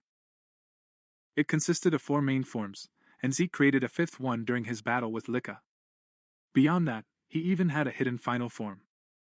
A terrifying and destructive talent. The same technique he once used to slay the divine dragon. In his past life, he silently wondered how his descendants used other dragon techniques over time. Maybe they had changed them. This thought made him even more excited. Anyway, now that I've mastered the grandpa-beating dragon martial arts, I'll continue my physical training. He smiled slightly. Everyone has a different way of learning techniques. But before he could continue, Rangus suddenly yelled his name. Zeke, please teach me. I know it's a shameless request, but I want to get stronger, even if just a little. Zeke looked at her for a moment, then nodded. Well, I'll still teach you. Rangus blinked in astonishment. Wait, are you serious? Are you really going to teach me? Of course, Zeke answered. Why are you so surprised? You're the one who wanted this. I just didn't think you'd accept so easily, Rangus said shyly. I'm not lying, Zeke said, and I know he's someone worth teaching. Just then, Lika approached them. Zeke spoke, though he hesitated. I want you to teach me too. Rangus flinched and turned toward her. You too, Lady Lika? Is there a problem? He asked calmly.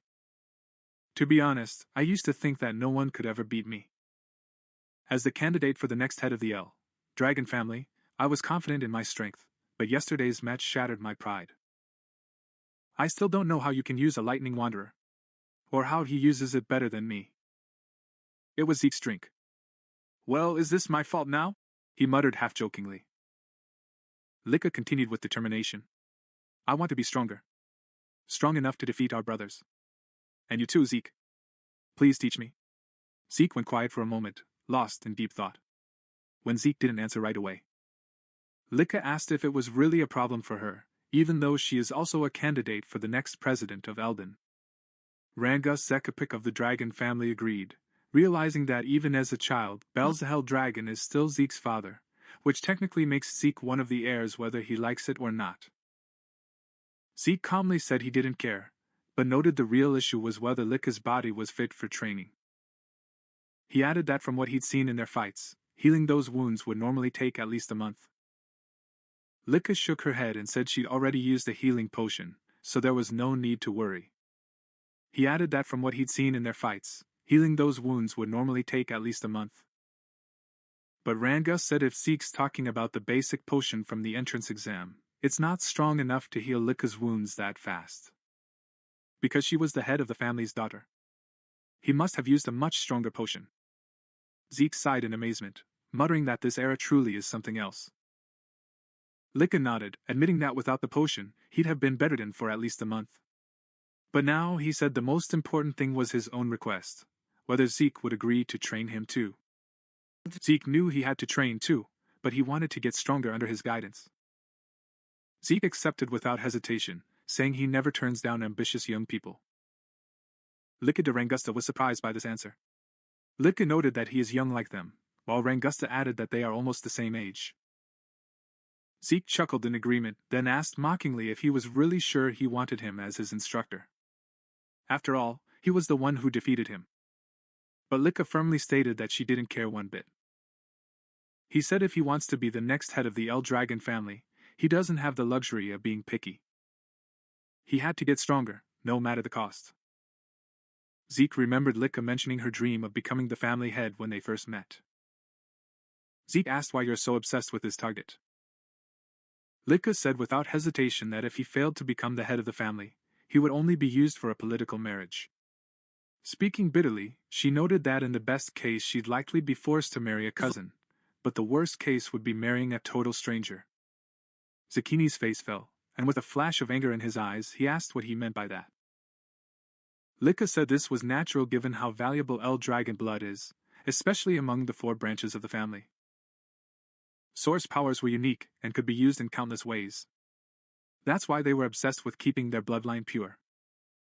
Rangus trembled as he felt the terrifying aura suddenly spreading from Z10. His voice turned cold and sharp as he said the El Dragon family really started pulling this kind of disgusting shit. He clenched his fists, saying he would tear down such filthy and senseless traditions. But before things got any heavier, a few instructors arrived and instantly caught everyone's attention. As Lika blinked in surprise, wondering why they had come, Zeke muttered that the timing couldn't be any shittier. He was worried they might have heard what you just said. Just then, a woman with fiery red hair appeared behind them. One of the instructors stepped forward and announced that, regardless of how busy this person was, they would have a new instructor starting today. He took the time to teach them personally, so they should have been grateful as the red-haired woman approached. He reached his hand toward Lika and asked if she was Lady Lika. But Lika felt a wave of danger. Lika instinctively jumped back. Rangus grabbed Zeke's arm in fear as Zeke stepped forward to protect him. The red-haired woman smiled faintly.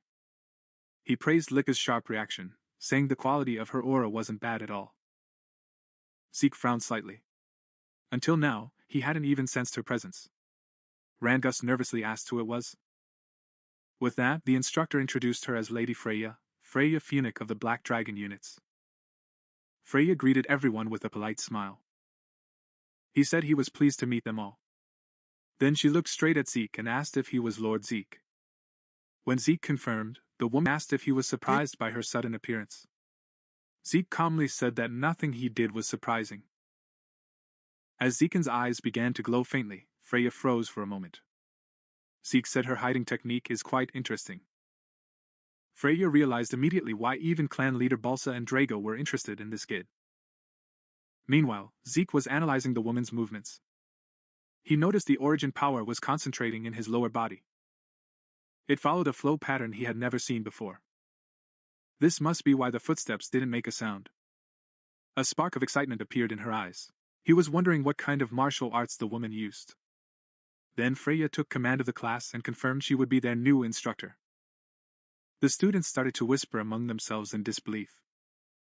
Galewind, Lady Freya? He was known as one of the strongest warriors in the family. The other instructor confirmed that Freya is a 6-star practitioner. He belonged to the Black Dragons, an elite unit serving the Patriarch directly. The students were amazed, unable to understand why someone of his rank had come to their academy to teach. Freya smiled slightly and told them she would indeed train them, but on one condition: they had to pass a simple test. The students were breathless at these words. The woman told them not to worry, the test was simple. They just had to bring back one crystal, like the one you're holding, and survive for a whole month on Poison Dragon Mountain. While Rangus turned pale at the sound of this name, Zeke was filled with a sense of nostalgia. Venomous Dragon Mountain was home to countless poisonous creatures. In fact, touching even a single leaf would kill an ordinary person instantly. This was a total danger zone. Zeke remembered that in his previous life, he often used this place as his personal training ground. Still, he thought this test might be too cruel for young students. Freya explained the rules. Every student would get a crystal sphere, and if it broke or got lost, they'd be disqualified instantly. When someone nervously asked what would happen to those disqualified, Freya blurted out that they'd be kicked out of the dragon's nest. He added they didn't need to worry about poison. As long as they used the dragon breath technique correctly, they'd be safe. As long as they protected their orbs and controlled their breath, they could survive. When Lika mentioned that there were monsters there along with poisonous plants, Freya's eyes sharpened and she said they had to defeat those monsters on their own. Because it was the only way they could find food. They wouldn't last even a few days if they didn't hunt. Freya explained the rules. Each student would get a crystal sphere, and if their spheres broke or got lost, well, he doubted whether the striking dragon could harm the creatures there. Freya told them not to panic with a nasty smirk. They had 5 days to prepare.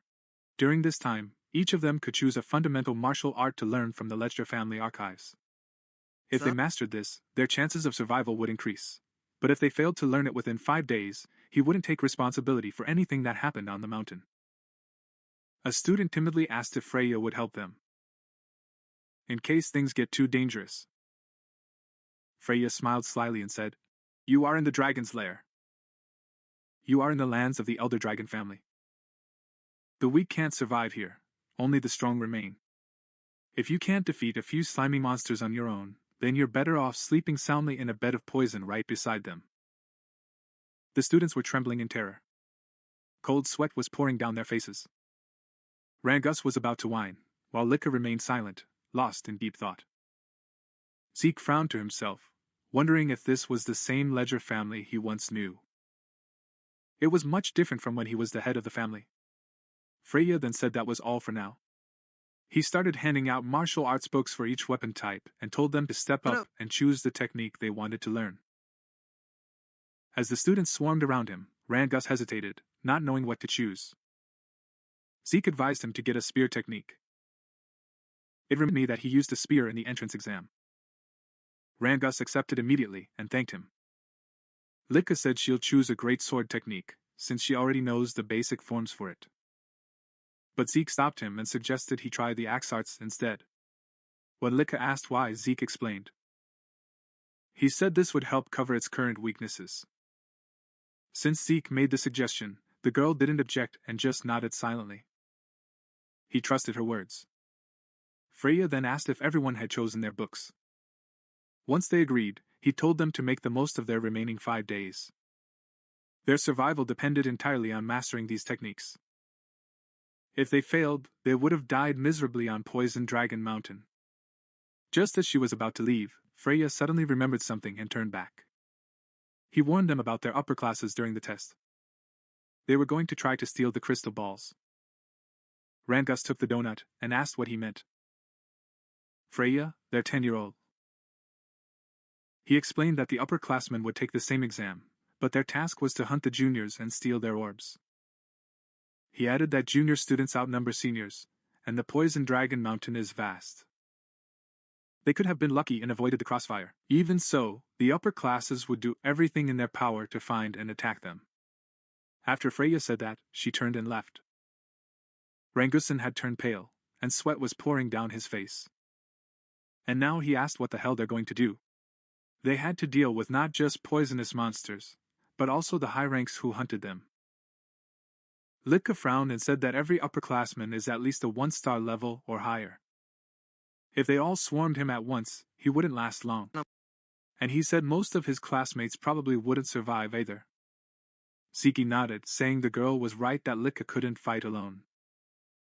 Then he should have formed a group of 2 or 3. After all, cooperation wasn't forbidden. They could help each other hunt monsters. And they could defend themselves against the upper classes. When Rangus asked about Ziki's plan, Ziki briefly said he planned to go solo. And said they'd enjoy the exam. Litka sighed and admitted that it was exactly the kind of thing he would say. Before starting practice, Ziki suggested eating first. As they moved away, Litka glanced at Rangusa out of the corner of her eye. And she asked if you thought Ziki was acting a bit strange sometimes. Rangus shrugged and answered, "Yes, sometimes." 5 days later, the students gathered before Toxic Dragon Mountain with mixed feelings of fear and determination. Freya stood before them with a confident smile on her face. And he declared that the weather was perfect for the exam to begin. If you enjoyed this episode and want to see what happens next, don't forget to hit the like button, subscribe, and turn on the notification bell. This way, you won't miss the next chapter of this epic story. This story begins on a rainy, gloomy night right in the middle of a battlefield. Kid Fong stood atop a mountain of corpses. Even so, despite the 100x accelerated aging curse, he still managed to clear the ruins of the ancient god. A lady holding a dagger showered praises on Kid Fong. He said how legendary it was and decided to snatch the divine thing he called the Eye of Judgment. Wounded and on the verge of death, Kin Fong asked his sister why Qin Zhao betrayed her. With a cold attitude, King Jia threw it in King Feng's face that he was just an adopted brat. She clearly stated she doesn't see the person her family took in as a brother because they're not blood-related. Some blonde named Song showed up and blabbered about how King Feng was actually quite useful. He grinned while placing his hand on his shoulder, holding the divine thingamajig, and thanked King Feng. Because without him, they would have never obtained Kinu and that divine artifact. He had worked very hard to get the soul-stealing blade now stuck in Qin Feng's body, just to completely drain his life force at once. Qin Feng asked if he liked his parting gift. After Qin Feng's parents passed away, Qinzhou Yu raised him. Supported him at school. He even risked his life for her countless times after the game collapsed into the world. But seeing that you betrayed him now, he realized how wrong he was about you. Qin Zhou Yu stated clearly that since his parents died, Qin Feng has been sticking his nose into his life, barking orders and controlling him. Back when Song Fei and he needed her protection, it was still somewhat useful. But now that they had the divine thingy, the only value it had for them had evaporated. Song Fei threw herself at Qin Feng to end her life. "Promise me you'll take good care of her, Qin Zoya." With death knocking at his door, Qin Feng vowed they wouldn't get away with it. Just before he could finish his sentence, Song Yi took his life. In 2025, the godforsaken game descended upon the world. The only valid currency was lifespan. Dying caused a loss of lifespan. And killing monsters would grant you extra lifespan. Players could spend their lifespans to bring their in-game abilities into the real world. The strong could crush tanks with their bare hands, slice through planes with a sword, and even withstand nuclear blasts with their own bodies. From that moment on, the world changed radically and chaos spread everywhere. He fought to survive with his sister. He braved countless trials, barely surviving endless dangers and narrow escapes, before finally breaking into the top 100 global powerhouses. He finally conquered the ancient god's ruins and seized that divine relic called the Eye of Judgment. He finally had the caliber to reach the top, but who could have guessed the price of his success would be being sold out by his own family? All his efforts in life were officially mere drudgery, and all his struggles had only paved the way for someone else's success. He swore that if he could live again, he would fight only for his own benefit. But then something happened, and Kim Fong opened his eyes. Surprisingly, he was in his own room. He bolted upright, his mind reeling as he realized this was the real world and remembered that he had died. But as soon as she opened her phone, she saw it was 2025. When he looked out the window, he saw that beautiful city and realized he'd been transported back 9 years. The day that damn game arrived on Earth. The next day, her sister Kinzaw kicked the door open and burst in. Seeing Chi Fong sipping coffee at home, he lost his temper, asked why he hadn't answered the calls, and kicked the trash can. Chin Fong remembered that on the day that damn game started, Chinayu and Song Fei had a huge fight. There were posters of Song Fei on the wall. Before the game started, Song Fei was a somewhat well-known underground idol, and Jin Jiayu was his obsessed fan. No matter how flashy Song Fei looked on the outside, he was actually a lowlife who scammed most of his fans. He took their money and used their bodies. Chi Fong always banned Xinjia from hanging out with those types to keep her from getting scammed, but in the end, he was accused of controlling her life. Pointing his finger at Kinfi, Zhao asked if he was deaf and said it was his fault Songfin lost first place this month. He threatened to cause a scene if Qin Feng didn't pay to help Songfin rise in the rankings. Right then, with a cold expression, King Feng smacked him across the face, knocking him to the ground. His cheeks were swollen, his nose had started to bleed, and his eyes were filling with tears. Qin Feng kept her in disbelief after he hit her. With a piercing stare, Qin Feng made it clear he had neither the desire nor the time to argue. He warned that if it keeps barking, he'll break its jaw. He even tossed his credit card over his head. He said it was his parents' inheritance, and no matter how much things went south, he wouldn't touch a single dime. He didn't mess with that girl for her parents' sake, but he really put his foot down. He said that from today on, he doesn't have a sister like her. When Ze started whining, he totally lost his cool. Last time, he passed up so many opportunities, risky dungeons, and hidden treasures just to protect that snoboo. He took out a few sleeping pills and washed them down with water. He was curious. Without this dead weight, it would have gone off big time. He decided to crush everyone using the game knowledge from the old logs. Now Kinu would face the consequences, and as for Song Fei, our boy intended to take his head personally. Qin Feng fell asleep and appeared in the selection hall. Wow, looks like they missed this place. When he first came here, he was so terrified it took him hours just to pick a class and bolt, but this time, he had to be hit the ground running. In his past life, he chose the warrior to protect Shinjae. The warrior class wasn't trash, but it just wasn't the way anymore. Now, without the Kinkayu shackles, he could level up much faster on his own. Mobility and reflexes were the most important factor. So without a second thought, he locked Qin Feng into the assassin class. But then things suddenly went south and a system notification popped up. The Divine Artifact Judgment Eye has been successfully linked. Eye of Judgment activated. It had a passive authority. The moment he stepped into the cursed game, Kim Feng would automatically grab the most uber class and skill. Our boy's brain fried after he figured out how the Eye of Judgment connected to him, and worked following the reset. Even if someone stole it, it would be worthless as long as it recognized the owner. Just as he thought this might be why it reset, shadows began to invade his body. Then his body underwent a change. His hair turned snow white, and he became like a shadow. Qin Feng looked totally messed up. Shadow Assassin was the ultimate secret class. It had absolutely nothing to do with the warrior class. Just taking over this class last time gave him an incredible amount of power.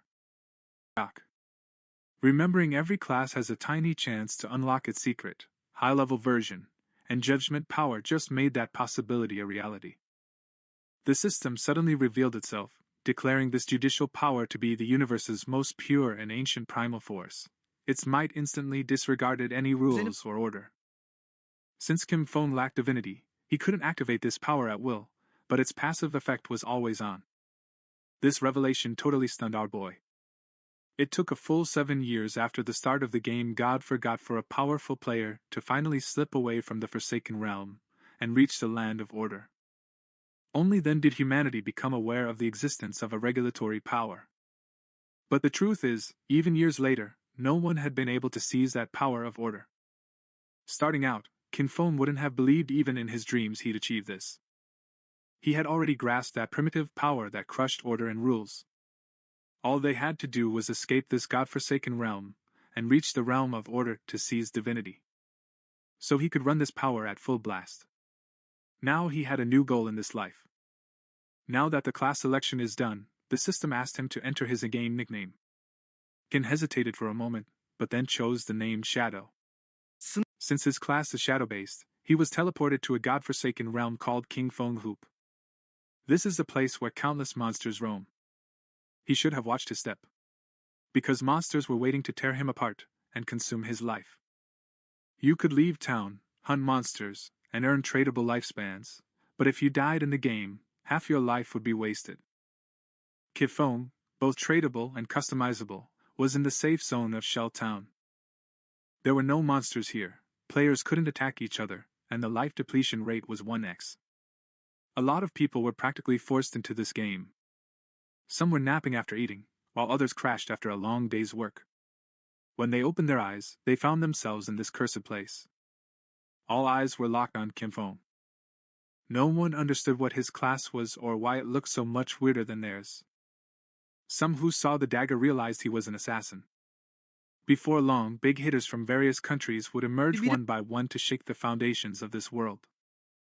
If Kin Fong wanted to leave them in the dust, he had no time to waste. Because the farm waits for no one. Right then, 3 men and an archer teleported back to town. So players who died on the monster hunt were teleported straight back to town. The crew was both furious and terrified, because the wild beasts were extremely powerful. The creature had devoured all their health with a single bite. They were fighting a level 1 reptile, but even together, they'd only managed to take down a third of its health. Now that they've died, their lifespan has been cut in half. They turned to Lizzie the archer and asked what the hell they do now. Kid Fong began sizing her up and, remembering that archers started with short bows, realized that she was a hidden class as well. Lizzie noticed that Kin Fong had a hidden class. With a sweet smile, she asked if he wanted to form a party with them. The creatures outside were ripped, and taking them down alone was impossible. Their team had already been wiped once, so they were considered experienced. Kin Fong refused and moved on.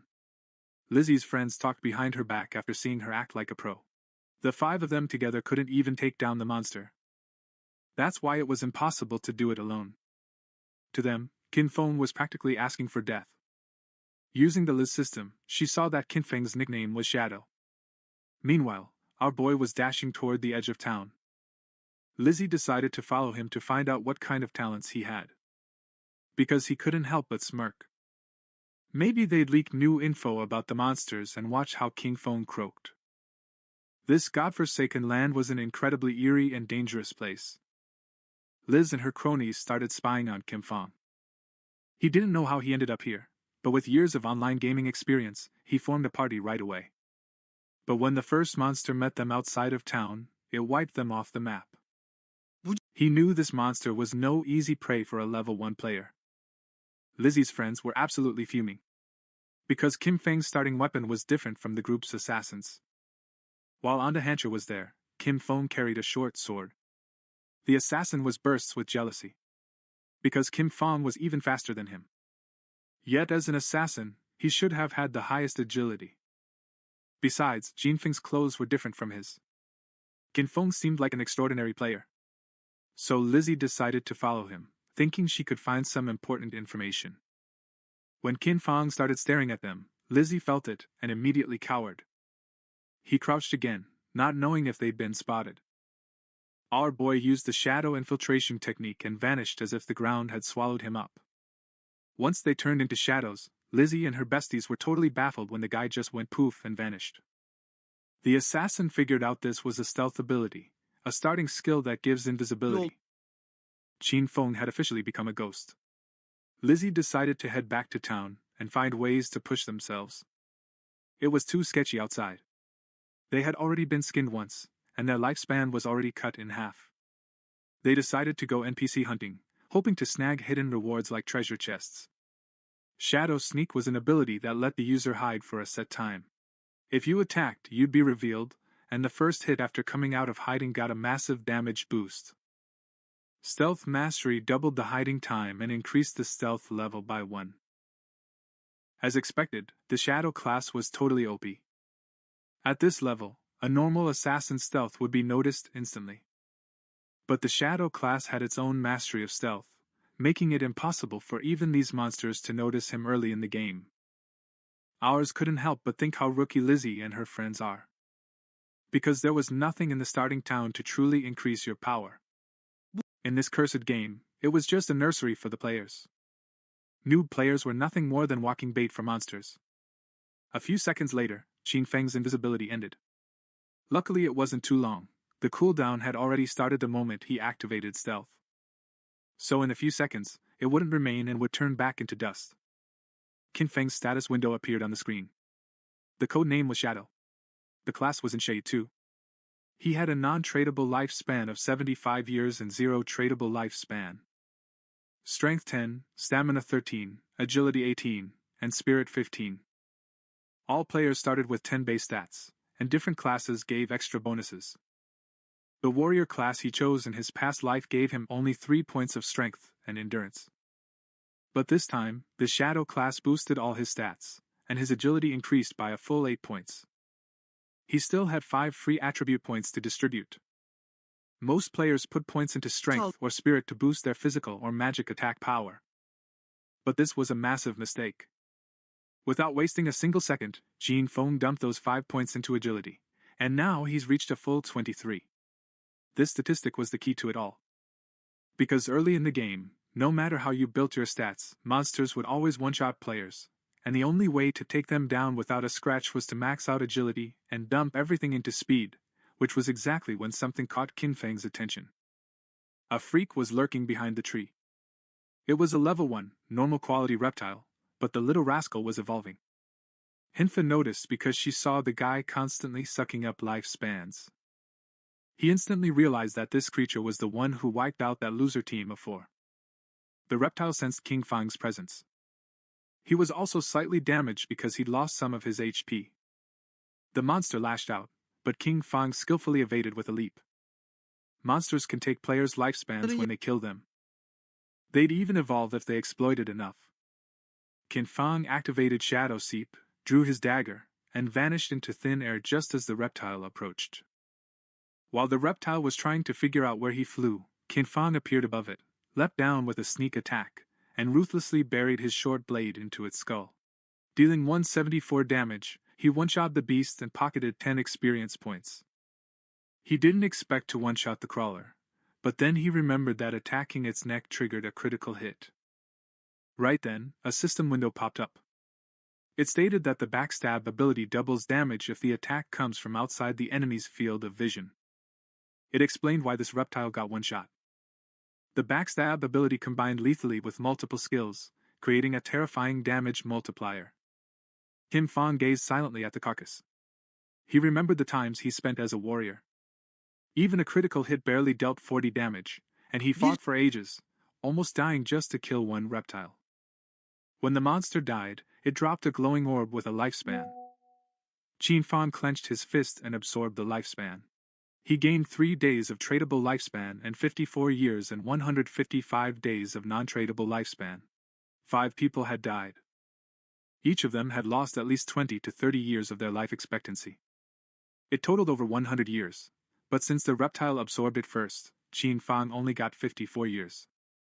For now, the untradable lifespan was useless, but at that moment, the Eye of Judgment's authority kicked in and granted Qin Fang the ability Infinite Evolution. Slaying monsters alone gave him the chance to earn evolution points to upgrade his skills. She would get 5 evolution points every 24 hours, and soloing a boss meant pocketing those points for herself. He had exactly 5 points now. With the power of infinite evolution, he could boost his skills. In his previous life, he didn't even know about a bug like this. No matter what loot dropped from monsters, the level was fixed and upgrading was out of the question. This was a power that completely ignored the rules of the game. And did my kid stop? No, he went right back to pestering Golbs the moment he escaped. 4 evolution points spent, and skills have successfully leveled up. The starting skill's Shadow Escape jumped from normal to bronze, and its duration increased from 12 to 16 seconds. The out of stealth hit bonus jumped from 60 to 90, and the cooldown was shortened by 2 seconds. Back crush improved from weak to normal, and damage increased by 5%. Shadow Dash now took 16 seconds. With Stealth Mastery, this duration extended to 32 seconds. After staying in ghost mode for so long, he could remain permanently invisible, and if this buff had come earlier, he could have taken down that reptile in one hit. Even a full health reptile in a single hit. Right then, some guy walking with his girlfriend was talking about how lame the game was. If even a scrawny guy like Kim Fong could kill monsters all by himself. And the woman flattered him. They said a muscular guy like you could take down 10 people at once. The spineless jerk started smirking and swore to protect the girl.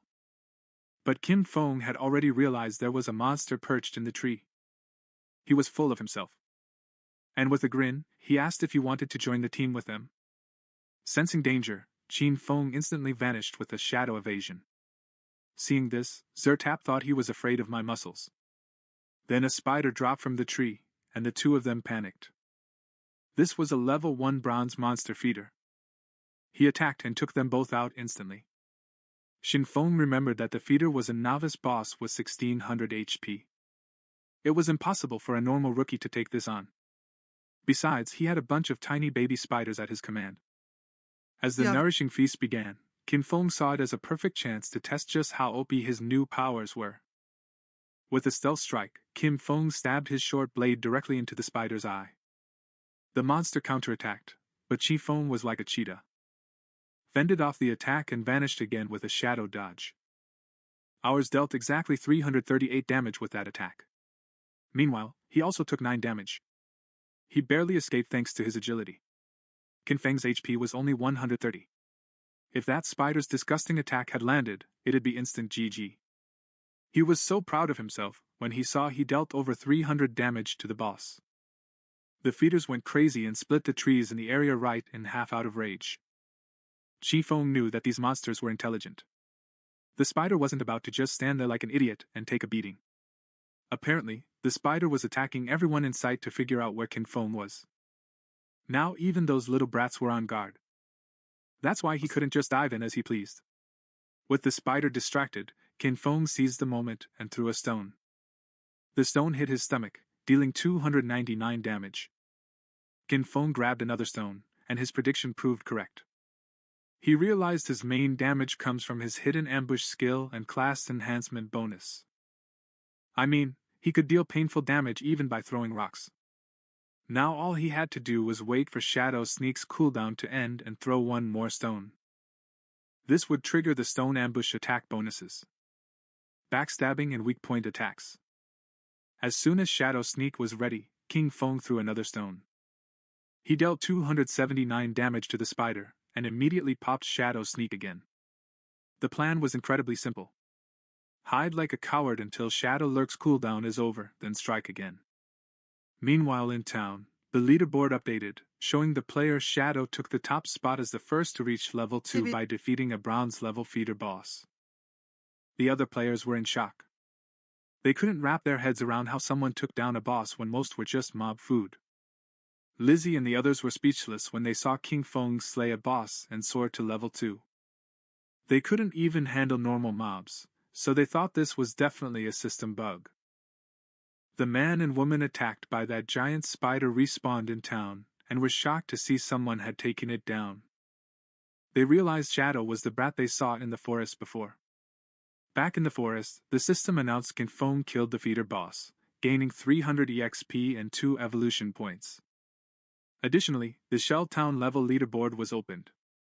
And that earned our kids some reputation points.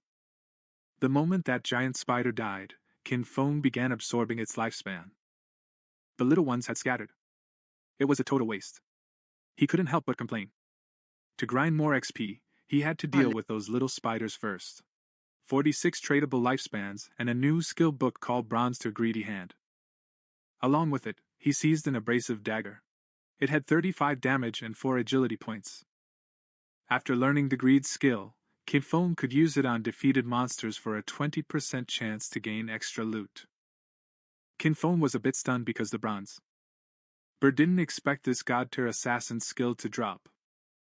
This ability really boosted loot collection in the late game.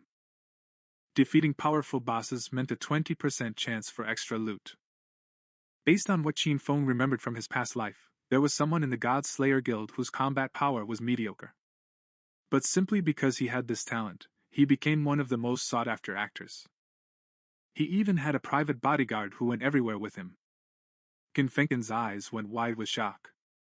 He realized that even with an activation rate of just 20%, if combined with the infinite evolution talent, he could increase both the drop rate and the loot amount forever. The next day, the students were going to school.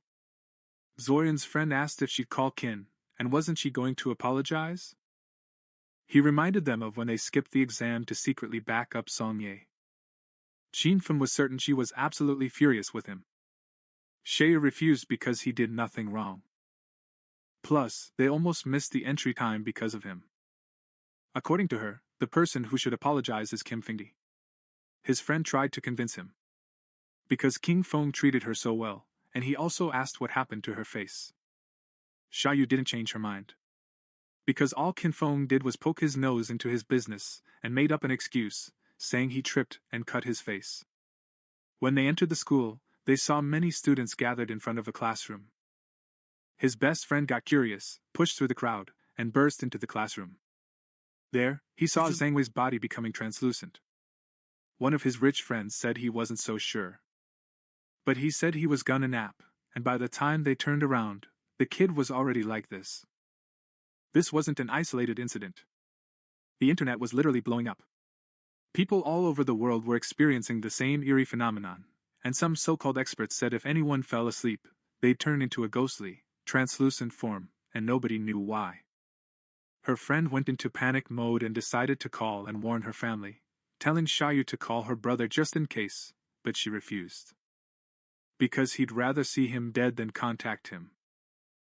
Meanwhile, Kim Feng evolved his new talent, greed.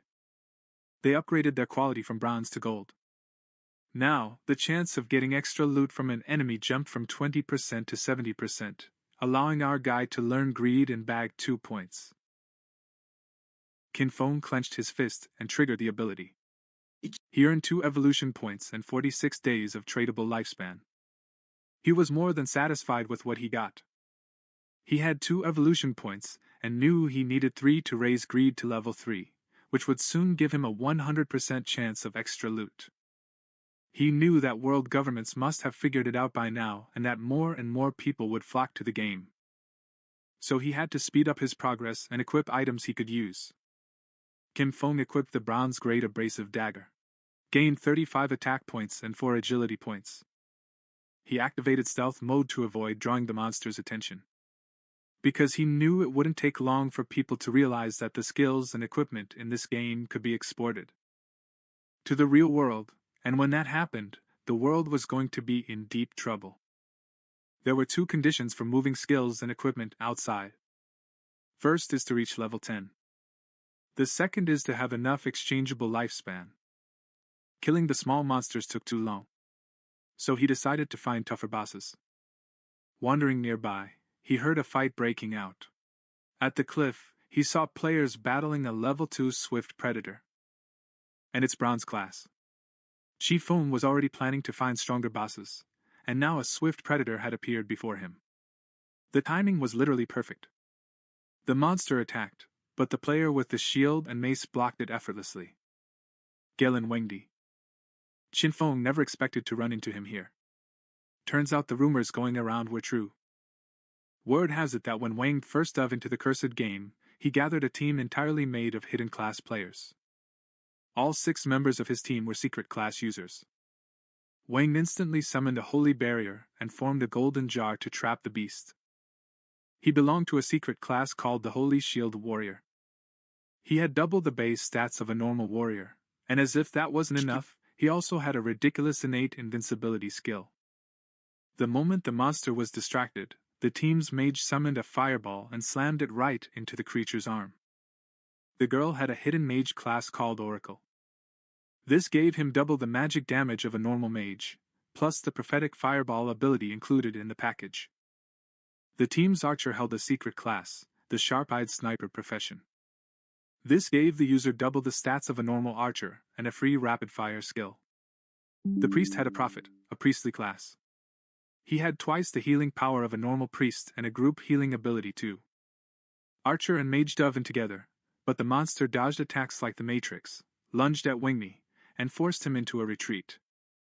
The Archer panicked. Seeing his ranged attacks miss, he thought this boss was incredibly fast. Priest Wangme used a life stone and decided the best way to beat this boss was to keep attacking while the healers focused on healing. Seeing his plan to wear down the monster, Qin Feng thought Wang Meng was being far too idealistic, but he knew there was something he was missing. The most important thing was this was the wild, and if a fight dragged on, other monsters would join the party. Right then, two creatures appeared behind Wingming. Qin Feng identified them as corruptors. They were ordinary level 2 monsters covered in dark brown dung. Their specialty was sniping from a distance. The team's swordsmen charged at the monsters and attacked one. Ours had a secret class he hadn't seen before. The attack dealt 33 damage, and the swordsmen soon realized these monsters' defense was like concrete. The corruptor basically vomited mud all over the swordsman. This was a binding spell, and now the guy's movement speed was slowed down. The other corruptor began chasing the sorceress, forcing her to flee in tears. But right at that moment, Qin Feng burst onto the stage. In the blink of an eye, he took off the monster's head. Dealing 441 damage, he saved the mage and blew everyone's minds. Ours attack is so OP that he one-shot the corruptor. The magical girl was confused and didn't know who did this, or if someone helped them. Leaning on his blade, the swordsman stood up. He was stunned by what he saw. They saw someone take out a level 2 corrupt in one hit, while they had to team up just to defeat a level 1 corrupt. The corrupt tried to attack for 10 seconds, but King Feng moved like lightning again and blew the monster's head off. The swordsman began to tremble with fear, and Lizzie asked if he had seen who did it. The girl panicked and said she didn't see it. Wang stood up and asked them to stay focused. Deep down, he hoped King Feng would be on their side. Only the attack predator remained, and our boy was watching it all from a branch as a reward for killing 2 level 2 corrupteds. He gained 40 experience points, 1 evolution point, a commentator skill book called Poison Dart, and 8 days of tradable lifespan. Qin Feng didn't waste a second and developed the Poison Dart, because it was a perfect mid-range poison damage ability. When upgraded, this skill reached level 2 and rose from common to silver quality. It allowed the user to fire a lethal poison dart with a 14-meter range, dealing attack damage and poisoning enemies, with a 5-second cooldown. The poison dealt 50% damage per second for 5 seconds and didn't stack. The monster attacked again. Wang managed to block the attack with his shield. But at that moment, the creature plunged its sharp limb into his stomach. Wangmin dropped his shield and mace, and the monster seized the moment to stab him with another limb, inflicting terrible pain. The archer started to tremble with fear. The priest panicked. He knew this was no good, because he couldn't heal fast enough in a desperate effort. Wang Ming told them to run away.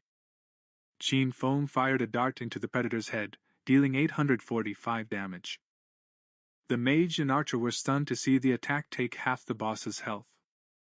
Both the monster and Wang began to writhe in pain, and poison started oozing from the beast's wound, until his body collapsed to the ground. During this time, it took 324 damage multiple times. Since Qi Feng dealt over 90% of the damage, the loot belonged to him, and killing the attack predator earned him 600 EXP, reaching level 3. Obtained 2 evolution points and 55 days of tradable lifespan. Zihin didn't expect the damage caused by time to be this bad. It boosts the dart class passive.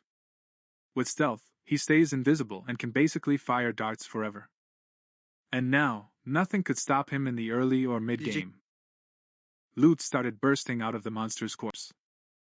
Wang's brain fried seeing the monster's damage, and a few seconds later, the loot vanished. Wang was grateful to King Feng for standing up and saving them. But ours clearly stated that you can't easily trust people in these foreign lands. She left everyone stunned.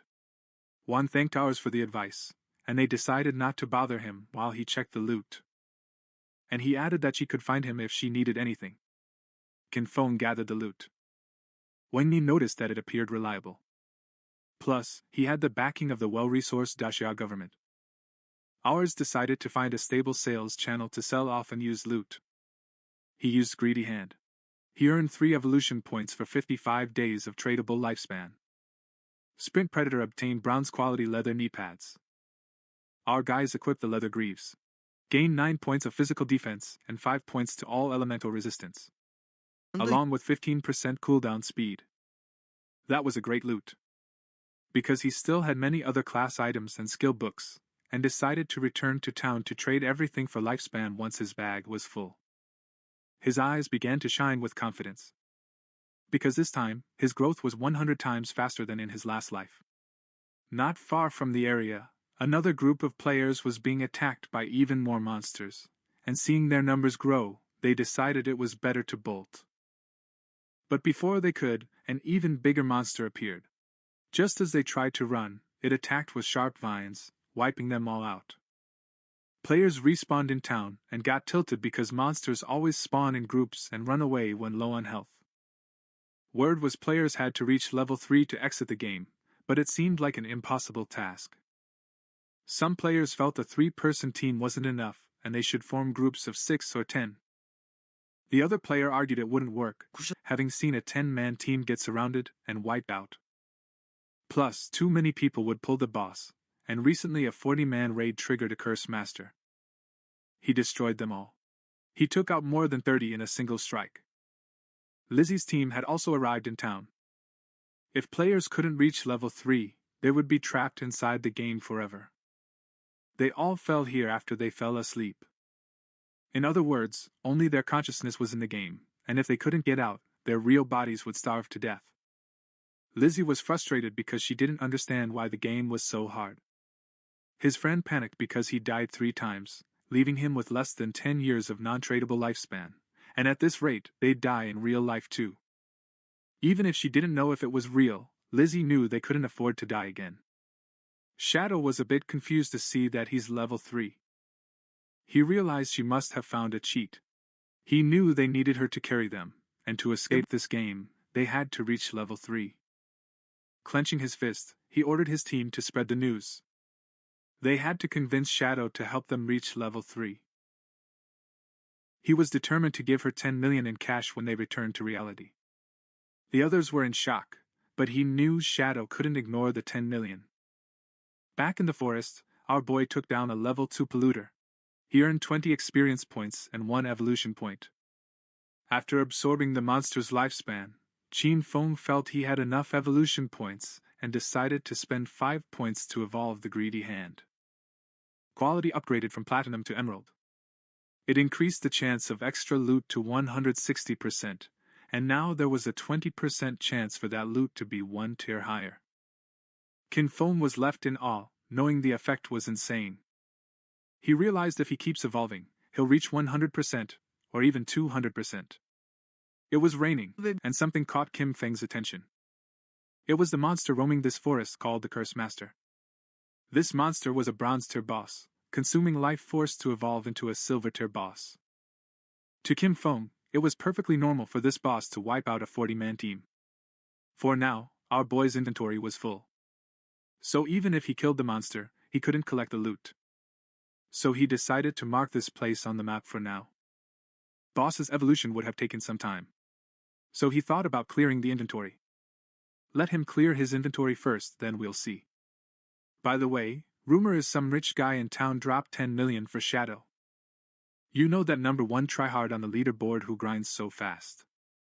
People were dropping like flies. Their lives were literally melting away. And the rich kids immediately started looking for an escape plan. Which means we're essentially GG, per folks like us. While folks were hanging out, Kin Fong suddenly teleported to the city, and everyone was speechless. When he used the system to open store mode, it announced that this player is selling items and skills. The market was only open for 10 minutes, and players glitched out when they saw 2 pieces of the bronze set on the guy. On top of that, he was selling 2 more. They still couldn't wrap their heads around the guy's bronze buskin. A total noob, dude. Why can't we see Kim Feng's face? They asked. Did another smart guy turn on face blurring, bro? So she explained. The character in the game looks exactly like you do in real life. That's why he's acting so mysterious. Then a sorceress approached his stall and asked curiously, How much for this ice spell, bro?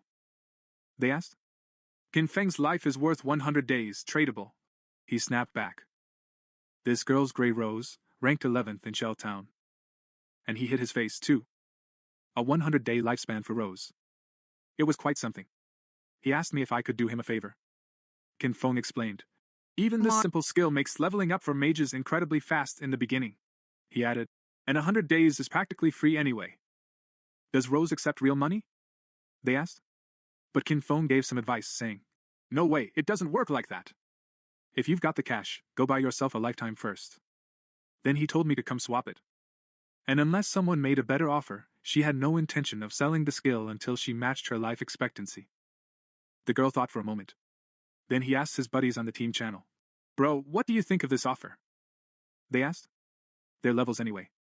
They had reached 2-0 at lightning speed thanks to his leadership. That's why nobody said a peep. They would even level this skill up to level 3 even faster. The important thing, obviously, was to get out of here first. He asked his buddies to send him their tradable lifespans. He promised to pay them back when he returns.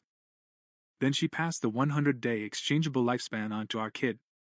Seeing the girl's whole team was level 2, Qin Feng realized.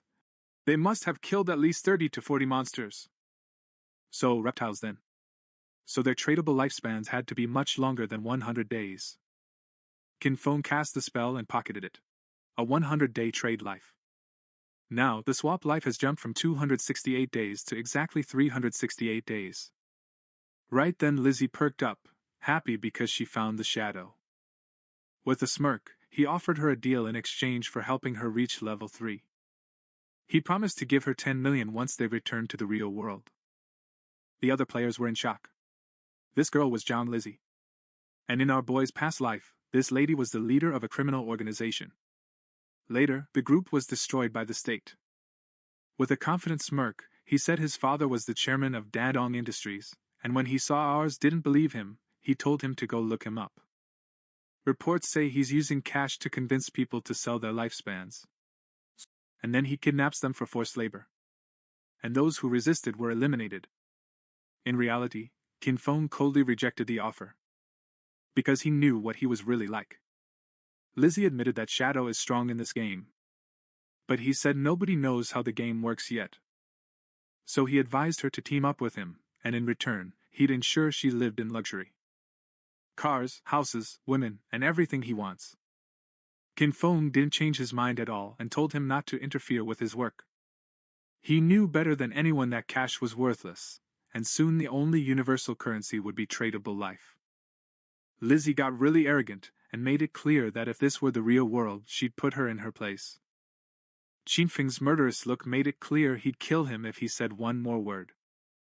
Until their life drops to 0. Lizzie and her squad felt the heat and bolted without wasting a second. A few minutes later, our guy sold the last item on his stall. The bronze level shining robe. Now he had a total of 546 days of trade life. Now that he's sold everything, he's decided it's time to deal with the Curse Master. No one knew it was invisible yet, but tradable lifespans could bring abilities to life, and soon this damn game would plunge the real world into chaos. Along with the real world histories people once took pride in, soon only personal power would matter. Lizzie and her team left the area. They were out of breath from running and Lizzie, in the shadow. Not only did he brush her off, and even worse, he gave me the look. And the girl swore. As soon as she returns to the real world, she'll find him and pull the plug. While he was setting these up, a guy named Mao Lijun, also known as Lao Mao, approached him. Lao Mao bet that he was on the 2nd level. He said there are some fancy tactics to level up in the game. He took the 10 million offer Shadow rejected and offered to bring Lizzie and her team to level 3. Getting suspicious, Lizzie asked what Lao Mao meant by that tactical remark. Lao Mao also told it. He told Lizzie he usually keeps these tricks to himself, but he'd do her a solid. He said in this case, to level up, you need to dump all your stat points into agility immediately. Doing this will make your running speed faster than the monsters. So it's supposed to help you win without taking a single scratch. Lizzie was shell-shocked because she dumped all her points into strength. She accepted Leo's offer. He accepted Mao's offer but said he'd only pay him 5 million because he's not as much of a boss as Shadow. Lao Mao agreed, noting that shadow is strong. It was super weird of him to turn down that much money. Meanwhile, Qin Feng had reached that eerie spot he marked on the map earlier. While still in ambush, he noticed the monster had reached silver rank, and the crisis around it showed it was still evolving into something even more disgusting. Poison arrow ability activated. He knew the beast's evolution to the gold rank would take 7 or 8 hours. Not intending to wait that long, he fired a poison arrow. His stealth strike dealt 659 damage to the monster. And the poison continued to melt the monster at 219 points per second. He quickly leaped onto the monster. Using Shadow Seep, he knew the silver boss's HP was 2 or 3 times higher than a bronze monster's. For someone at level 1. Suddenly, the monster began to gather a massive amount of magic in its hands, and it kept swelling. Qin Feng thought that hitting the monster 2 or 3 more times with his poison arrow skill would be enough. But suddenly, the monster launched a powerful attack that shook the area. It leveled the surrounding area. This explains that the monster is a magical boss with wide-range area damage abilities. After launching the poison arrow, he quickly retreated and narrowly escaped the attack range while still invisible. With his current HP and defense, he realized one hit from the beast would finish him in a single bite. As the war raged on, the monster began gathering strength for another massive attack. The massive figure turned toward him, but he stayed calm and moved forward carefully. On the battlefield, he was biting his nails while waiting for his ability to cool down. That secret shadow gizmo wasn't ready yet. So he had to wait for a moment of stupidity from the beast. His plan was simple. Wait for the right time, strike a lethal blow, and vanish before the monster even knows what hit it. Seconds later, the creature stumbled. He was badly distracted. This was the chance. Without a second's delay, he dashed forward with that toxic ability. The attack hit the bullseye. It dealt 659 damage. Almost instantly, the poison took effect, draining 219 of the monster's HP per second. The monster, sensing danger, tried to flee, but Qin Feng had no intention of letting it go. Eyes fixed on the prey, he followed with determination. The monster's battery was about to die. The escape attempt was a total disaster. It was pathetic. With a sudden move, Qin Feng vanished and reappeared on the creature's head, pinning it to the ground. The system confirmed your victory instantly. Bless him. They'd already finished off the silver level boss. Notifications started flowing down like a waterfall. He earned a total of 1,800 experience points and instantly jumped from level 3 to 5. He also gained 4 evolution points and a ridiculous 124 days of exchangeable lifespan. He gave a wicked grin. He noticed how a single gray slash made him jump 2 levels and showered extra evolution points as the monster's corpse turned into loot. The upgraded ability destroyed the greedy hand. As the air shimmered, a system screen confirmed the loot had been devoured. The rewards were even more legendary than expected. On top of that, I got 4 evolution points and an extra 124 days of tradable lifespan. So his earnings had doubled. These sweet rewards put a sneaky smile on your face. Getting 2 extra bonuses instantly was really not bad. He realized the silver grade boss dropped a total of 12 evolution points and 372 days of tradable lifespan. Just as he was enjoying the rewards, another system alert popped up, showing he'd hit an unexpected jackpot. The side effect of the greedy hand had kicked in. He upgraded one of the items he collected from silver to gold rarity. He looked at the notification with interest. Holy cow, a gold tier item. Now it clicked why greedy hand was considered a jade level talent. He could literally push the loot beyond its original quality. Then his eyes caught the loot on the ground. There were 78 items scattered around, but there were only 10 damn slots left in the backpack. He let out a deep sigh. She realized what a huge waste of time it would be to run back every time she finished a cut. He knew that something like a storage ring would fit perfectly to solve this problem. It was exactly the kind of thing Qin Feng was looking for. As Pam was about to scan that specific item in the loot, the scene suddenly cut back to Shell Town. There, the mage from Wingmin's team appeared in a burst of light. He had a look of deep relief on his face. He was finally back, entirely thanks to Wing. As the rest of the team followed, they thanked her, saying, "Raris, if it weren't for you, we wouldn't be level 3, let alone have made it out safe." But Wang brushed off the praise, saying, This is our collective success. But the magical girl couldn't escape a gnawing sense of regret. With a sigh, he lamented in the forest about failing to add Kim Fong to his friend list. He thought maybe it was because he was covered in mud at the time. With a smirk, her teammate comforted her, saying she looked great in her new outfit and that the mysterious player definitely wouldn't snub her again. Right in the middle of this talk, a system announcement rang through the town. The leaderboard has been updated. Shadow had reached level 5. This news hit the town's players hard. Someone couldn't believe how the Shadow teleported from level 3 to 5 so quickly.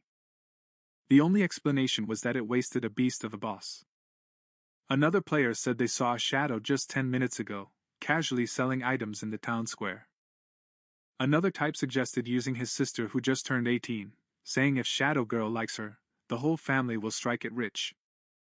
Because the Shadow's leveling boost would have literally changed the fate of the game. His friends quickly debunked this absurd idea, reminding him that Shadow didn't even care about 10 million in cash. That's why he wouldn't be interested in a matchmaking offer like this at all. Back at Wang Meng's camp, a seed of doubt had been planted within the team. They were just celebrating reaching level 3 when they learned the Shadow had already pulled far ahead. But Wang Meng stayed calm. He told them to set aside these delusions for now. They had to leave the game and return to real life to warn their families and friends about this dangerous game. As their bodies slowly turned transparent, their system logouts were confirmed. Wang Ming's final words were actually quite serious. If the world was heading toward chaos, he had to prepare his loved ones. This time, the scene returns to the real world. When Wang opened his eyes, a voice immediately called out to his captain. He wasn't just any player. Wang was a police officer. His teammates gathered around him in a panic. They were scared to death. Someone mumbled that they're spooked because their body's starting to turn into a ghost. While he was unconscious, that chilling truth was etched into their minds. If a player says GG or loses all their lives, they don't just leave the game. They were literally being erased from real life. But they didn't have the luxury to dwell on this horror. Wang shot up like an arrow and gathered everyone. Because something bad had happened. Someone asked what was in the Winch report. Wang said they formed a party, and every member has a hidden class that gives them a huge advantage in the game. Still, they almost got wiped because of a single monster. They were rescued at the last minute by an unknown player named Shadow. Confirmed that the Wang Meng report was accurate to the letter. Then he started telling us about Shadow's incredible growth. When Shadow helped them, he was level 3, but by the time Wing and his crew got there, Shadow had already flown to level 5. A massive jump of exactly 2 levels. This news blew the officers' minds. One of them asked that question, stating the obvious. So you're saying this Shadow guy is like the most hardcore gamer in the world now? How did this guy level up so fast? Theories began to fly, and Wayne suggested that Shadow might have taken down a high-level boss or achieved a feat of that caliber. Another officer obsessed with details noticed something strange. According to Wang, Shadow was already level 3 when he saved them. If that's true, why didn't he log out of the game like the others? Or did this Shadow have no family or friends waiting for him in the real world? A female officer came up with a daring idea. Shadow thinks she might be a transmigrator. He's one of those guys popping up now, acting like power was written just for him. He said these transmigrators are usually orphans, which might explain why Shadow hasn't returned yet. His words brought an icy silence to the room, and he turned beet red with shame when he realized how big a blunder he made. An unimpressed senior officer told him to stop playing the fool in this serious meeting, calling him a newbie. He tossed her idea straight into the trash. She said her brain was fried from reading too many novels. Then, returning to the main issue, the officer dropped a critical piece of information. Secret reports from the top brass revealed that researchers were tracking a disturbing pattern. A lot of elderly people were mysteriously passing away in their sleep. When researchers compared this data with those returning from the forgotten game of the gods, they noticed something extremely disturbing. Turns out the couch potatoes are the same ones getting deleted over and over in the game. This brings us face to face with that terrible truth. If your health bar hits 0 in the game, you don't just die there. In real life, your plug gets pulled too. One of the cops flinches, saying this godforsaken game is an anomaly. It's something that way exceeds their capacity to understand. The chief inspector says. Exactly, bro. Whispering that we might be facing an invasion of unknown beings from higher dimensions. A deathly silence fills the room as everyone tries to digest this heavy information. The chief inspector dives straight into the urgent matters without missing a beat. He says people at the top, likely the government, are raining down emergency orders. All officers must form vanguard squads based on their positions, dive into the gods' forgotten game, and grind as much info as they can. This is no longer a simple police matter. The government is forming a special unit to handle this unprecedented crisis. It emphasizes that the event is global.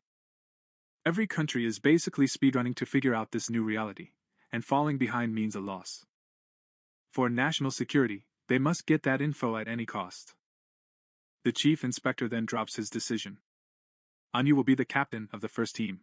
She accepts the role without any hesitation. Juan is appointed as his right-hand man, the vice captain, and they're given the authority to form their own squad. Wang nods, realizing how base the mission is. The chief inspector then turns his attention to Shadow, the mysterious player Wang Ming encountered. Based on what Wang Min said, Shadow doesn't seem like a malicious troll. So the chief commands Anu and Wang Meng to go and become buddies with him. Their goal is to figure out who this Shadow guy is and form an alliance with him. It explains why Anu is in charge of this. His vast knowledge of the game and lore makes him the perfect choice to investigate someone like Shadow.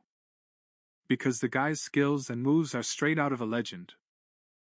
Chief Inspector Anu hopes to turn Wanjin's Shadow into an ally, a character that can represent them in the game. If they succeed, they'll gain access to lethal intel that will grant them a strategic buff. Other police officers are tasked with stalling the public, to maintain order and prevent a mass panic. However, as the sun sunsets, casting a golden glow over the city, officers prepare for the challenges ahead. The next day, the scene shifts to the main character's high school. His little sister sat at her desk, lost in deep thought. Students around are excitedly chatting about the latest news. A small group nearby is talking about a shocking discovery. Chang Wei, a student whose body is slowly fading, has reached level 3 in the game and logged out safely. One of the girls is changing, sharing that Wine is announcing something very important. If several people from the same area fall asleep at once, they all end up in the same starting village. This news creates both excitement and concern among the students. Another girl anxiously and insistently says this. If you're curious about what happens next in the story, don't forget to subscribe to the channel. You can support me by liking the video and leaving a comment. See you in the next episode. Another girl panics and claims this isn't going to work. He feels he needs to involve his family in this game. They have zero gaming experience, and he's scared something will happen if they jump in unprepared. But another student objects to this. He says they shouldn't rush to get their families involved right away. They must first become strong themselves so they can protect their families when needed. Meanwhile, the main character's younger sister looks at her phone, lost in deep thought. There's a frustrating feeling growing inside you. Why hadn't her brother reached her yet? With an event as massive as the God's Forgotten game breaking out, she had expected at least a message from him. But there was nothing. He hadn't asked how she was, or apologized for hitting her before. That wasn't like him at all. Back then, whenever they argued or she annoyed him, he'd find a way to make up. But today there was only a deep silence. No apology, no effort to fix the situation. Even though her parents never laid a hand on her, her brother, her own brother, had hit her. He's still angrily trying to justify what he did. All they did was skip class to see Songfei's concert. Was this really such a big deal? Frowning, she decides she'll never forgive him unless her brother calls and apologizes at least 1,000 times. His anger instantly turns into excitement when he starts talking about Songfei. Looking back, she was glad she went to see him yesterday. When the forgotten game of the gods took control, he might not have much chance to attend their concerts. A dreamy look appears on her face as she remembers how close she was to him last night. During the concert, Songfei visualized it on stage and couldn't help but feel how amazing it was. Then he noticed something. If everyone enters the game world while asleep, that meant Songfei would enter too. His face turned bright red, imagining meeting her in the game. Could this have been his chance? Was fate finally bringing them together? With this thought, her heart began to race. Just as he was getting ready for bed, something suddenly came to mind. Xiangfei reached the 3rd level very quickly. This meant he was probably an expert already. If he wanted to succeed in the game, he needed some good advice. So without hesitation, he messaged Xiangfei to ask if he had anything useful. Right before entering the game world. At that time, when Xiangfei received the message, he was with his classmates. He's looking at his phone and smirking nastily. Stunned by the situation, who could have ever imagined it?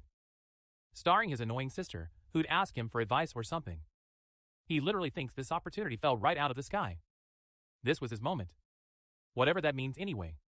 Xiangfei snaps back with an answer immediately. He says he's met his match. He gives her the game's biggest secret. Turns out he should have dumped all his initial points into agility. Otherwise, he wouldn't be fast enough to escape the creatures and would just keep falling down. The girl is asking if this is actually true. Even if he chooses the mage class. Xiangfei is gassing him up. He says agility is essential among mages. Because it says this boosts your casting speed to the heavens.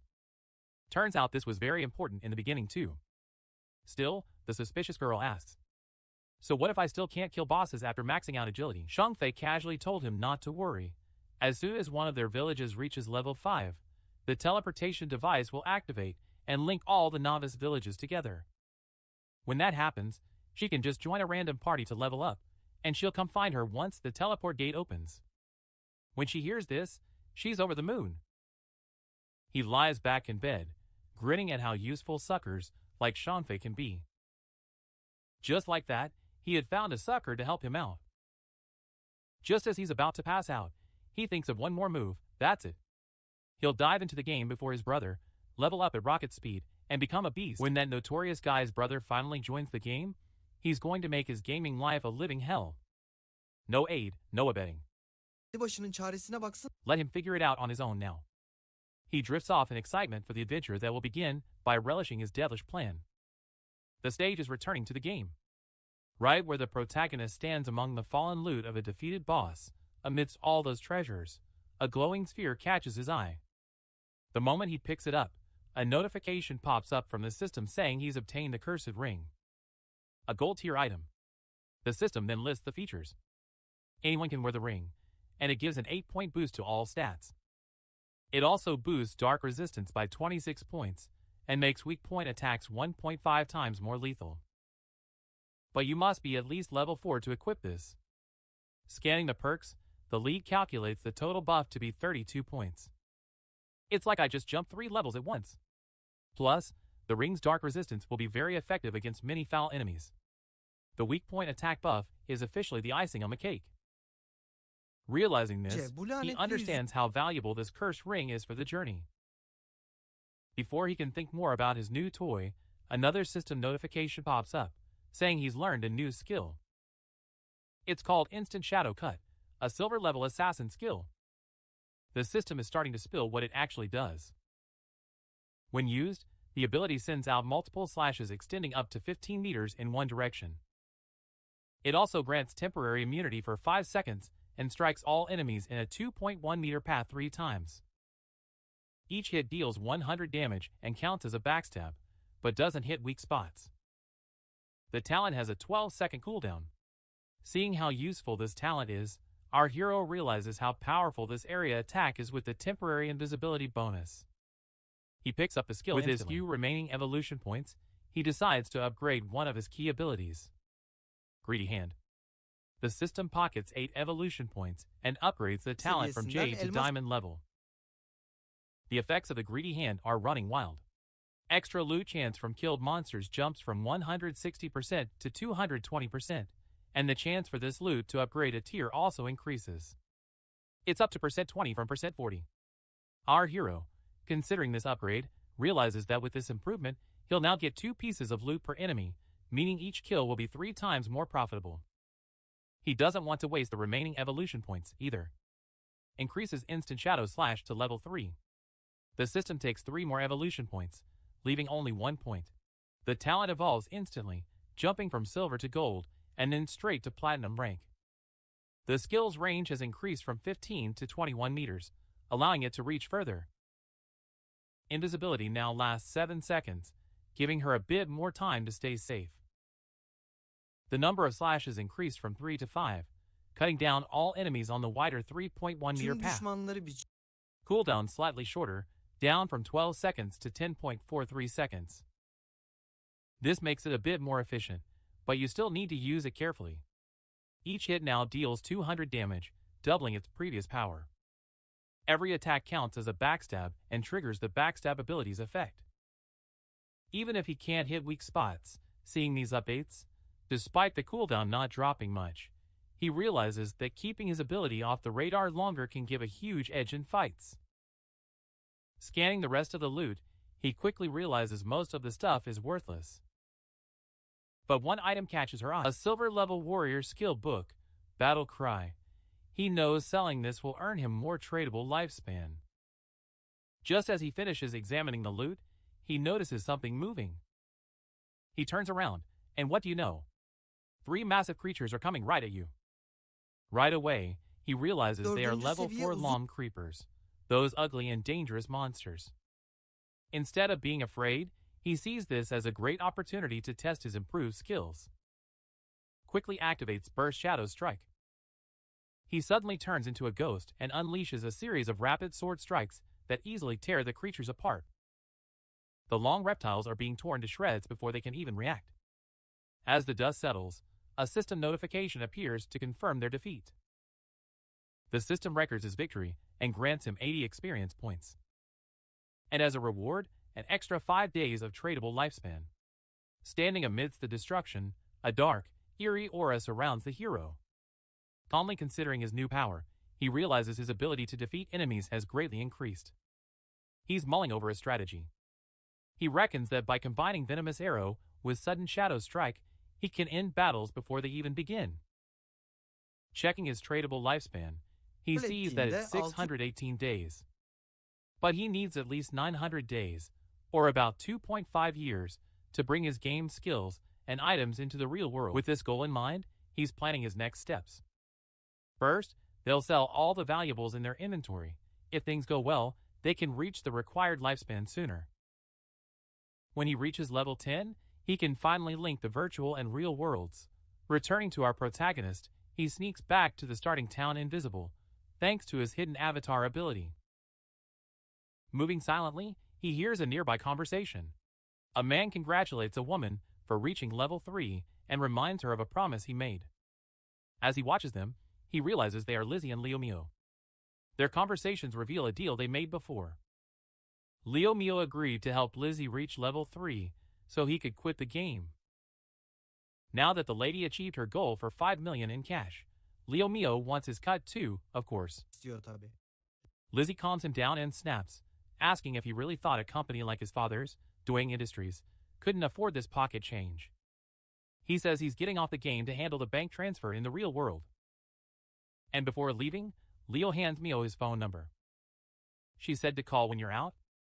Then he drops another bombshell offer. He wants to buy all the exchangeable lifespan. He's offering 10k cash for each day. Smelling the money, Leo Mio's eyes light up, and he instantly agrees. With a nasty smirk, he says King Feng is a sucker for rejecting Lizzie's offer, and adds they'll discuss the deal's details when they meet. But in truth, without them even noticing, King Feng glides among them like a ghost, right before their eyes yet invisible. Unaware of King Feng's presence, Lao Mio doesn't care about his lifespan in the game, thinking there's no need to grind. After all, he thinks he can just farm lifespan as easily as game currency. To him, turning game achievements into real money is the smartest strategy. And he thinks he's a total genius for coming up with this brilliant idea. The scene suddenly returns to the starting town. Right where King Finjan stands before the teleportation gate, he extends his hand, and the gate begins to glow with bright blue energy. And as the light strengthens, a system window appears on the screen. Congratulate him on activating the teleportation array in Shell Town, and reward him with 1 reputation point. The system explains that the teleportation gate is free once a day, but any further use costs exchangeable lifespan. But you see, since no other teleporters are active in the game yet, this feature is currently useless. Tragicomic. King Feng thinks about the teleportation system, knowing it's a two-way thing. Just opening one side won't do a damn thing. A player in another starting town needs to reach level 5 and activate their own gate for the system to work. Geçmiş yaşamında Song He remembers Song Fei was in Firefly Town in his past life. It seems human memory is not afflicted with forgetfulness. To stay ahead, he's setting up an altar that alerts him as soon as someone activates the Firefly Town gate. It's not just waiting, it's literally lying in ambush. The moment the gate is active, Song Fei will be ready to face him as he moves deeper into the city. Things are about to get real messy. His mind is completely locked on his target. While other losers think intercity teleportation is a big deal, he knows the real chaos hasn't even started yet. His true goal is to reach level 10, infiltrate the God-forsaken land, and finally detonate his authority there. That's when the real spectacle of this God-forsaken game begins. Soon he sets up his stall, and a system notification pops up, telling all players nearby that equipment and skills are for sale, but only for 10 seconds.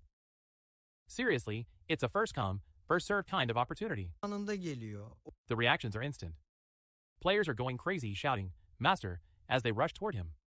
Some say they've lived just for this moment and are trading their lifespans for it. One player proudly boasts of having 150 days of savings, while another recalls selling Gray an icicle spell that helped when Kraufeng last opened his shop. So, it allowed the receiver to climb into second place in the rankings. Another excited player discovers a silver-level skill book called Battle Cry, an ability exclusive to warriors, and he decides to buy it instantly without a second thought. A system notification pops up, confirming the Battle Cry skill book has been sold, in exchange for a massive 300-day tradable lifespan. Players nearby are left speechless. One wonders if a single skill book could really be worth that much. Another player shuts him down, telling him to stop talking nonsense, and explains what War Cry is all about, that it badly boosts a warrior's Sesini monster fena grinding hype. capacity. With this talent, he says 300 days of tradable lifespan can be recovered in less than 2 days, making it a very smart trade. Realizing the value of Kraufeng's offerings, the remaining players rush forward, attacking desperately to grab something before everything is gone. Everything sells out in just a few seconds. Looking at the system window, Kraufeng checks his earnings.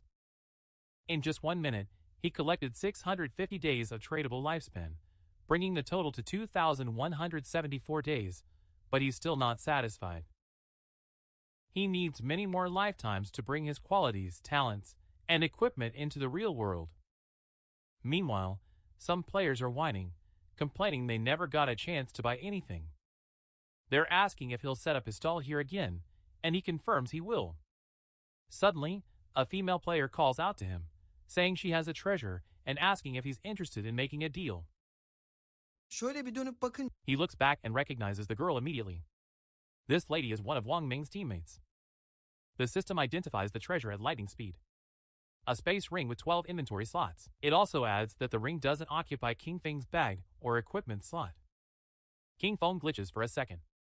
He knows the space ring's true value, one that takes up neither a ring nor a bag slot. This is a storage item that's hard to find. Since players can only carry up to 3 storage bags, an item like this is truly priceless. He understands that cosmic rings can theoretically drop from any monster, but he's also aware that the odds are practically zero. It's unbelievable that this money-grubbing girl found one so early in the game. His luck is literally glitched. Without wasting time, he asks the price of the ring he has already valued in his mind. In his previous life, a 12-slot space ring like this went for a jaw-dropping 3,600 days of tradable lifespan. But instead of asking for a longer life, the girl stuns him with her offer. The girl doesn't care about her lifespan or anything. Instead, he asks to add him as a friend and join the party to defeat a boss monster. King Feng accepts instantly, and a system notification pops up, confirmed that the player Coca Eric accepted the friend request. Leaving Shell Town, King Feng asks about the boss monster Eric needs help with. Eric explains it's a gold-level boss, but he couldn't see its name clearly because it's too far away. He says he's on the shabby old boat in the swamp. King Feng is in shock. Is this a golden ghost ship? He knows the ship is a rare special boss that can appear at any level. The spawn rate is incredibly low, but when it appeared in the past, the higher gear it dropped set the big clans against each other. Just seeing this monster could have started a massive war. But according to Eric, this version of the Golden Ghost ship is probably around level 5. So, it's the easiest target. Still, he wonders how Eric found such a rare boss so close to the starting town. His brain fries while trying to solve it. The space ring, the connection to Wang Ming's team, a gold-level boss appearing by chance. It's like a bolt of lightning hitting his head. Or could this girl be that legendary koi fish from her past life? People used to whisper that someone from Wang Ming's team was insanely lucky. He's been just wandering around, tracking down rare bosses, treasure chests, hidden palaces, and ancient shrines. He used to think this was just a myth, to hide his true identity, but now seeing Pluma, he realized the rumors were absolutely true, and there was the legend right in front of him. Lost in thought, he stared blankly at the girl, trying to figure out what all this meant. Plum noticed his odd stare, turned beet red, and asked why he was looking at her like that. Sordu. Coming to his senses, King Feng said it was nothing and focused back on their path. As they passed the main gate of the starting town, they didn't notice a figure lying in ambush nearby. A bald player hid behind a tree, scanning their every move. The scene suddenly cut to a group of tough-looking players, a long-haired man standing in front of many bald guys. To bald gamers. He spoke of past victories with an authoritative voice, just like when he led his team to conquer the Sand City's warlord. With confidence, he told the baldies that if they followed him, he would lead them to success in the game. Before they could speak further, the bald player following King Feng ran back and reported that the target had left town with a girl. The boss gave a wicked smirk. Laughing at the news, he thought King Feng was just another youngster, the type who's easily fooled by a pretty face. He ordered them to gather their group and act without wasting any time. It was time to make a move. Meanwhile, as they continued their journey outside the town, King Feng mentioned the conditions for helping Plum's group. If equipment or skill books drop, Plum gets what she can use, but he gets the rest. Plum thought for a moment and then asked what other group members, like Wang Ming, would gain from this deal. King Feng explained that since the group had different roles, there was no guarantee gear for an assassin would drop. If this happens, he would have fought in vain, which wouldn't be fair at all. Understanding his logic, Plum accepted the terms, but had one small request. He asked if any gear drops for the captain or other group members, would they sell it to him at a discount? King Feng accepted. Now that the terms are set, Plum said that once Wang Ming and the others log back in, they'll head to the boss room.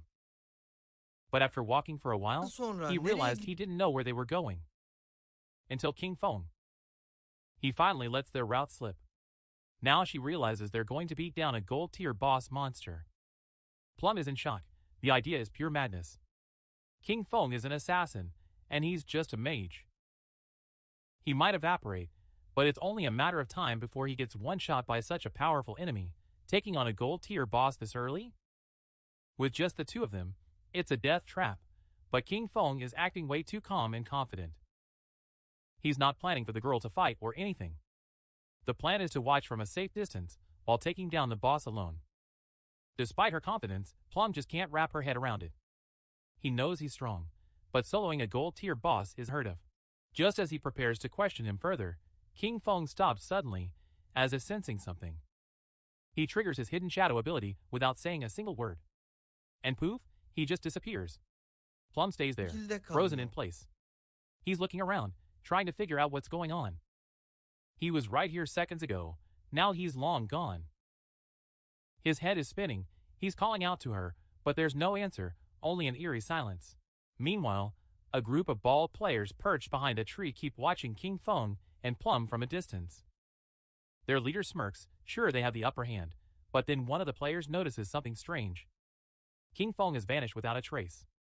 They're confused, looking at their boss without knowing what to do. He's just shooting in the dark, thinking King Feng tricked Plum and left her all alone. With a nasty smirk, he orders his men to attack. First, he plans to pack up Plum and have some fun before anything else. As they dash forward, they recall the promise their boss made to them. Anyone who gets with her is set for life. Now he claims that even girls approach him, but just as they get close, a shadowy silhouette appears in front of them. Leader Duraxio's smirk freezes on his face as he looks at the vortex-like dark aura before him.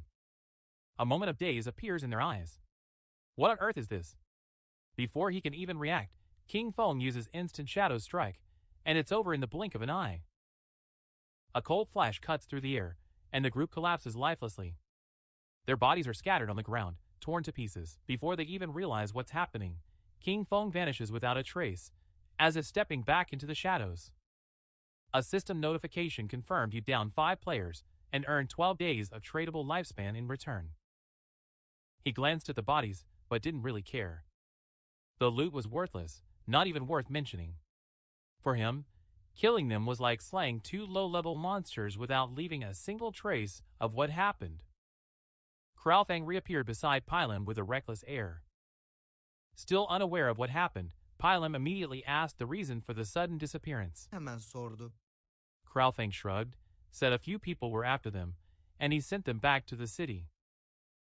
Even though Pylam seemed satisfied at first, her curiosity piqued and she started asking questions. He jokingly said he thought she went to the bathroom, thinking how useful his invisibility was for this.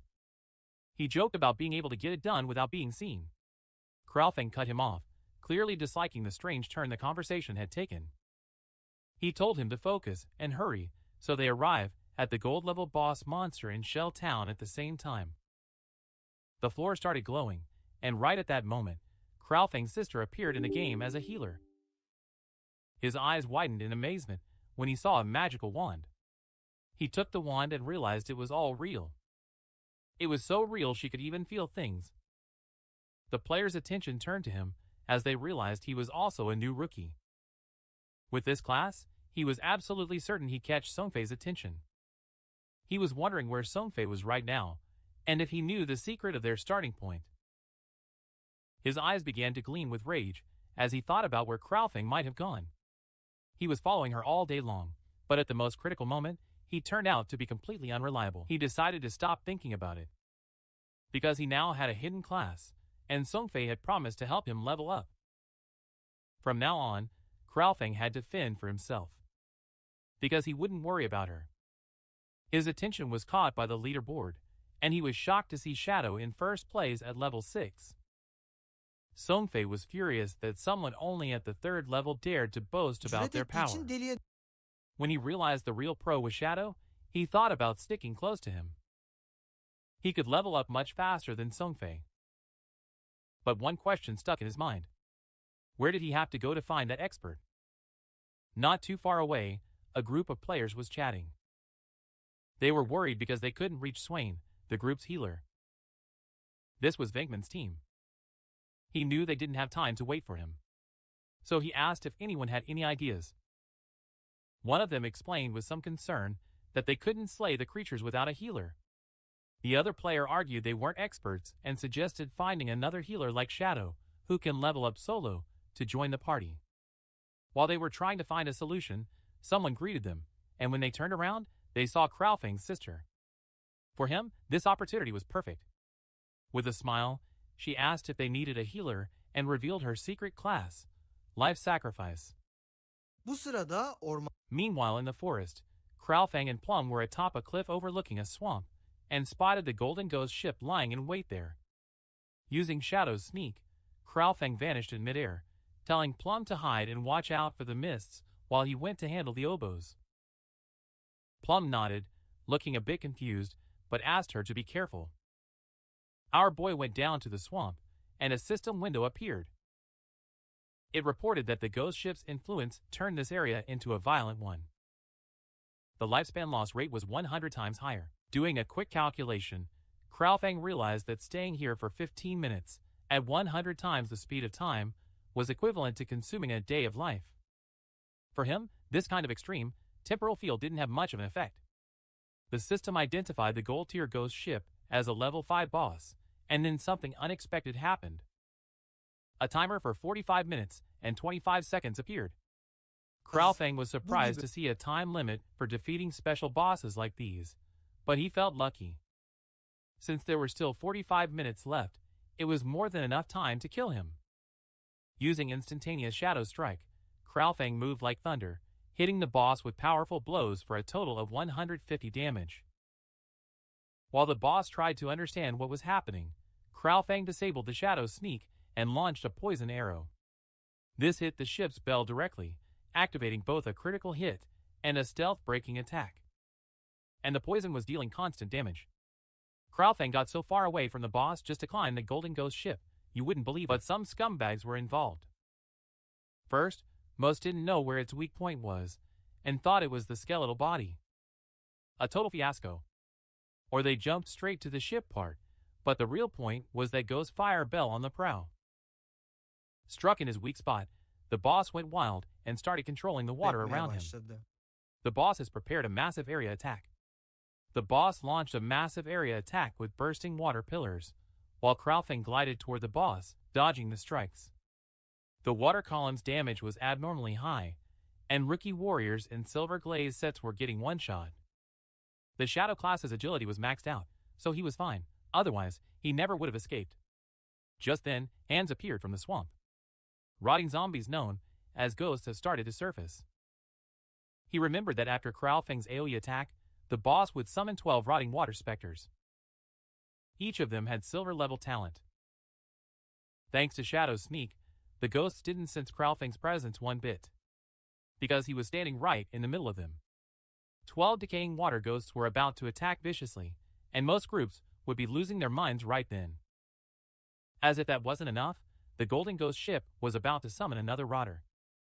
The water ghost every 3 minutes. If you weren't fast enough in dealing with them, their numbers would keep growing. And that would result in a cute little party. But they wouldn't notice him since he had been invisible from the start. He just needed to find the perfect angle.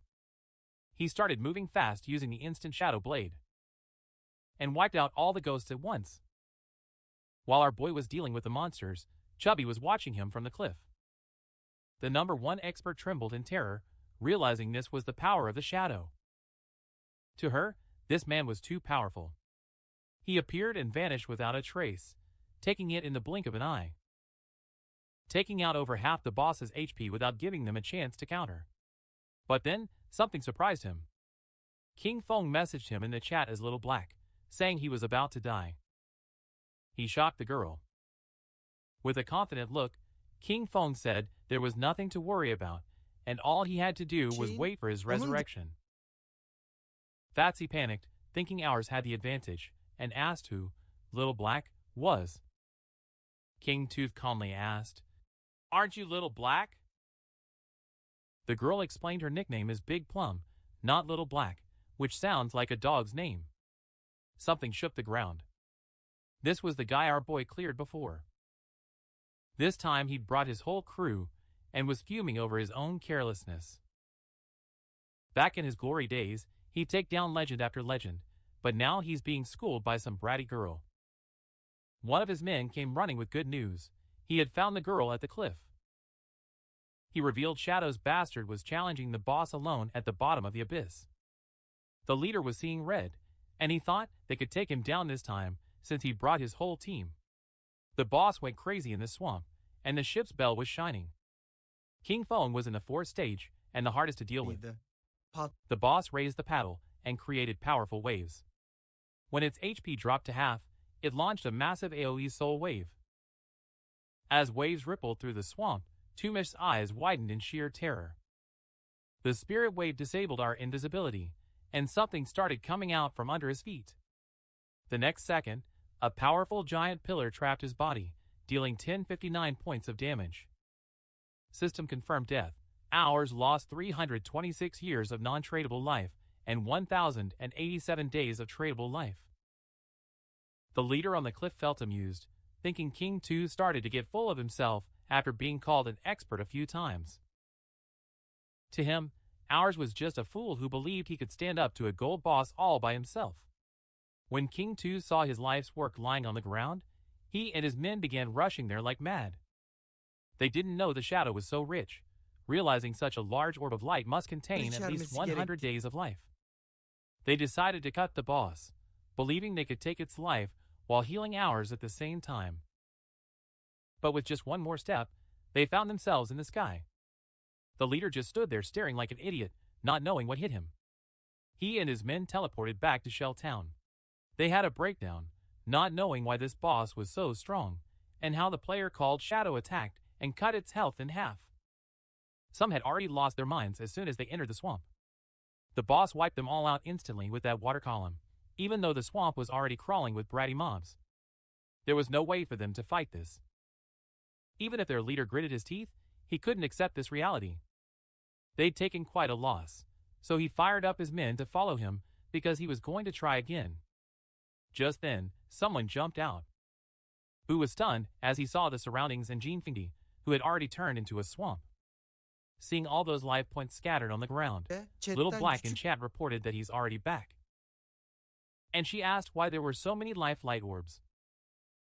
Small Black one, that's it. He was surprised she returned so soon. He explained that the survival points belonged to a group of rookies. These guys dove into the foam, then got wiped off the map by a water column. Kim Phone couldn't help but smirk when he heard how arrogant they were, but then remembered all the trouble he'd caused in his own past. The ghost ship had taken a heavy toll on both him and his time. The boss was still hanging around out there. Kim Phone began to size him up. He knew that the Golden Ghost ship would only use that anchoring ability once. I mean, the rest of your health was like a snack. When health drops to half, it had a chance to disappear upon taking damage. And by reappearing in a distant place, he made it extremely hard for ordinary players to take him down. Not wasting a single second, Kim Phone fired a poison dart that scored a direct hit on the ship's bell. The boss has officially lost it and started preparing a new attack. Seeing this, Kim Phone instantly vanished using Shadow Sneak. After carefully observing the boss's movements, Kim Phone struck quickly with an instant shadow blow.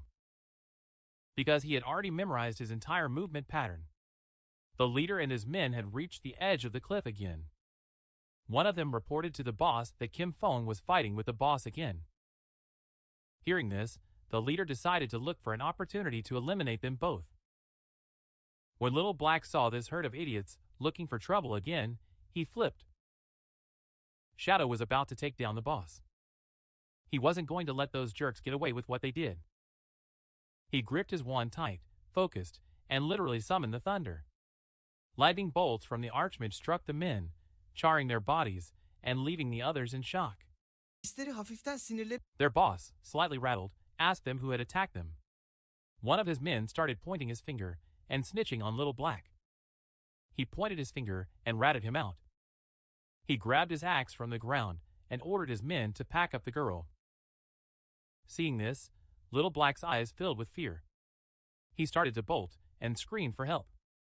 The boss and his men came after him, swearing they'd kill him.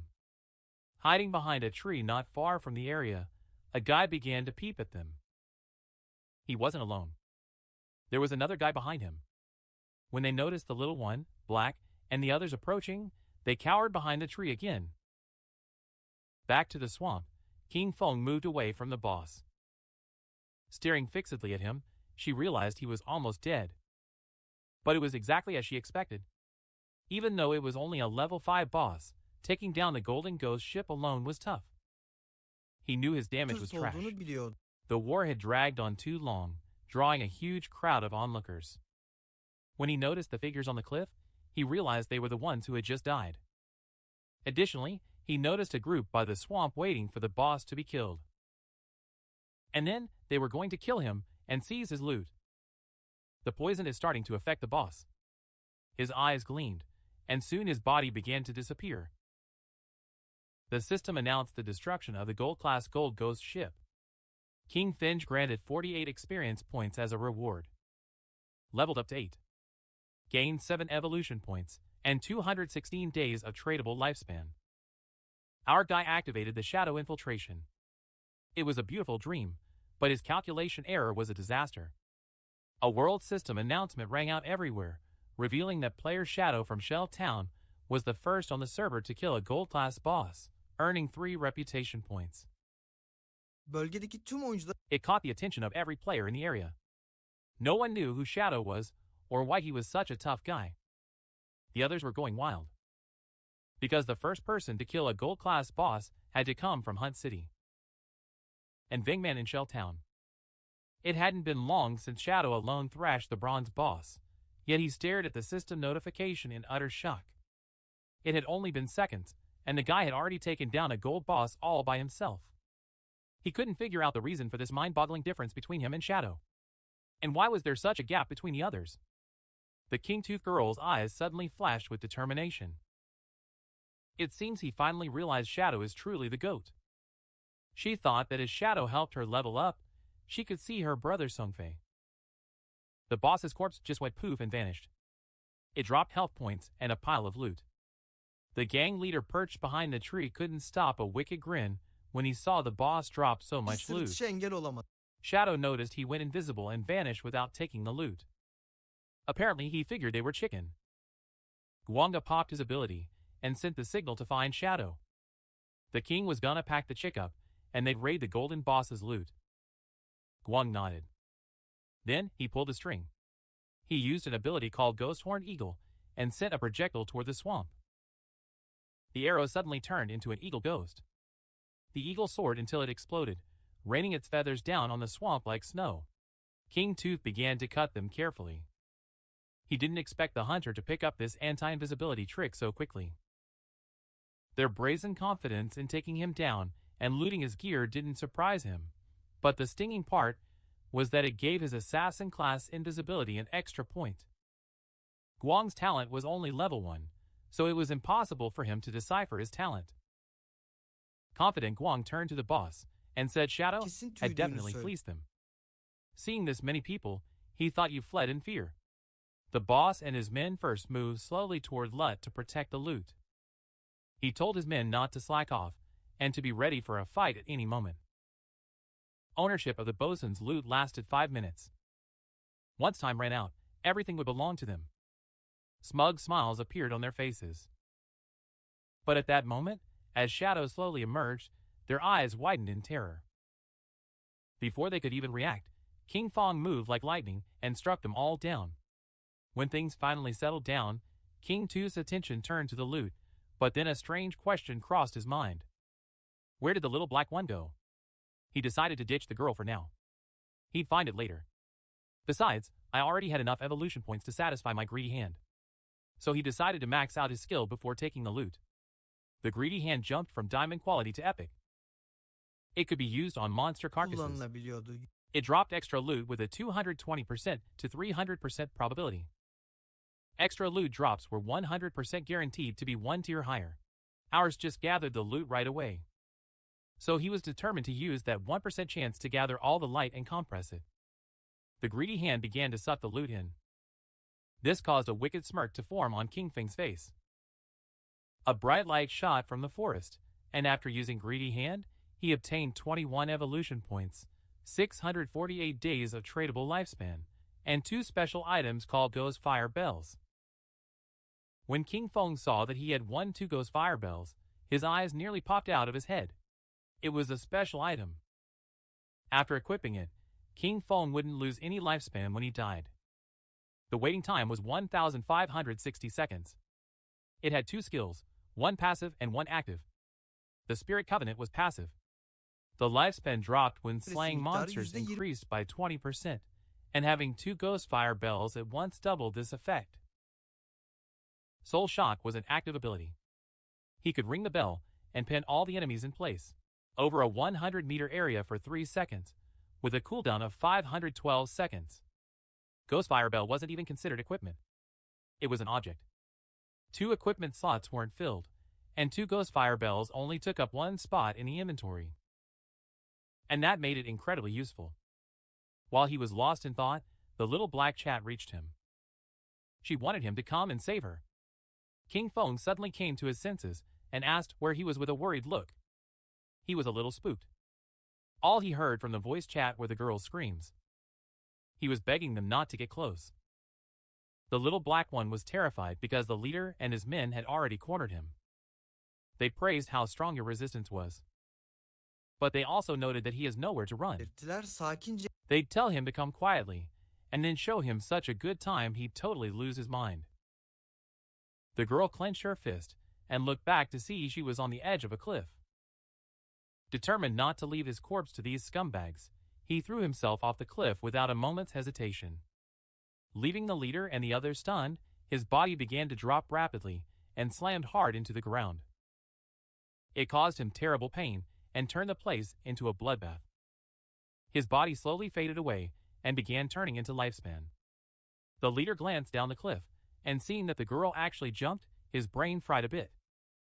He thought you were so reckless or something.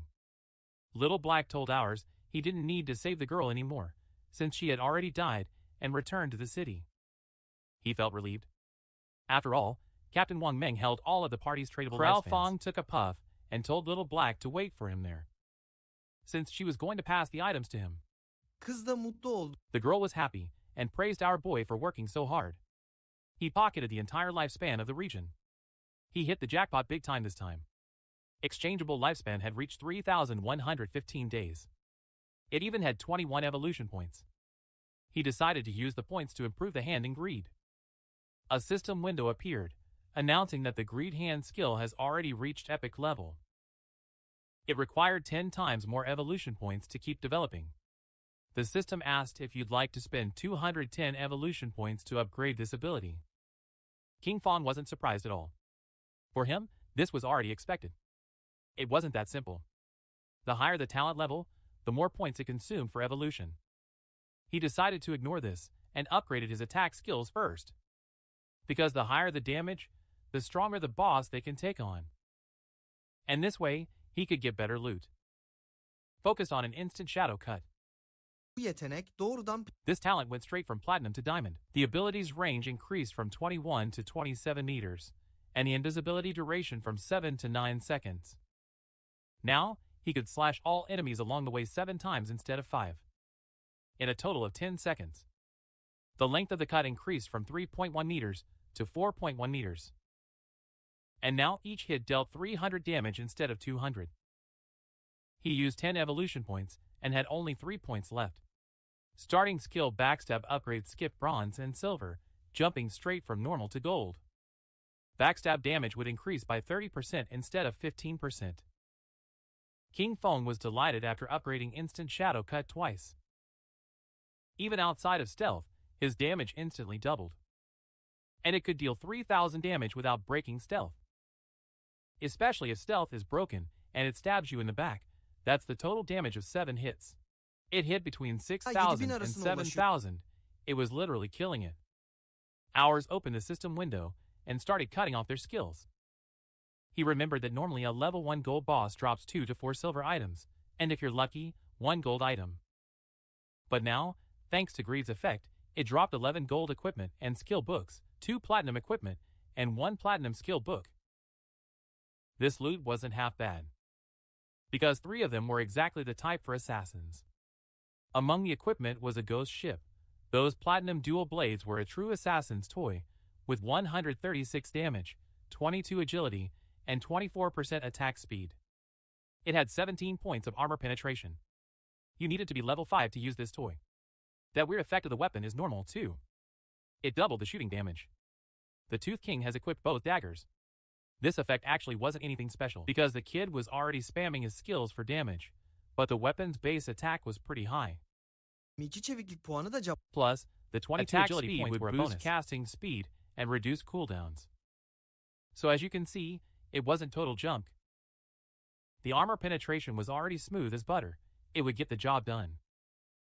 Then he put on his gold tier Ghost Fire leather armor. It gave 25 physical defense, 50 fire resistance, 14 damage block, and a full 419 health. It's like a joke. You also had to be level 5 to wear this equipment. The kid was totally stunned, because his health didn't increase even after leveling up. His current HP was 350, and this armor is 419 on its own. He used a health boost. With this on, most players couldn't even dent its defense anymore. He decided to hide his defensive gear via the system and use the assassin class's weak starting look. This way, others wouldn't be able to see his insane items, forcing them to open the game interface to inspect him. Ama But wait, there's more. Checking the inventory, he noticed there was one last piece left. He saw that it was a talent book. It's called Gold Level Ghost Shadow Blur. He's got full assassin skills and even a passive. It gives a 15% evasion rate. And when evasion was active, I became immune to all damage. King Fong was over the moon to finally find an assassin survival skill. But then he remembered how trash this ability was. Because building up the evasion rate in this game was incredibly hard. And if you spent all your effort boosting your evasion rate, your other stats would hit rock bottom. If you didn't dodge, you'd be GG. It was extremely dangerous. Our guy's body started glowing. Since Malum was different from the others, he could evolve his abilities forever. He wouldn't sacrifice his other stats while increasing his evasion rate. So this whole thing only benefited him. King Feng bölgeden uzaklaştı. King Feng started to leave the area and decided it was time to head back. The remaining loot was for the warrior, priest, and archer classes. He could sell these to Wang Ming at a 10% discount. And even though they couldn't afford it now, he was sure Wang Ming would sell it on credit, knowing his character. This legendary upgrade was all thanks to the little black one. If it weren't for this quifish, he wouldn't have found a level 5 ghost ship to attack. So he decided to thank her. As King Feng passed a tree, the furious leader and his men appeared at that very moment. King Feng noticed them, and they noticed him. Their faces turned pale, and their eyes filled with terror. They started running for it the moment they saw the shadow.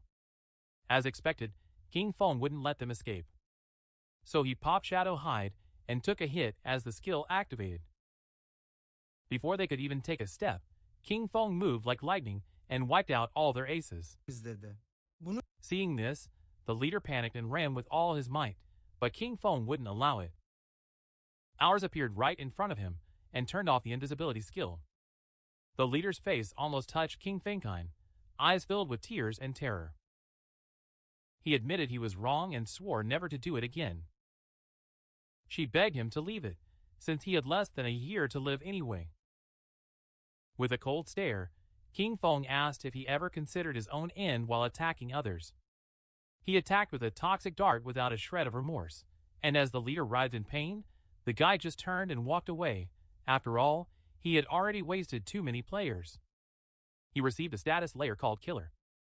At the current first tier of Killer status, he would lose 75% of his current lifespan. At the moment of death, King Feng was calm because he had the Ghost Fire Bell. If he were to die by mistake once, he wouldn't lose any lifespan at all.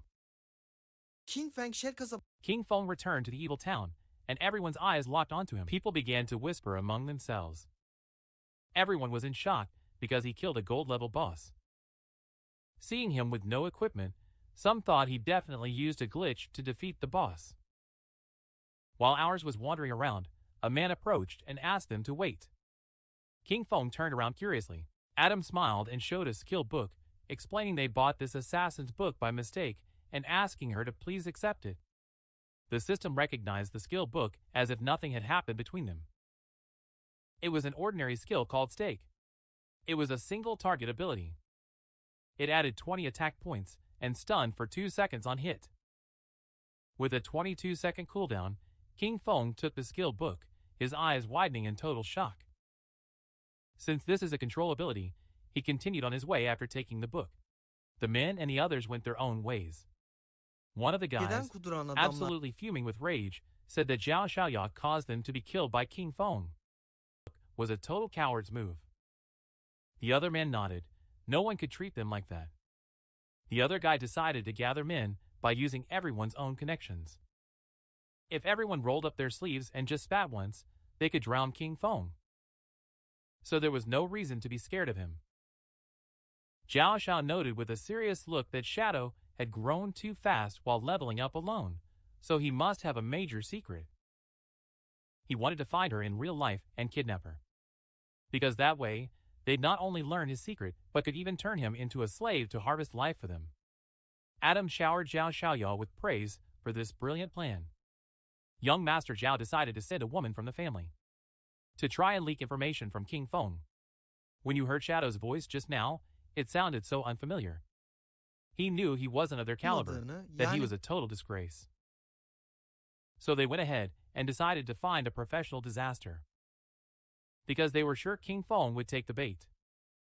So King Feng went and met with our little Blackie and asked him to accept the trade, because he's going to fire something at him. When she heard this, her eyes widened in shock. But she set the record straight by saying her name wasn't Little Berry, but Big Plum. King Feng gifted the girl a necklace with a fatherly talent. And as soon as she used them, flames began to burst from her magic wand. The girl is in a better mood now, because with this talent and necklace, his damage had increased many times over. On top of that, mana regeneration had more than doubled. She thanked the boy from the bottom of her heart. Our guy brushed it off, saying it wasn't necessary, and he was just following their deal, then asked him to hand over the space ring. The girl grinned, pulled the space ring from her inventory, and said it could be his. Turning red as a beet as he fled the woods, he blurted out that he'd found a cave underground. He said it looks like the entrance to some ruins and asked if you're interested. King Feng was stunned for a moment, because first the Golden Ghost ship appeared, and now the entrance to a ruin. This girl realized that being just friends is actually quite profitable. The sincerity was mutual, of course. If the girl hadn't given him those 2 gold pieces of equipment, he'd probably only see this information in his dreams. With this space ring, his inventory finally reached 27 slots. King Feng asked where Wang Ming was and promised to head to the ruins he mentioned after selling the goods. To grab a Coke. The girl reached out her hand. They explained that the captain and the others went to level up the new priest. So, it didn't seem like they were coming back anytime soon. Using the map, he marked the ruins entrance, saying there's a stone slab on the ground, behind the bushes. kenara çekip kaçarken He pulled the sign aside to hide, but just a few steps in, he heard screams coming from inside. He dashed out as soon as he got scared, otherwise those guys could never have caught him. King Feng teleported instantly and decided to head to the ruins right away. He could deal with Wang Ming later. When he came back, Little Black's brain totally fried. Didn't our guys and Led dash into the forest from Shelltown at the start? He was looking for a place to grind to level 10. But since a ruin came right to you, why bother pushing yourself? In starter towns, usually 3 types of ruins would pop up, bro. Tombs, cursed ruins, and temples of faith. No matter the type of ruin, the trash mobs inside were all bronze level. Some monsters could even reach silver level at times. To him, these creatures were an ocean of life and evolution points. It was a honey treat. Following the spot marked by Little Black on the map, King Feng reached the benim entrance of the girişime ruins. ulaştı. Ours dove right in without wasting any time. Remember, 3 types of ruins usually appear in a novice town: tombs, cursed ruins, and temples of faith. There wasn't much to say about the graves.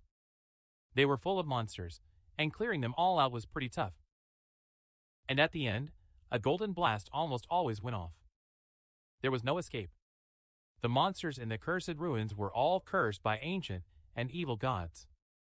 They might have been human once, but some went mad, and others turned into ghosts when they died. The monsters in the temple were all disciples of ancient and evil gods. Plus, the temple's layout was incredibly complex. The walls were covered in ancient murals. If you managed to beat the last 2, you get a special item or a skill book.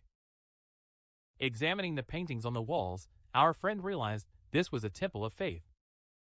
He began examining the pictures closely because they looked hauntingly Ona familiar fena to him. halde tanı. Just then, roars broke out, and Hour started waddling down the hallway.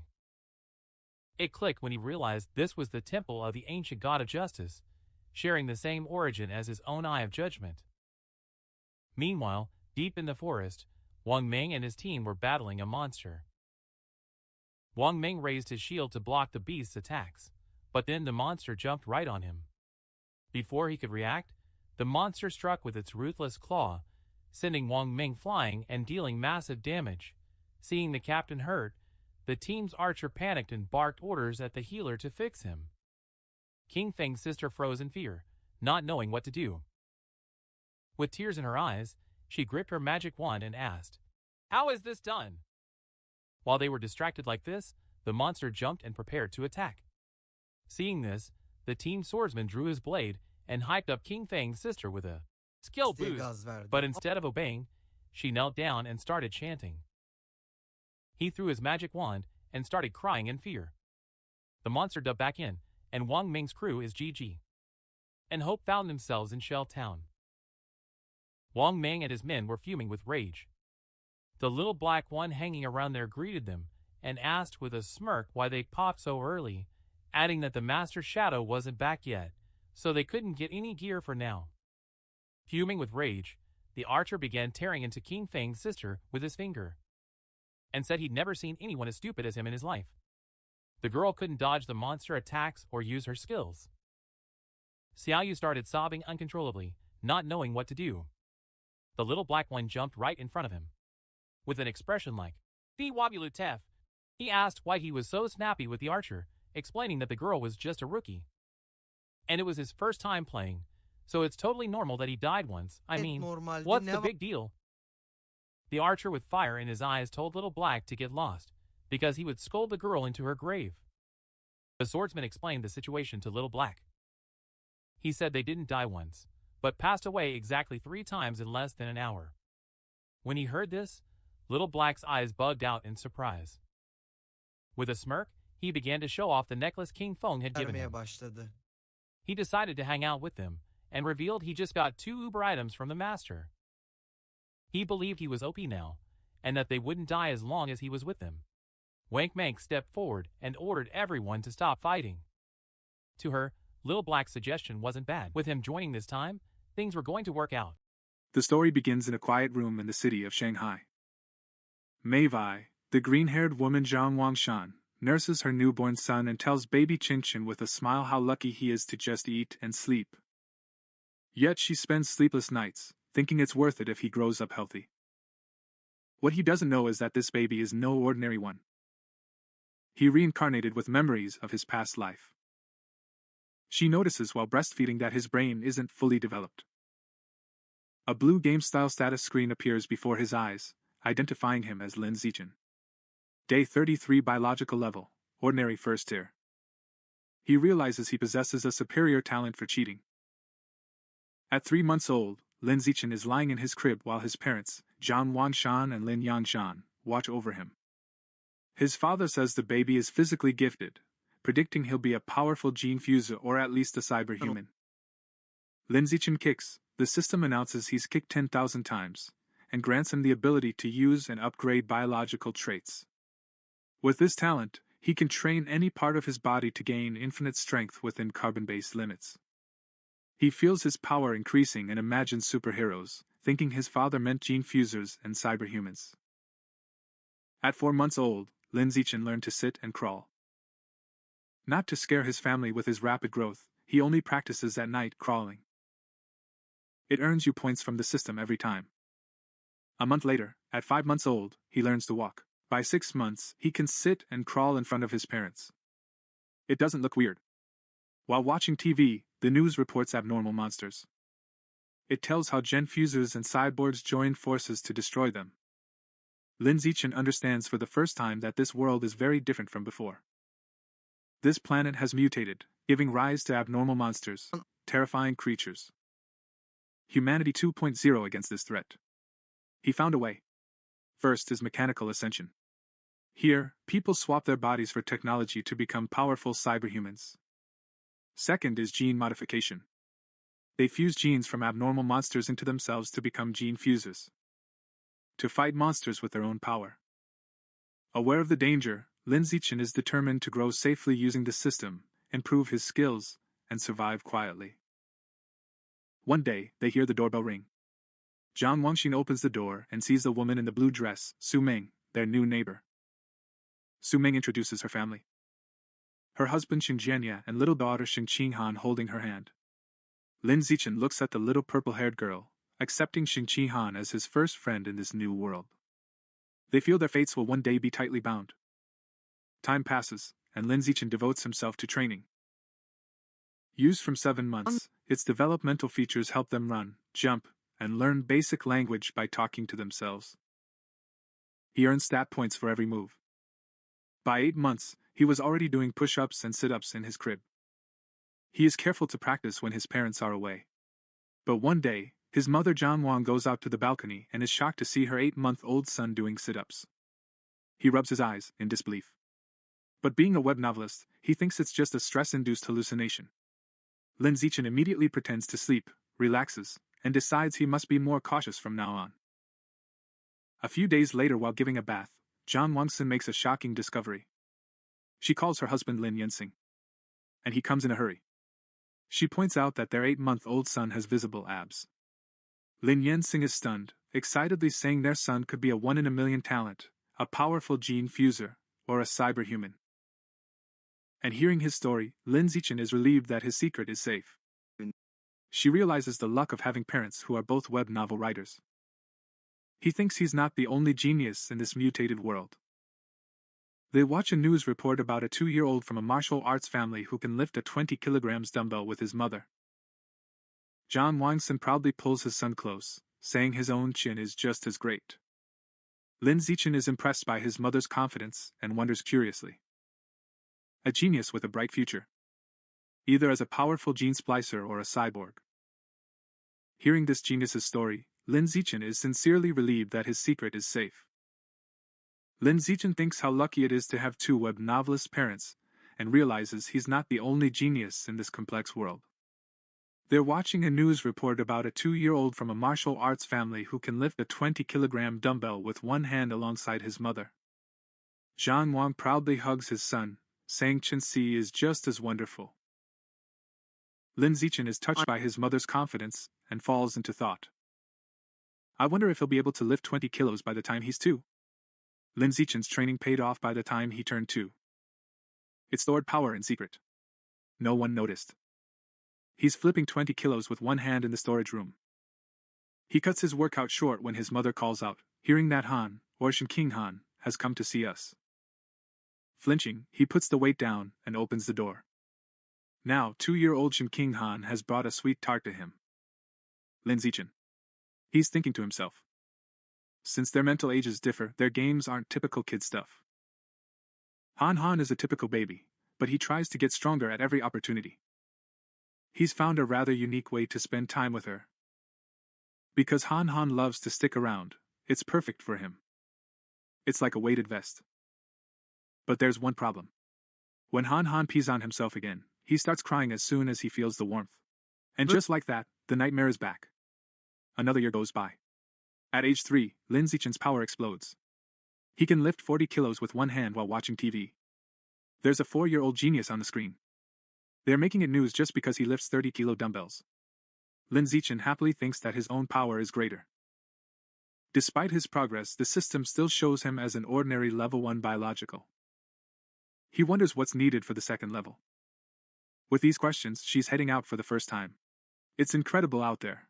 A futuristic cityscape filled with beast men and cybernetic creatures. He thinks they must be gene fusions and cyborgs. His mother and neighbors are heading to the library, accompanied by Shumang and Shin Han. Because his parents had forbidden him from using electronic devices. Books are his greatest source of knowledge. The librarian guides him to children's books, but Lin Zichen heads toward the advanced encyclopedias. Anxious Shin Ixian Han follows him. Mothers watch in astonishment. Xiaoming asks why you like books like these.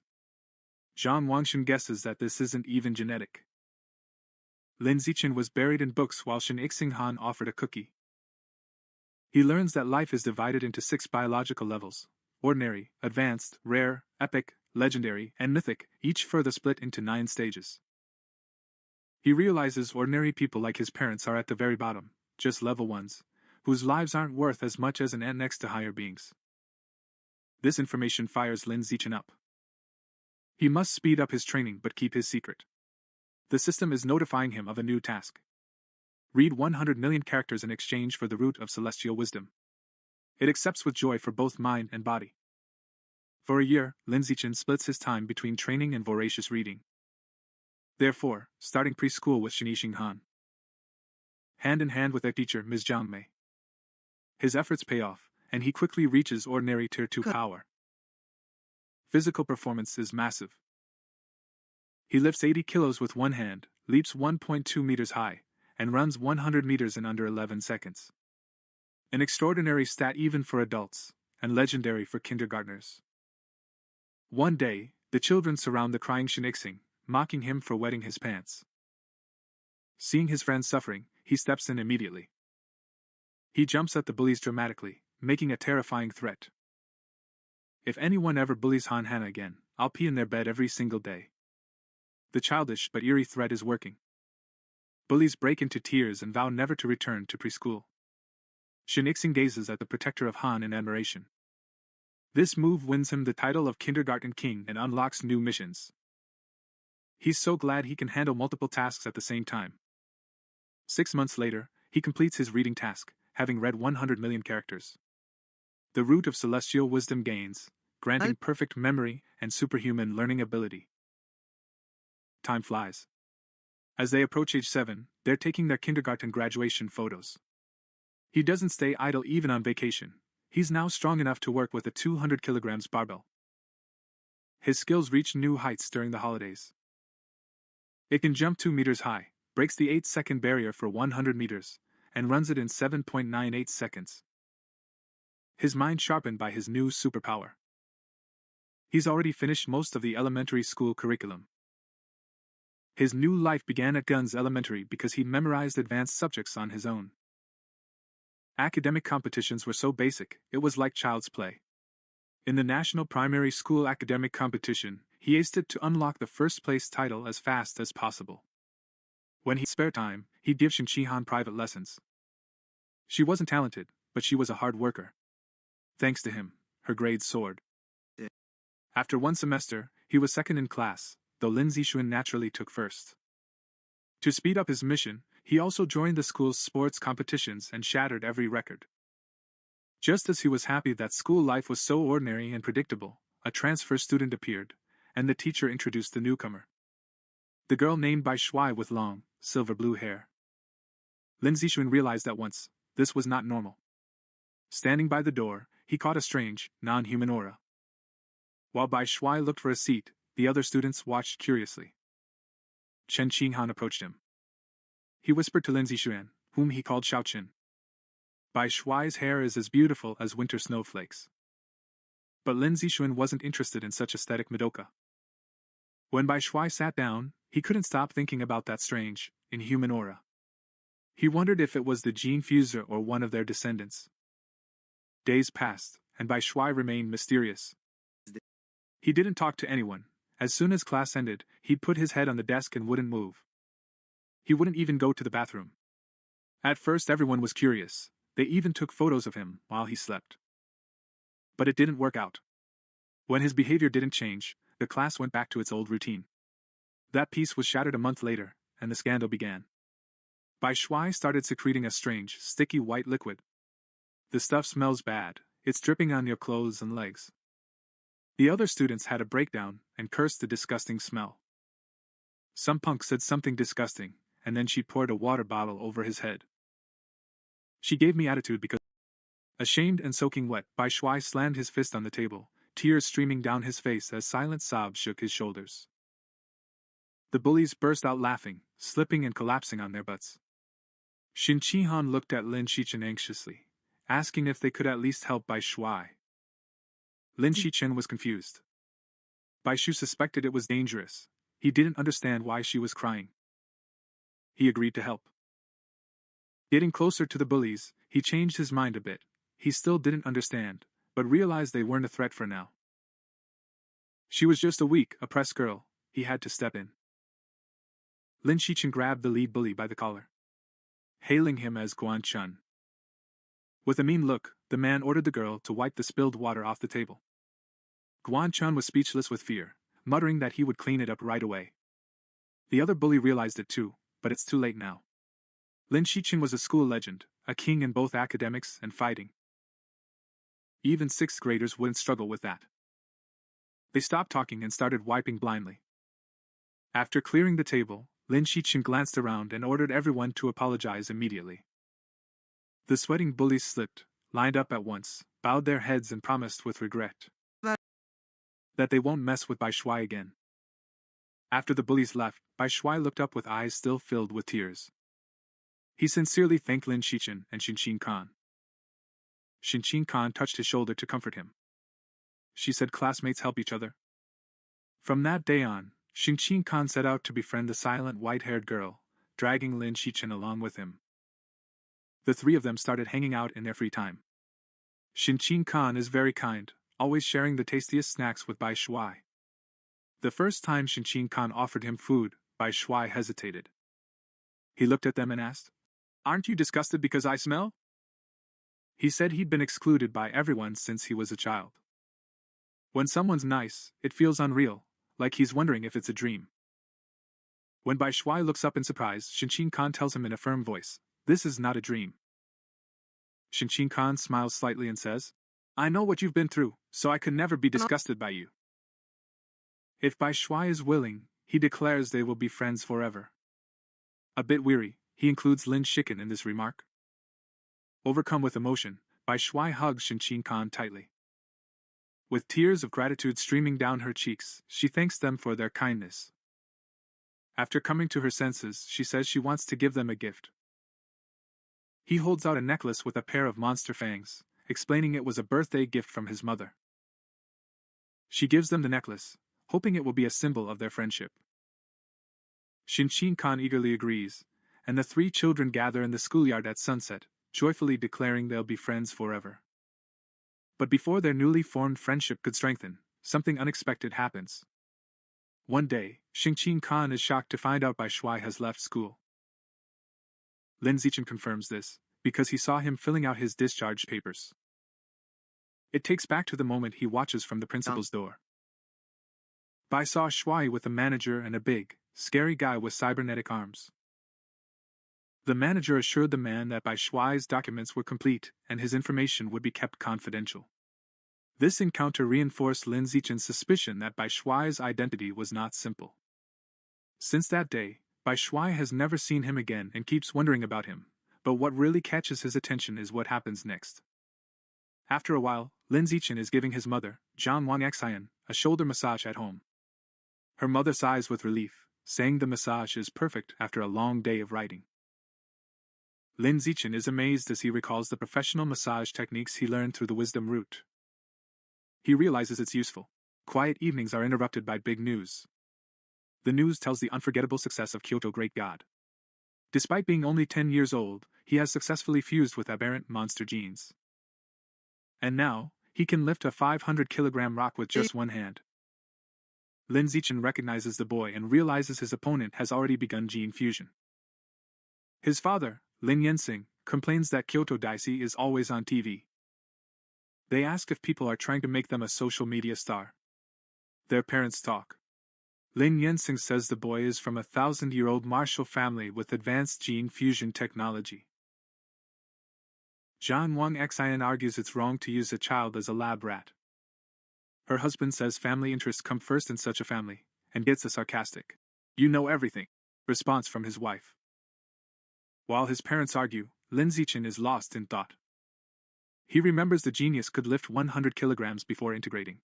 Now it can lift 500 kilograms, a 5-fold increase. In contrast, when Lin Zichen was only 8 years old, he could lift 300 kilograms with one hand without gene fusion. As a result, he asserts with a confident fist that his potential is much greater. His self-confidence is through the roof, but this feeling won't last long. The next piece of news will teach him the meaning of fear. The live broadcast shows a city in a neighboring country completely destroyed by a massive explosion. The news says the attack was carried out by giant aberrant rats. On screen, horrific monster rats swarm over ruins as they grab a screaming woman with giant jaws and savage her. The news continues, stating the heretics are responsible for the aberrant rat attack, acting as instigators from the shadows. An official from disaster-stricken Sakura requests international aid at a press conference, revealing the deviants are a mysterious cult manipulating animals.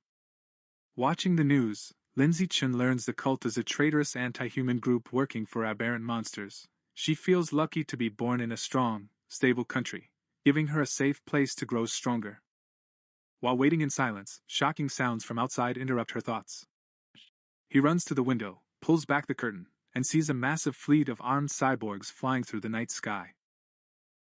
He wonders why so many were assigned and hopes nothing is wrong. The next morning everything seems to be normal. Lindsay Chin waits for Shin Xinghan, who apologized for being late. When he gets close, he notices something is wrong. The monster tooth necklace by Shuai gave her is now on Shin Xinghan's neck, glowing a stupid blue. He realizes the tooth belongs to an abnormal creature and that the inhuman aura he just felt came from it. The glow fades instantly, and they don't really care. But between the cyborgs and DNS response, Lindsay Chin feels something is coming close. On the way to school, a tall redhead in a black dress leans against a lamppost, watching them. He teases them about how sweet they are, then walks right up to them and asks, "Are you guys brothers?" Shin Xinghan proudly corrects him, saying they're childhood friends. The woman smiles with a sigh. They say they wish they had a childhood friend too, but then their facial expression suddenly darkens. He leans in, eyes glowing, and asks, "Why are you going to school alone? Where are your parents?" As Shin Xinghan begins to reply, Lindsay takes his hand and cuts him off. He pulls her along, saying they'll be late, and she's left behind. Once they're away, Lindsay snaps at Shin Xinghan. It says don't talk to strangers. Shin nods in agreement. After school, Lindsay Chin leads them through a deserted alleyway. Shin Xinghan is terrified, saying, "What is this? This is so creepy." Lindsay Chin reporting, "This is a demolition zone, everyone's already moved out." That noise happens while moving. They run into that red-haired woman from this morning.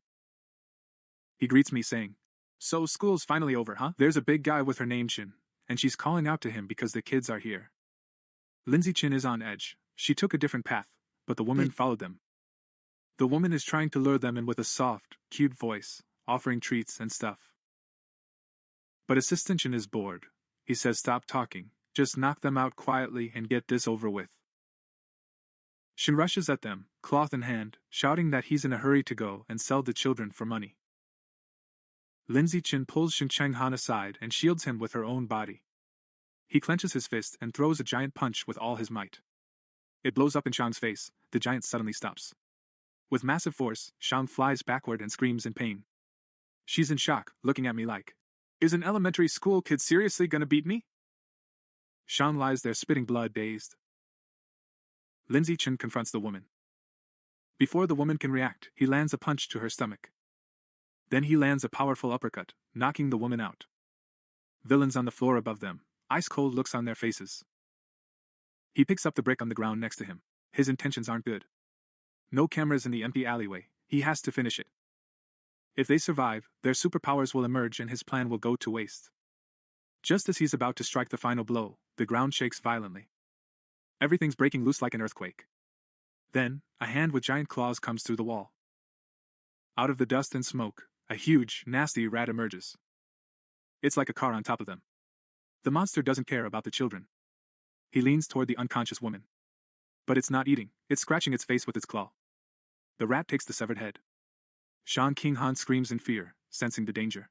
Lin Zichen hugs the frightened King Han. "This is a giant, nasty rat," says Head to safety. They're grabbing them and running away. A red and gold light flashes in the sky as they flee.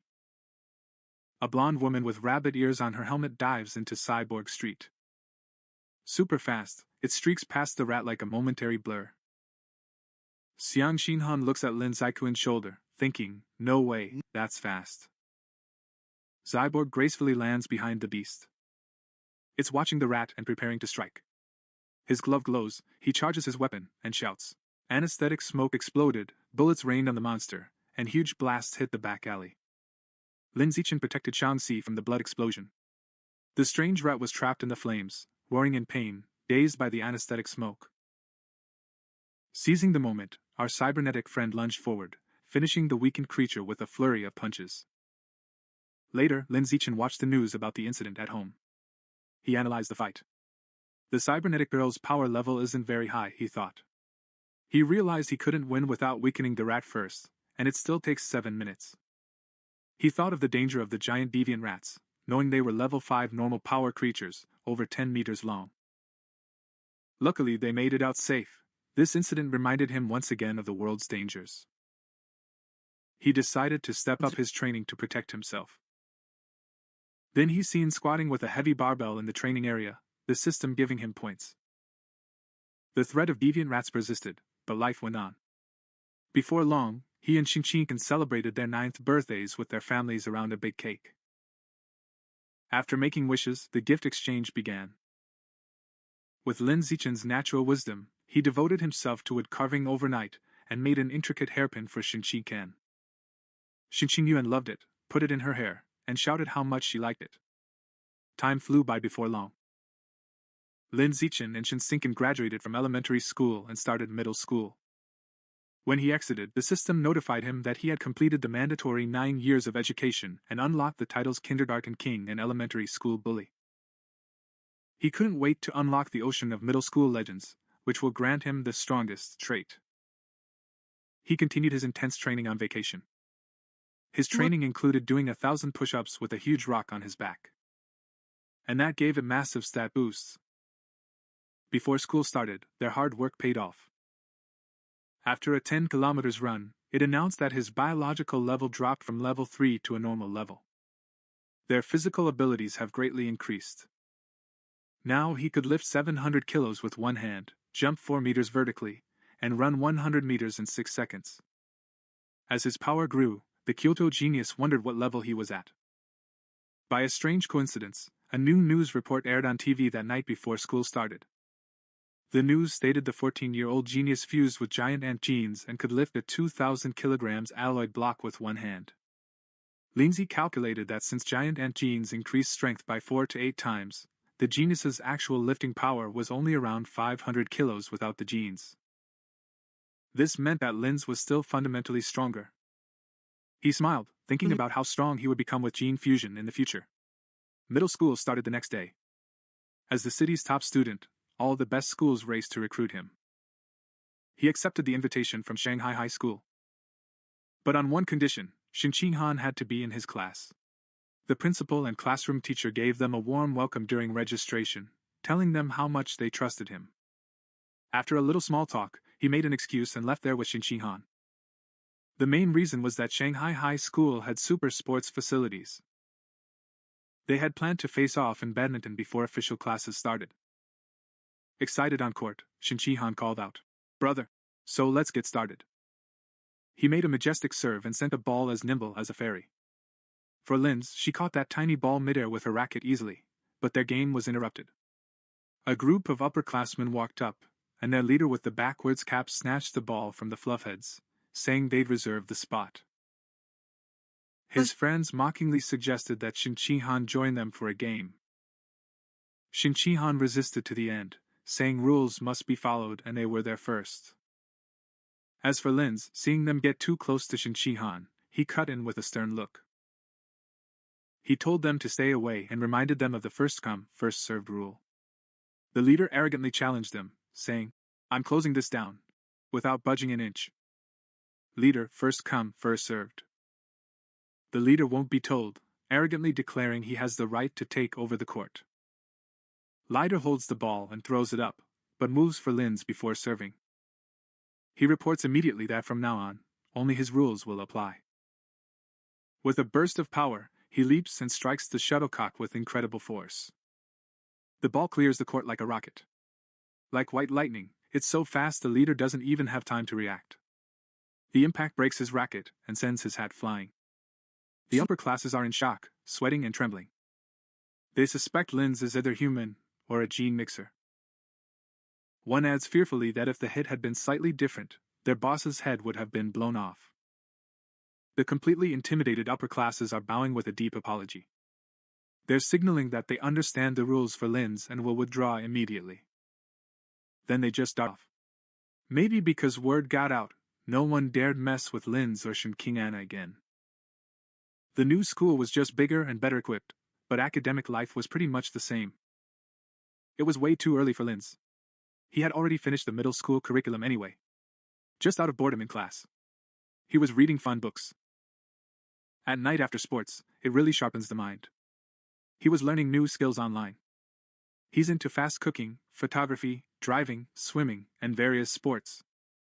Thus, he aimed to unlock the middle school sovereignty title. They're not just ranking first in every subject. He was also representing his school in national competitions. A mountain of trophies was piled up on top. He was careful not to win every competition to avoid drawing attention. Some time passed, but the title still hadn't opened. But his performances brought him many female followers. There was a stack of love letters on his desk. He didn't care. Besides tutoring Shinxin, she focused on the upcoming school sports festival. He believed if it exploded there, the title would definitely be unlocked. It entered the festival in only 3 categories: shot put, high jump, and sprinting. To be the champion of power, leap, and speed. In shot put, he made an incredible 21-meter throw. He held back a bit to avoid looking superhuman, but still easily won every competition. As he and Xingqian admired the gold medal, he felt a new wave of power surge through his body. The system notification announced your achievements far surpassed other students, unlocking the title ruler of middle school. Thus, the entire 9 years of compulsory education, in 2-year segments, has been finalized. It also gained a new biological trait, survival of the fittest. As power surged through his body, he felt a pleasant sensation and realized the title was finally unlocked. As Li Ziqin and Xinqi Xian left school, they saw this survival of the fittest as a power that lets a predator evolve by swallowing the life essence of others. While wondering what life essence was, Schenkingen called out for him to wait. Back to reality, and an idea popped into his head. He asked Qingqing if he could borrow the monster Fang necklace. He said okay and gave it.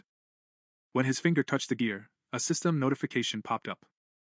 The deep abyss swallowed a trace of the giant butterfly's life essence, and the new guidebook progressed by 1%. A massive dark butterfly hologram appeared around it, with eyes on its wings. He was stunned after realizing her teeth were actually butterfly teeth. That night, he searched online for more info on the giant deep abyss butterfly. To their surprise, the search yielded no results. He realized he had to study this strange monster on his own. Remembering the pair of tusks Mr. Shuai gave them, he rummaged through his bag and found the second one. He grabbed the second bite plate and drained its power again. The system confirmed you absorbed a second life essence trace. But the progress in the guidebook only went up to 2%. He looked at the gear in disappointment. It was clear there wasn't much life essence left in it. Darren concluded he had to find another way to unlock the giant butterfly's full power. The next day after school, to speed up his training and ensure a quick escape from any weird monsters, Linziken started biking Schenkingen to and from school every day. A man is calling out to her. Second stands there in his tracksuit. He introduces himself as Gu, the school's fight team coach. Actually, he's kind of a cool but slightly obsessive big brother type. Coach Gu is praising Linziken's highest octane sports achievement in school history. Their eyes are shining from the hype. Go on, he's officially inviting you to the team. It stays between us. He claims his athletic talent is far superior to his grades. He says that while saying yes, you might have to buy dollars. But first, get to know the team, then decide. He speaks so fast and with such passion that before Linziken can even say no, the coach waves and just leaves. He took the reins and just left. Coach says the fight team is in gym room C. He's expecting you tomorrow if you're available. As the sun sets, Linziken, ready to test his new talent in his room, snaps his fingers and crushes a cockroach and a mosquito he found. But he opens up dead bugs to study them. No power surge. He realizes that killing those tiny, ordinary creatures doesn't trigger the skill. Only powerful or interesting creatures carry enough life energy. It needs to eat this so it can evolve. To test his theory, Shin decides to go to the supermarket selling monster meat with Shinkan. They're riding bikes toward the city from behind. They quickly arrive at a massive multi-story supermarket. Walking through the aisles, Linziken sees plenty of monster meat. It's all packaged. He knows you can't test meat without touching it. Just as he's about to get angry, he hears an ad for freshly butchered monster meat. At a stall labeled fresh monster meat, unpackaged and safe to eat, a butcher carves up large slabs of meat. Before the confused Shunka tells Zinkana to wait, he runs off, saying he'll check the meat, trying to prove his theory with a storm of emotions. He touches the freshly cut meat with his hand. Upon contact, a powerful surge of purple energy fills you. Just as he thought, meat is full of life energy. Clenching their fists with excitement, they give a huge grin. Shinsenken looks on in confusion, wondering why he only gets happy when he touches the meat. He comes to you and asks anxiously, "How does the meat feel?" Linzikin plays it cool, says he's feeling fresh, and jokes if you'd like to reach out and touch. Shinsinkin waves his hands frantically in denial. She reacts saying, "You've touched me enough, there's nothing left." After confirming his theory, he decides to take some monster meat to try it at home. Shinsinkin is in shock, but of course, this reaction isn't unexpected. Because monster meat is pricey, even the cheapest, ghost shadow squid, is nearly 1,000 yen per pound. He picks the calamari. Shinsinkin panics at the price and tells him to talk to his mom. Lindsay smiles, pats his head, and tells him not to worry, making up a story that his mom told me to buy plenty so she could spoil us. In a flashback, his mother John Wongson happily enters the kitchen, agreeing to prepare a feast. Even if he says yes to sharing deep down, his real trick is drawing life energy from there. Afraid of direct energy absorption failure, he'll test taking it through digestion instead. At the register, they're buying all three packs of Ghost Shadow Squid, for a total of 2,994 yen. He thanks the female cashier. He thinks about the fortune he spends going out, and wonders when he'll be able to afford it again. When shopping ends and it's after 9, the city gets wild, so they head straight home for safety. He struggles to stop thinking about the Linzikin experiment all the way, secretly placing his hand on the packaged meat. He immediately feels the familiar purple energy flicker as the system confirms the life energy trace of the Ghost Shadow Squid is absorbed. A new creature manual opens, but progress is only 0.1%. A ghostly image of a creepy, multi-eyed squid appears over its head. Cycling through quiet streets, he's doing the math, spinning plans in his head. He eats a tiny piece of meat and realizes he can only unlock a fraction of his power. He's doing the math, thinking he needs to eat exactly 87 types. To reach 100% of the guidebook, which costs a fortune of 100,000 yen, he considers the octopus's ability to turn into water and vanish, saying this powerful skill is definitely worth the money. He's made his decision, he won't ask his family for that kind of money, he has to earn a massive amount. He remembers the other reason, the second reason for buying the meat, was to test if absorbing life essence would spoil it. Checking the package. It's been a long time, but the meat still looks shiny and fresh. With a fake smile, he's glad picking a scab didn't ruin the meat. As it continues to drain the power, the octopus's progress bar reaches 3%. His concentration is broken by Shinishing's shout. He slams on the brakes, tires screeching, stopping just inches from a couple on the bike path, and apologizes. He's mad at himself for not looking at the path he didn't take, then wonders why the road is so crowded. Shinixingen points ahead. It's a tense standoff. A muscular man with bright red hair is holding a woman hostage at knife point. Shinixingen realizes with horror that his captor is his teacher, Chow Mei. The man is shouting threats at the crowd. Police have the area surrounded, trying to calm the situation over the megaphone. The police captain's holding Ah Bing back from shooting. The captain is explaining. The target is too close to the hostage and is using them as a shield, so a clean shot is impossible. Ah Bing suggests knockout gas. But the captain refuses. He's afraid the suspect will act before it takes effect. While police hesitate, Lin's Eisen takes action. He quietly picks up a small stone and throws it with incredible speed and precision. The stone hits Ah Bing's gun, causing it to misfire. The stray bullet hits the hostage-taker's hand, making him scream, drop the knife, and release teacher Chow Mei. Not missing the chance, the police captain yells at his team to move out. Officers rush forward and apprehend the unarmed suspect. The policewoman consoles the frightened but steady teacher Chow Mei. With the situation under control, Lin's Eisen quietly gets on his bike. Shin Chingon looks surprised and asks if you threw the stone. He quickly hushes her, says let's go and we'll talk later, and they start pedaling. As they are escaping, a voice commands them to stop. The police captain's calling out, asking if Lin's Eisen is the one throwing stones. Realizing she's caught, Lin's Eisen panics and denies everything with a nervous smile. The captain watches them pull away, wondering why he won't admit he did a good job. He's mocking the idea of a stale award. The promise of a reward catches Lin's Eisen's attention. He hit the brakes, skidded to a stop, and is running toward the captain because he needs money. Sheepishly, he takes back his lie, admits he threw the stone, and explains that the money is very important to him. The captain tells him to give a statement at the station and promises to help him with the reward application. After informing their families, Lin Jiqing and Shin Xing'an prepare to head to the police station. They think everything's going well, but things go south when the police take the handcuffed suspect away. The suspect's face is hideously deforming. The police realize with horror, the man is a heretic and turns into a giant, warped rat. Right next to them, the monster snaps the cuffs and wildly swings its giant claws at the cops. The police captain orders all units over the radio to open fire, but the officers fire to protect civilians. The bullets aren't doing anything.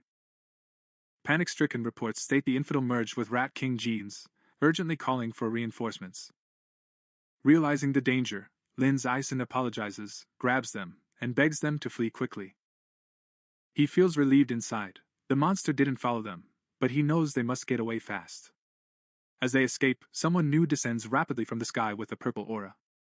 She's a stylish and futuristic armored female cyborg. He lands a massive punch on the giant rat. The poor guy staggers and gets knocked back. The floating cyborg girl with short purple hair begins to charge a laser cannon in her chest. With the command, "Fire!" he launches a purple energy blast from his chest, obliterating the mutant rat instantly in a magnificent surge of power. The monster screams in pain, completely evaporating and leaving only scorched ash behind. Lin Zichen stands frozen, marveling at the cyborg's power. Once the danger passes, Teacher Chao Mei and Shin sigh with relief. Lin Zichen, meanwhile, is working on his bike.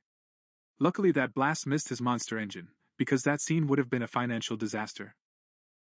Just as the tension eases, it suddenly hits him.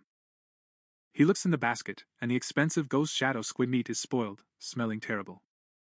The theory he built initially was right. When the essence of life is drained, the flesh rots, but with a delay. Holding a limp tentacle, he realizes he needs an excuse and says the fight was over a dead heretic. He sets up a whole dramatic scene and throws the broken tentacle on the floor. He shouts, accusing the heretic and the cyborg's attack of burning flesh. Teacher Chao Mei calms her down, saying the important thing is that everyone is safe. Despite planning to head home at the captain's request, they're going to the station with the security team. They're surprised to find the remains of the movement in the same minibus. After the laser blast, only a pile of burning flesh was left, and I swear, the smell was a total disaster. Sitting in that cursed minibus, something bothers Lin Zichen again. The life essence in Mr. Shuai's monster teeth remain even after his death. He thinks he's found a new possibility. I wonder if this corpse has any life essence too? Did he actually eat that giant rat queen's genes or what? In the police van, Lin Zichen wonders how much Rod King DNA she can scavenge from the charred corpse. He decides to try and calmly moves his hand toward the ruins. A red energy wave hits him in the Kima arena. The system reports he drank a trace of the giant mutant rat's life essence and advanced his guidebook by 500. He's surprised by how much he swallowed. It realizes that the freshness of the source is directly proportional to a higher chance of taking the life essence. The guard next to her notices Ah Pink moving and tells her to sit down immediately. Lin Zichen quickly lies, saying she was just stretching. The public security office knows Ah Pink is easily fooled, but the captain is smarter. The captain tells him he's getting a bravery award but then asks more serious questions. The middle schooler wonders how Hirtin hit the knife hand so clearly from this distance in poor light. Lin Zichen is being vague, saying it's because she overworks her right hand. That strange response leaves the captain bewildered. Right then, Shinsingan shouts. Auntie has arrived, and Lin Zichen is surprised because her family is rushing to the station. Panic-stricken, his mother runs and calls out his name. She clings to him with fearful eyes, as if about to die. He's trying to calm her down, saying he's okay, and that he even got a bravery award. Hugging him, she makes him promise that he'll hide first at any sign of danger. With tears in her eyes, she says her only wish is for him to grow up safe and sound. Lin Zichen, on the surface, is touched by her mother's heartfelt concern. He always reassures his mother he'll keep himself safe whenever they go out. The police captain watches them, reflecting on the young man's strange abilities. As they leave, Lin Zichen hears two female officers talking about the case. One says perverts have become utterly shameless, while another explains he's a literature student at Hirtin Guangyuan University, brainwashed by the rat god cult. One cop curses the cult, while the other says they need to root out the real problem.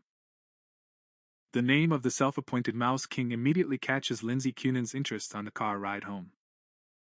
He starts researching the cult of the mouse god on his phone. He's amazed, tons of information appear before him.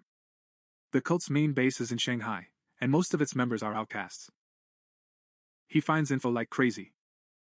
The Rat King is trying to evolve into a higher life form, and forces his followers to collect evolution materials. And this brings a terrible question to mind.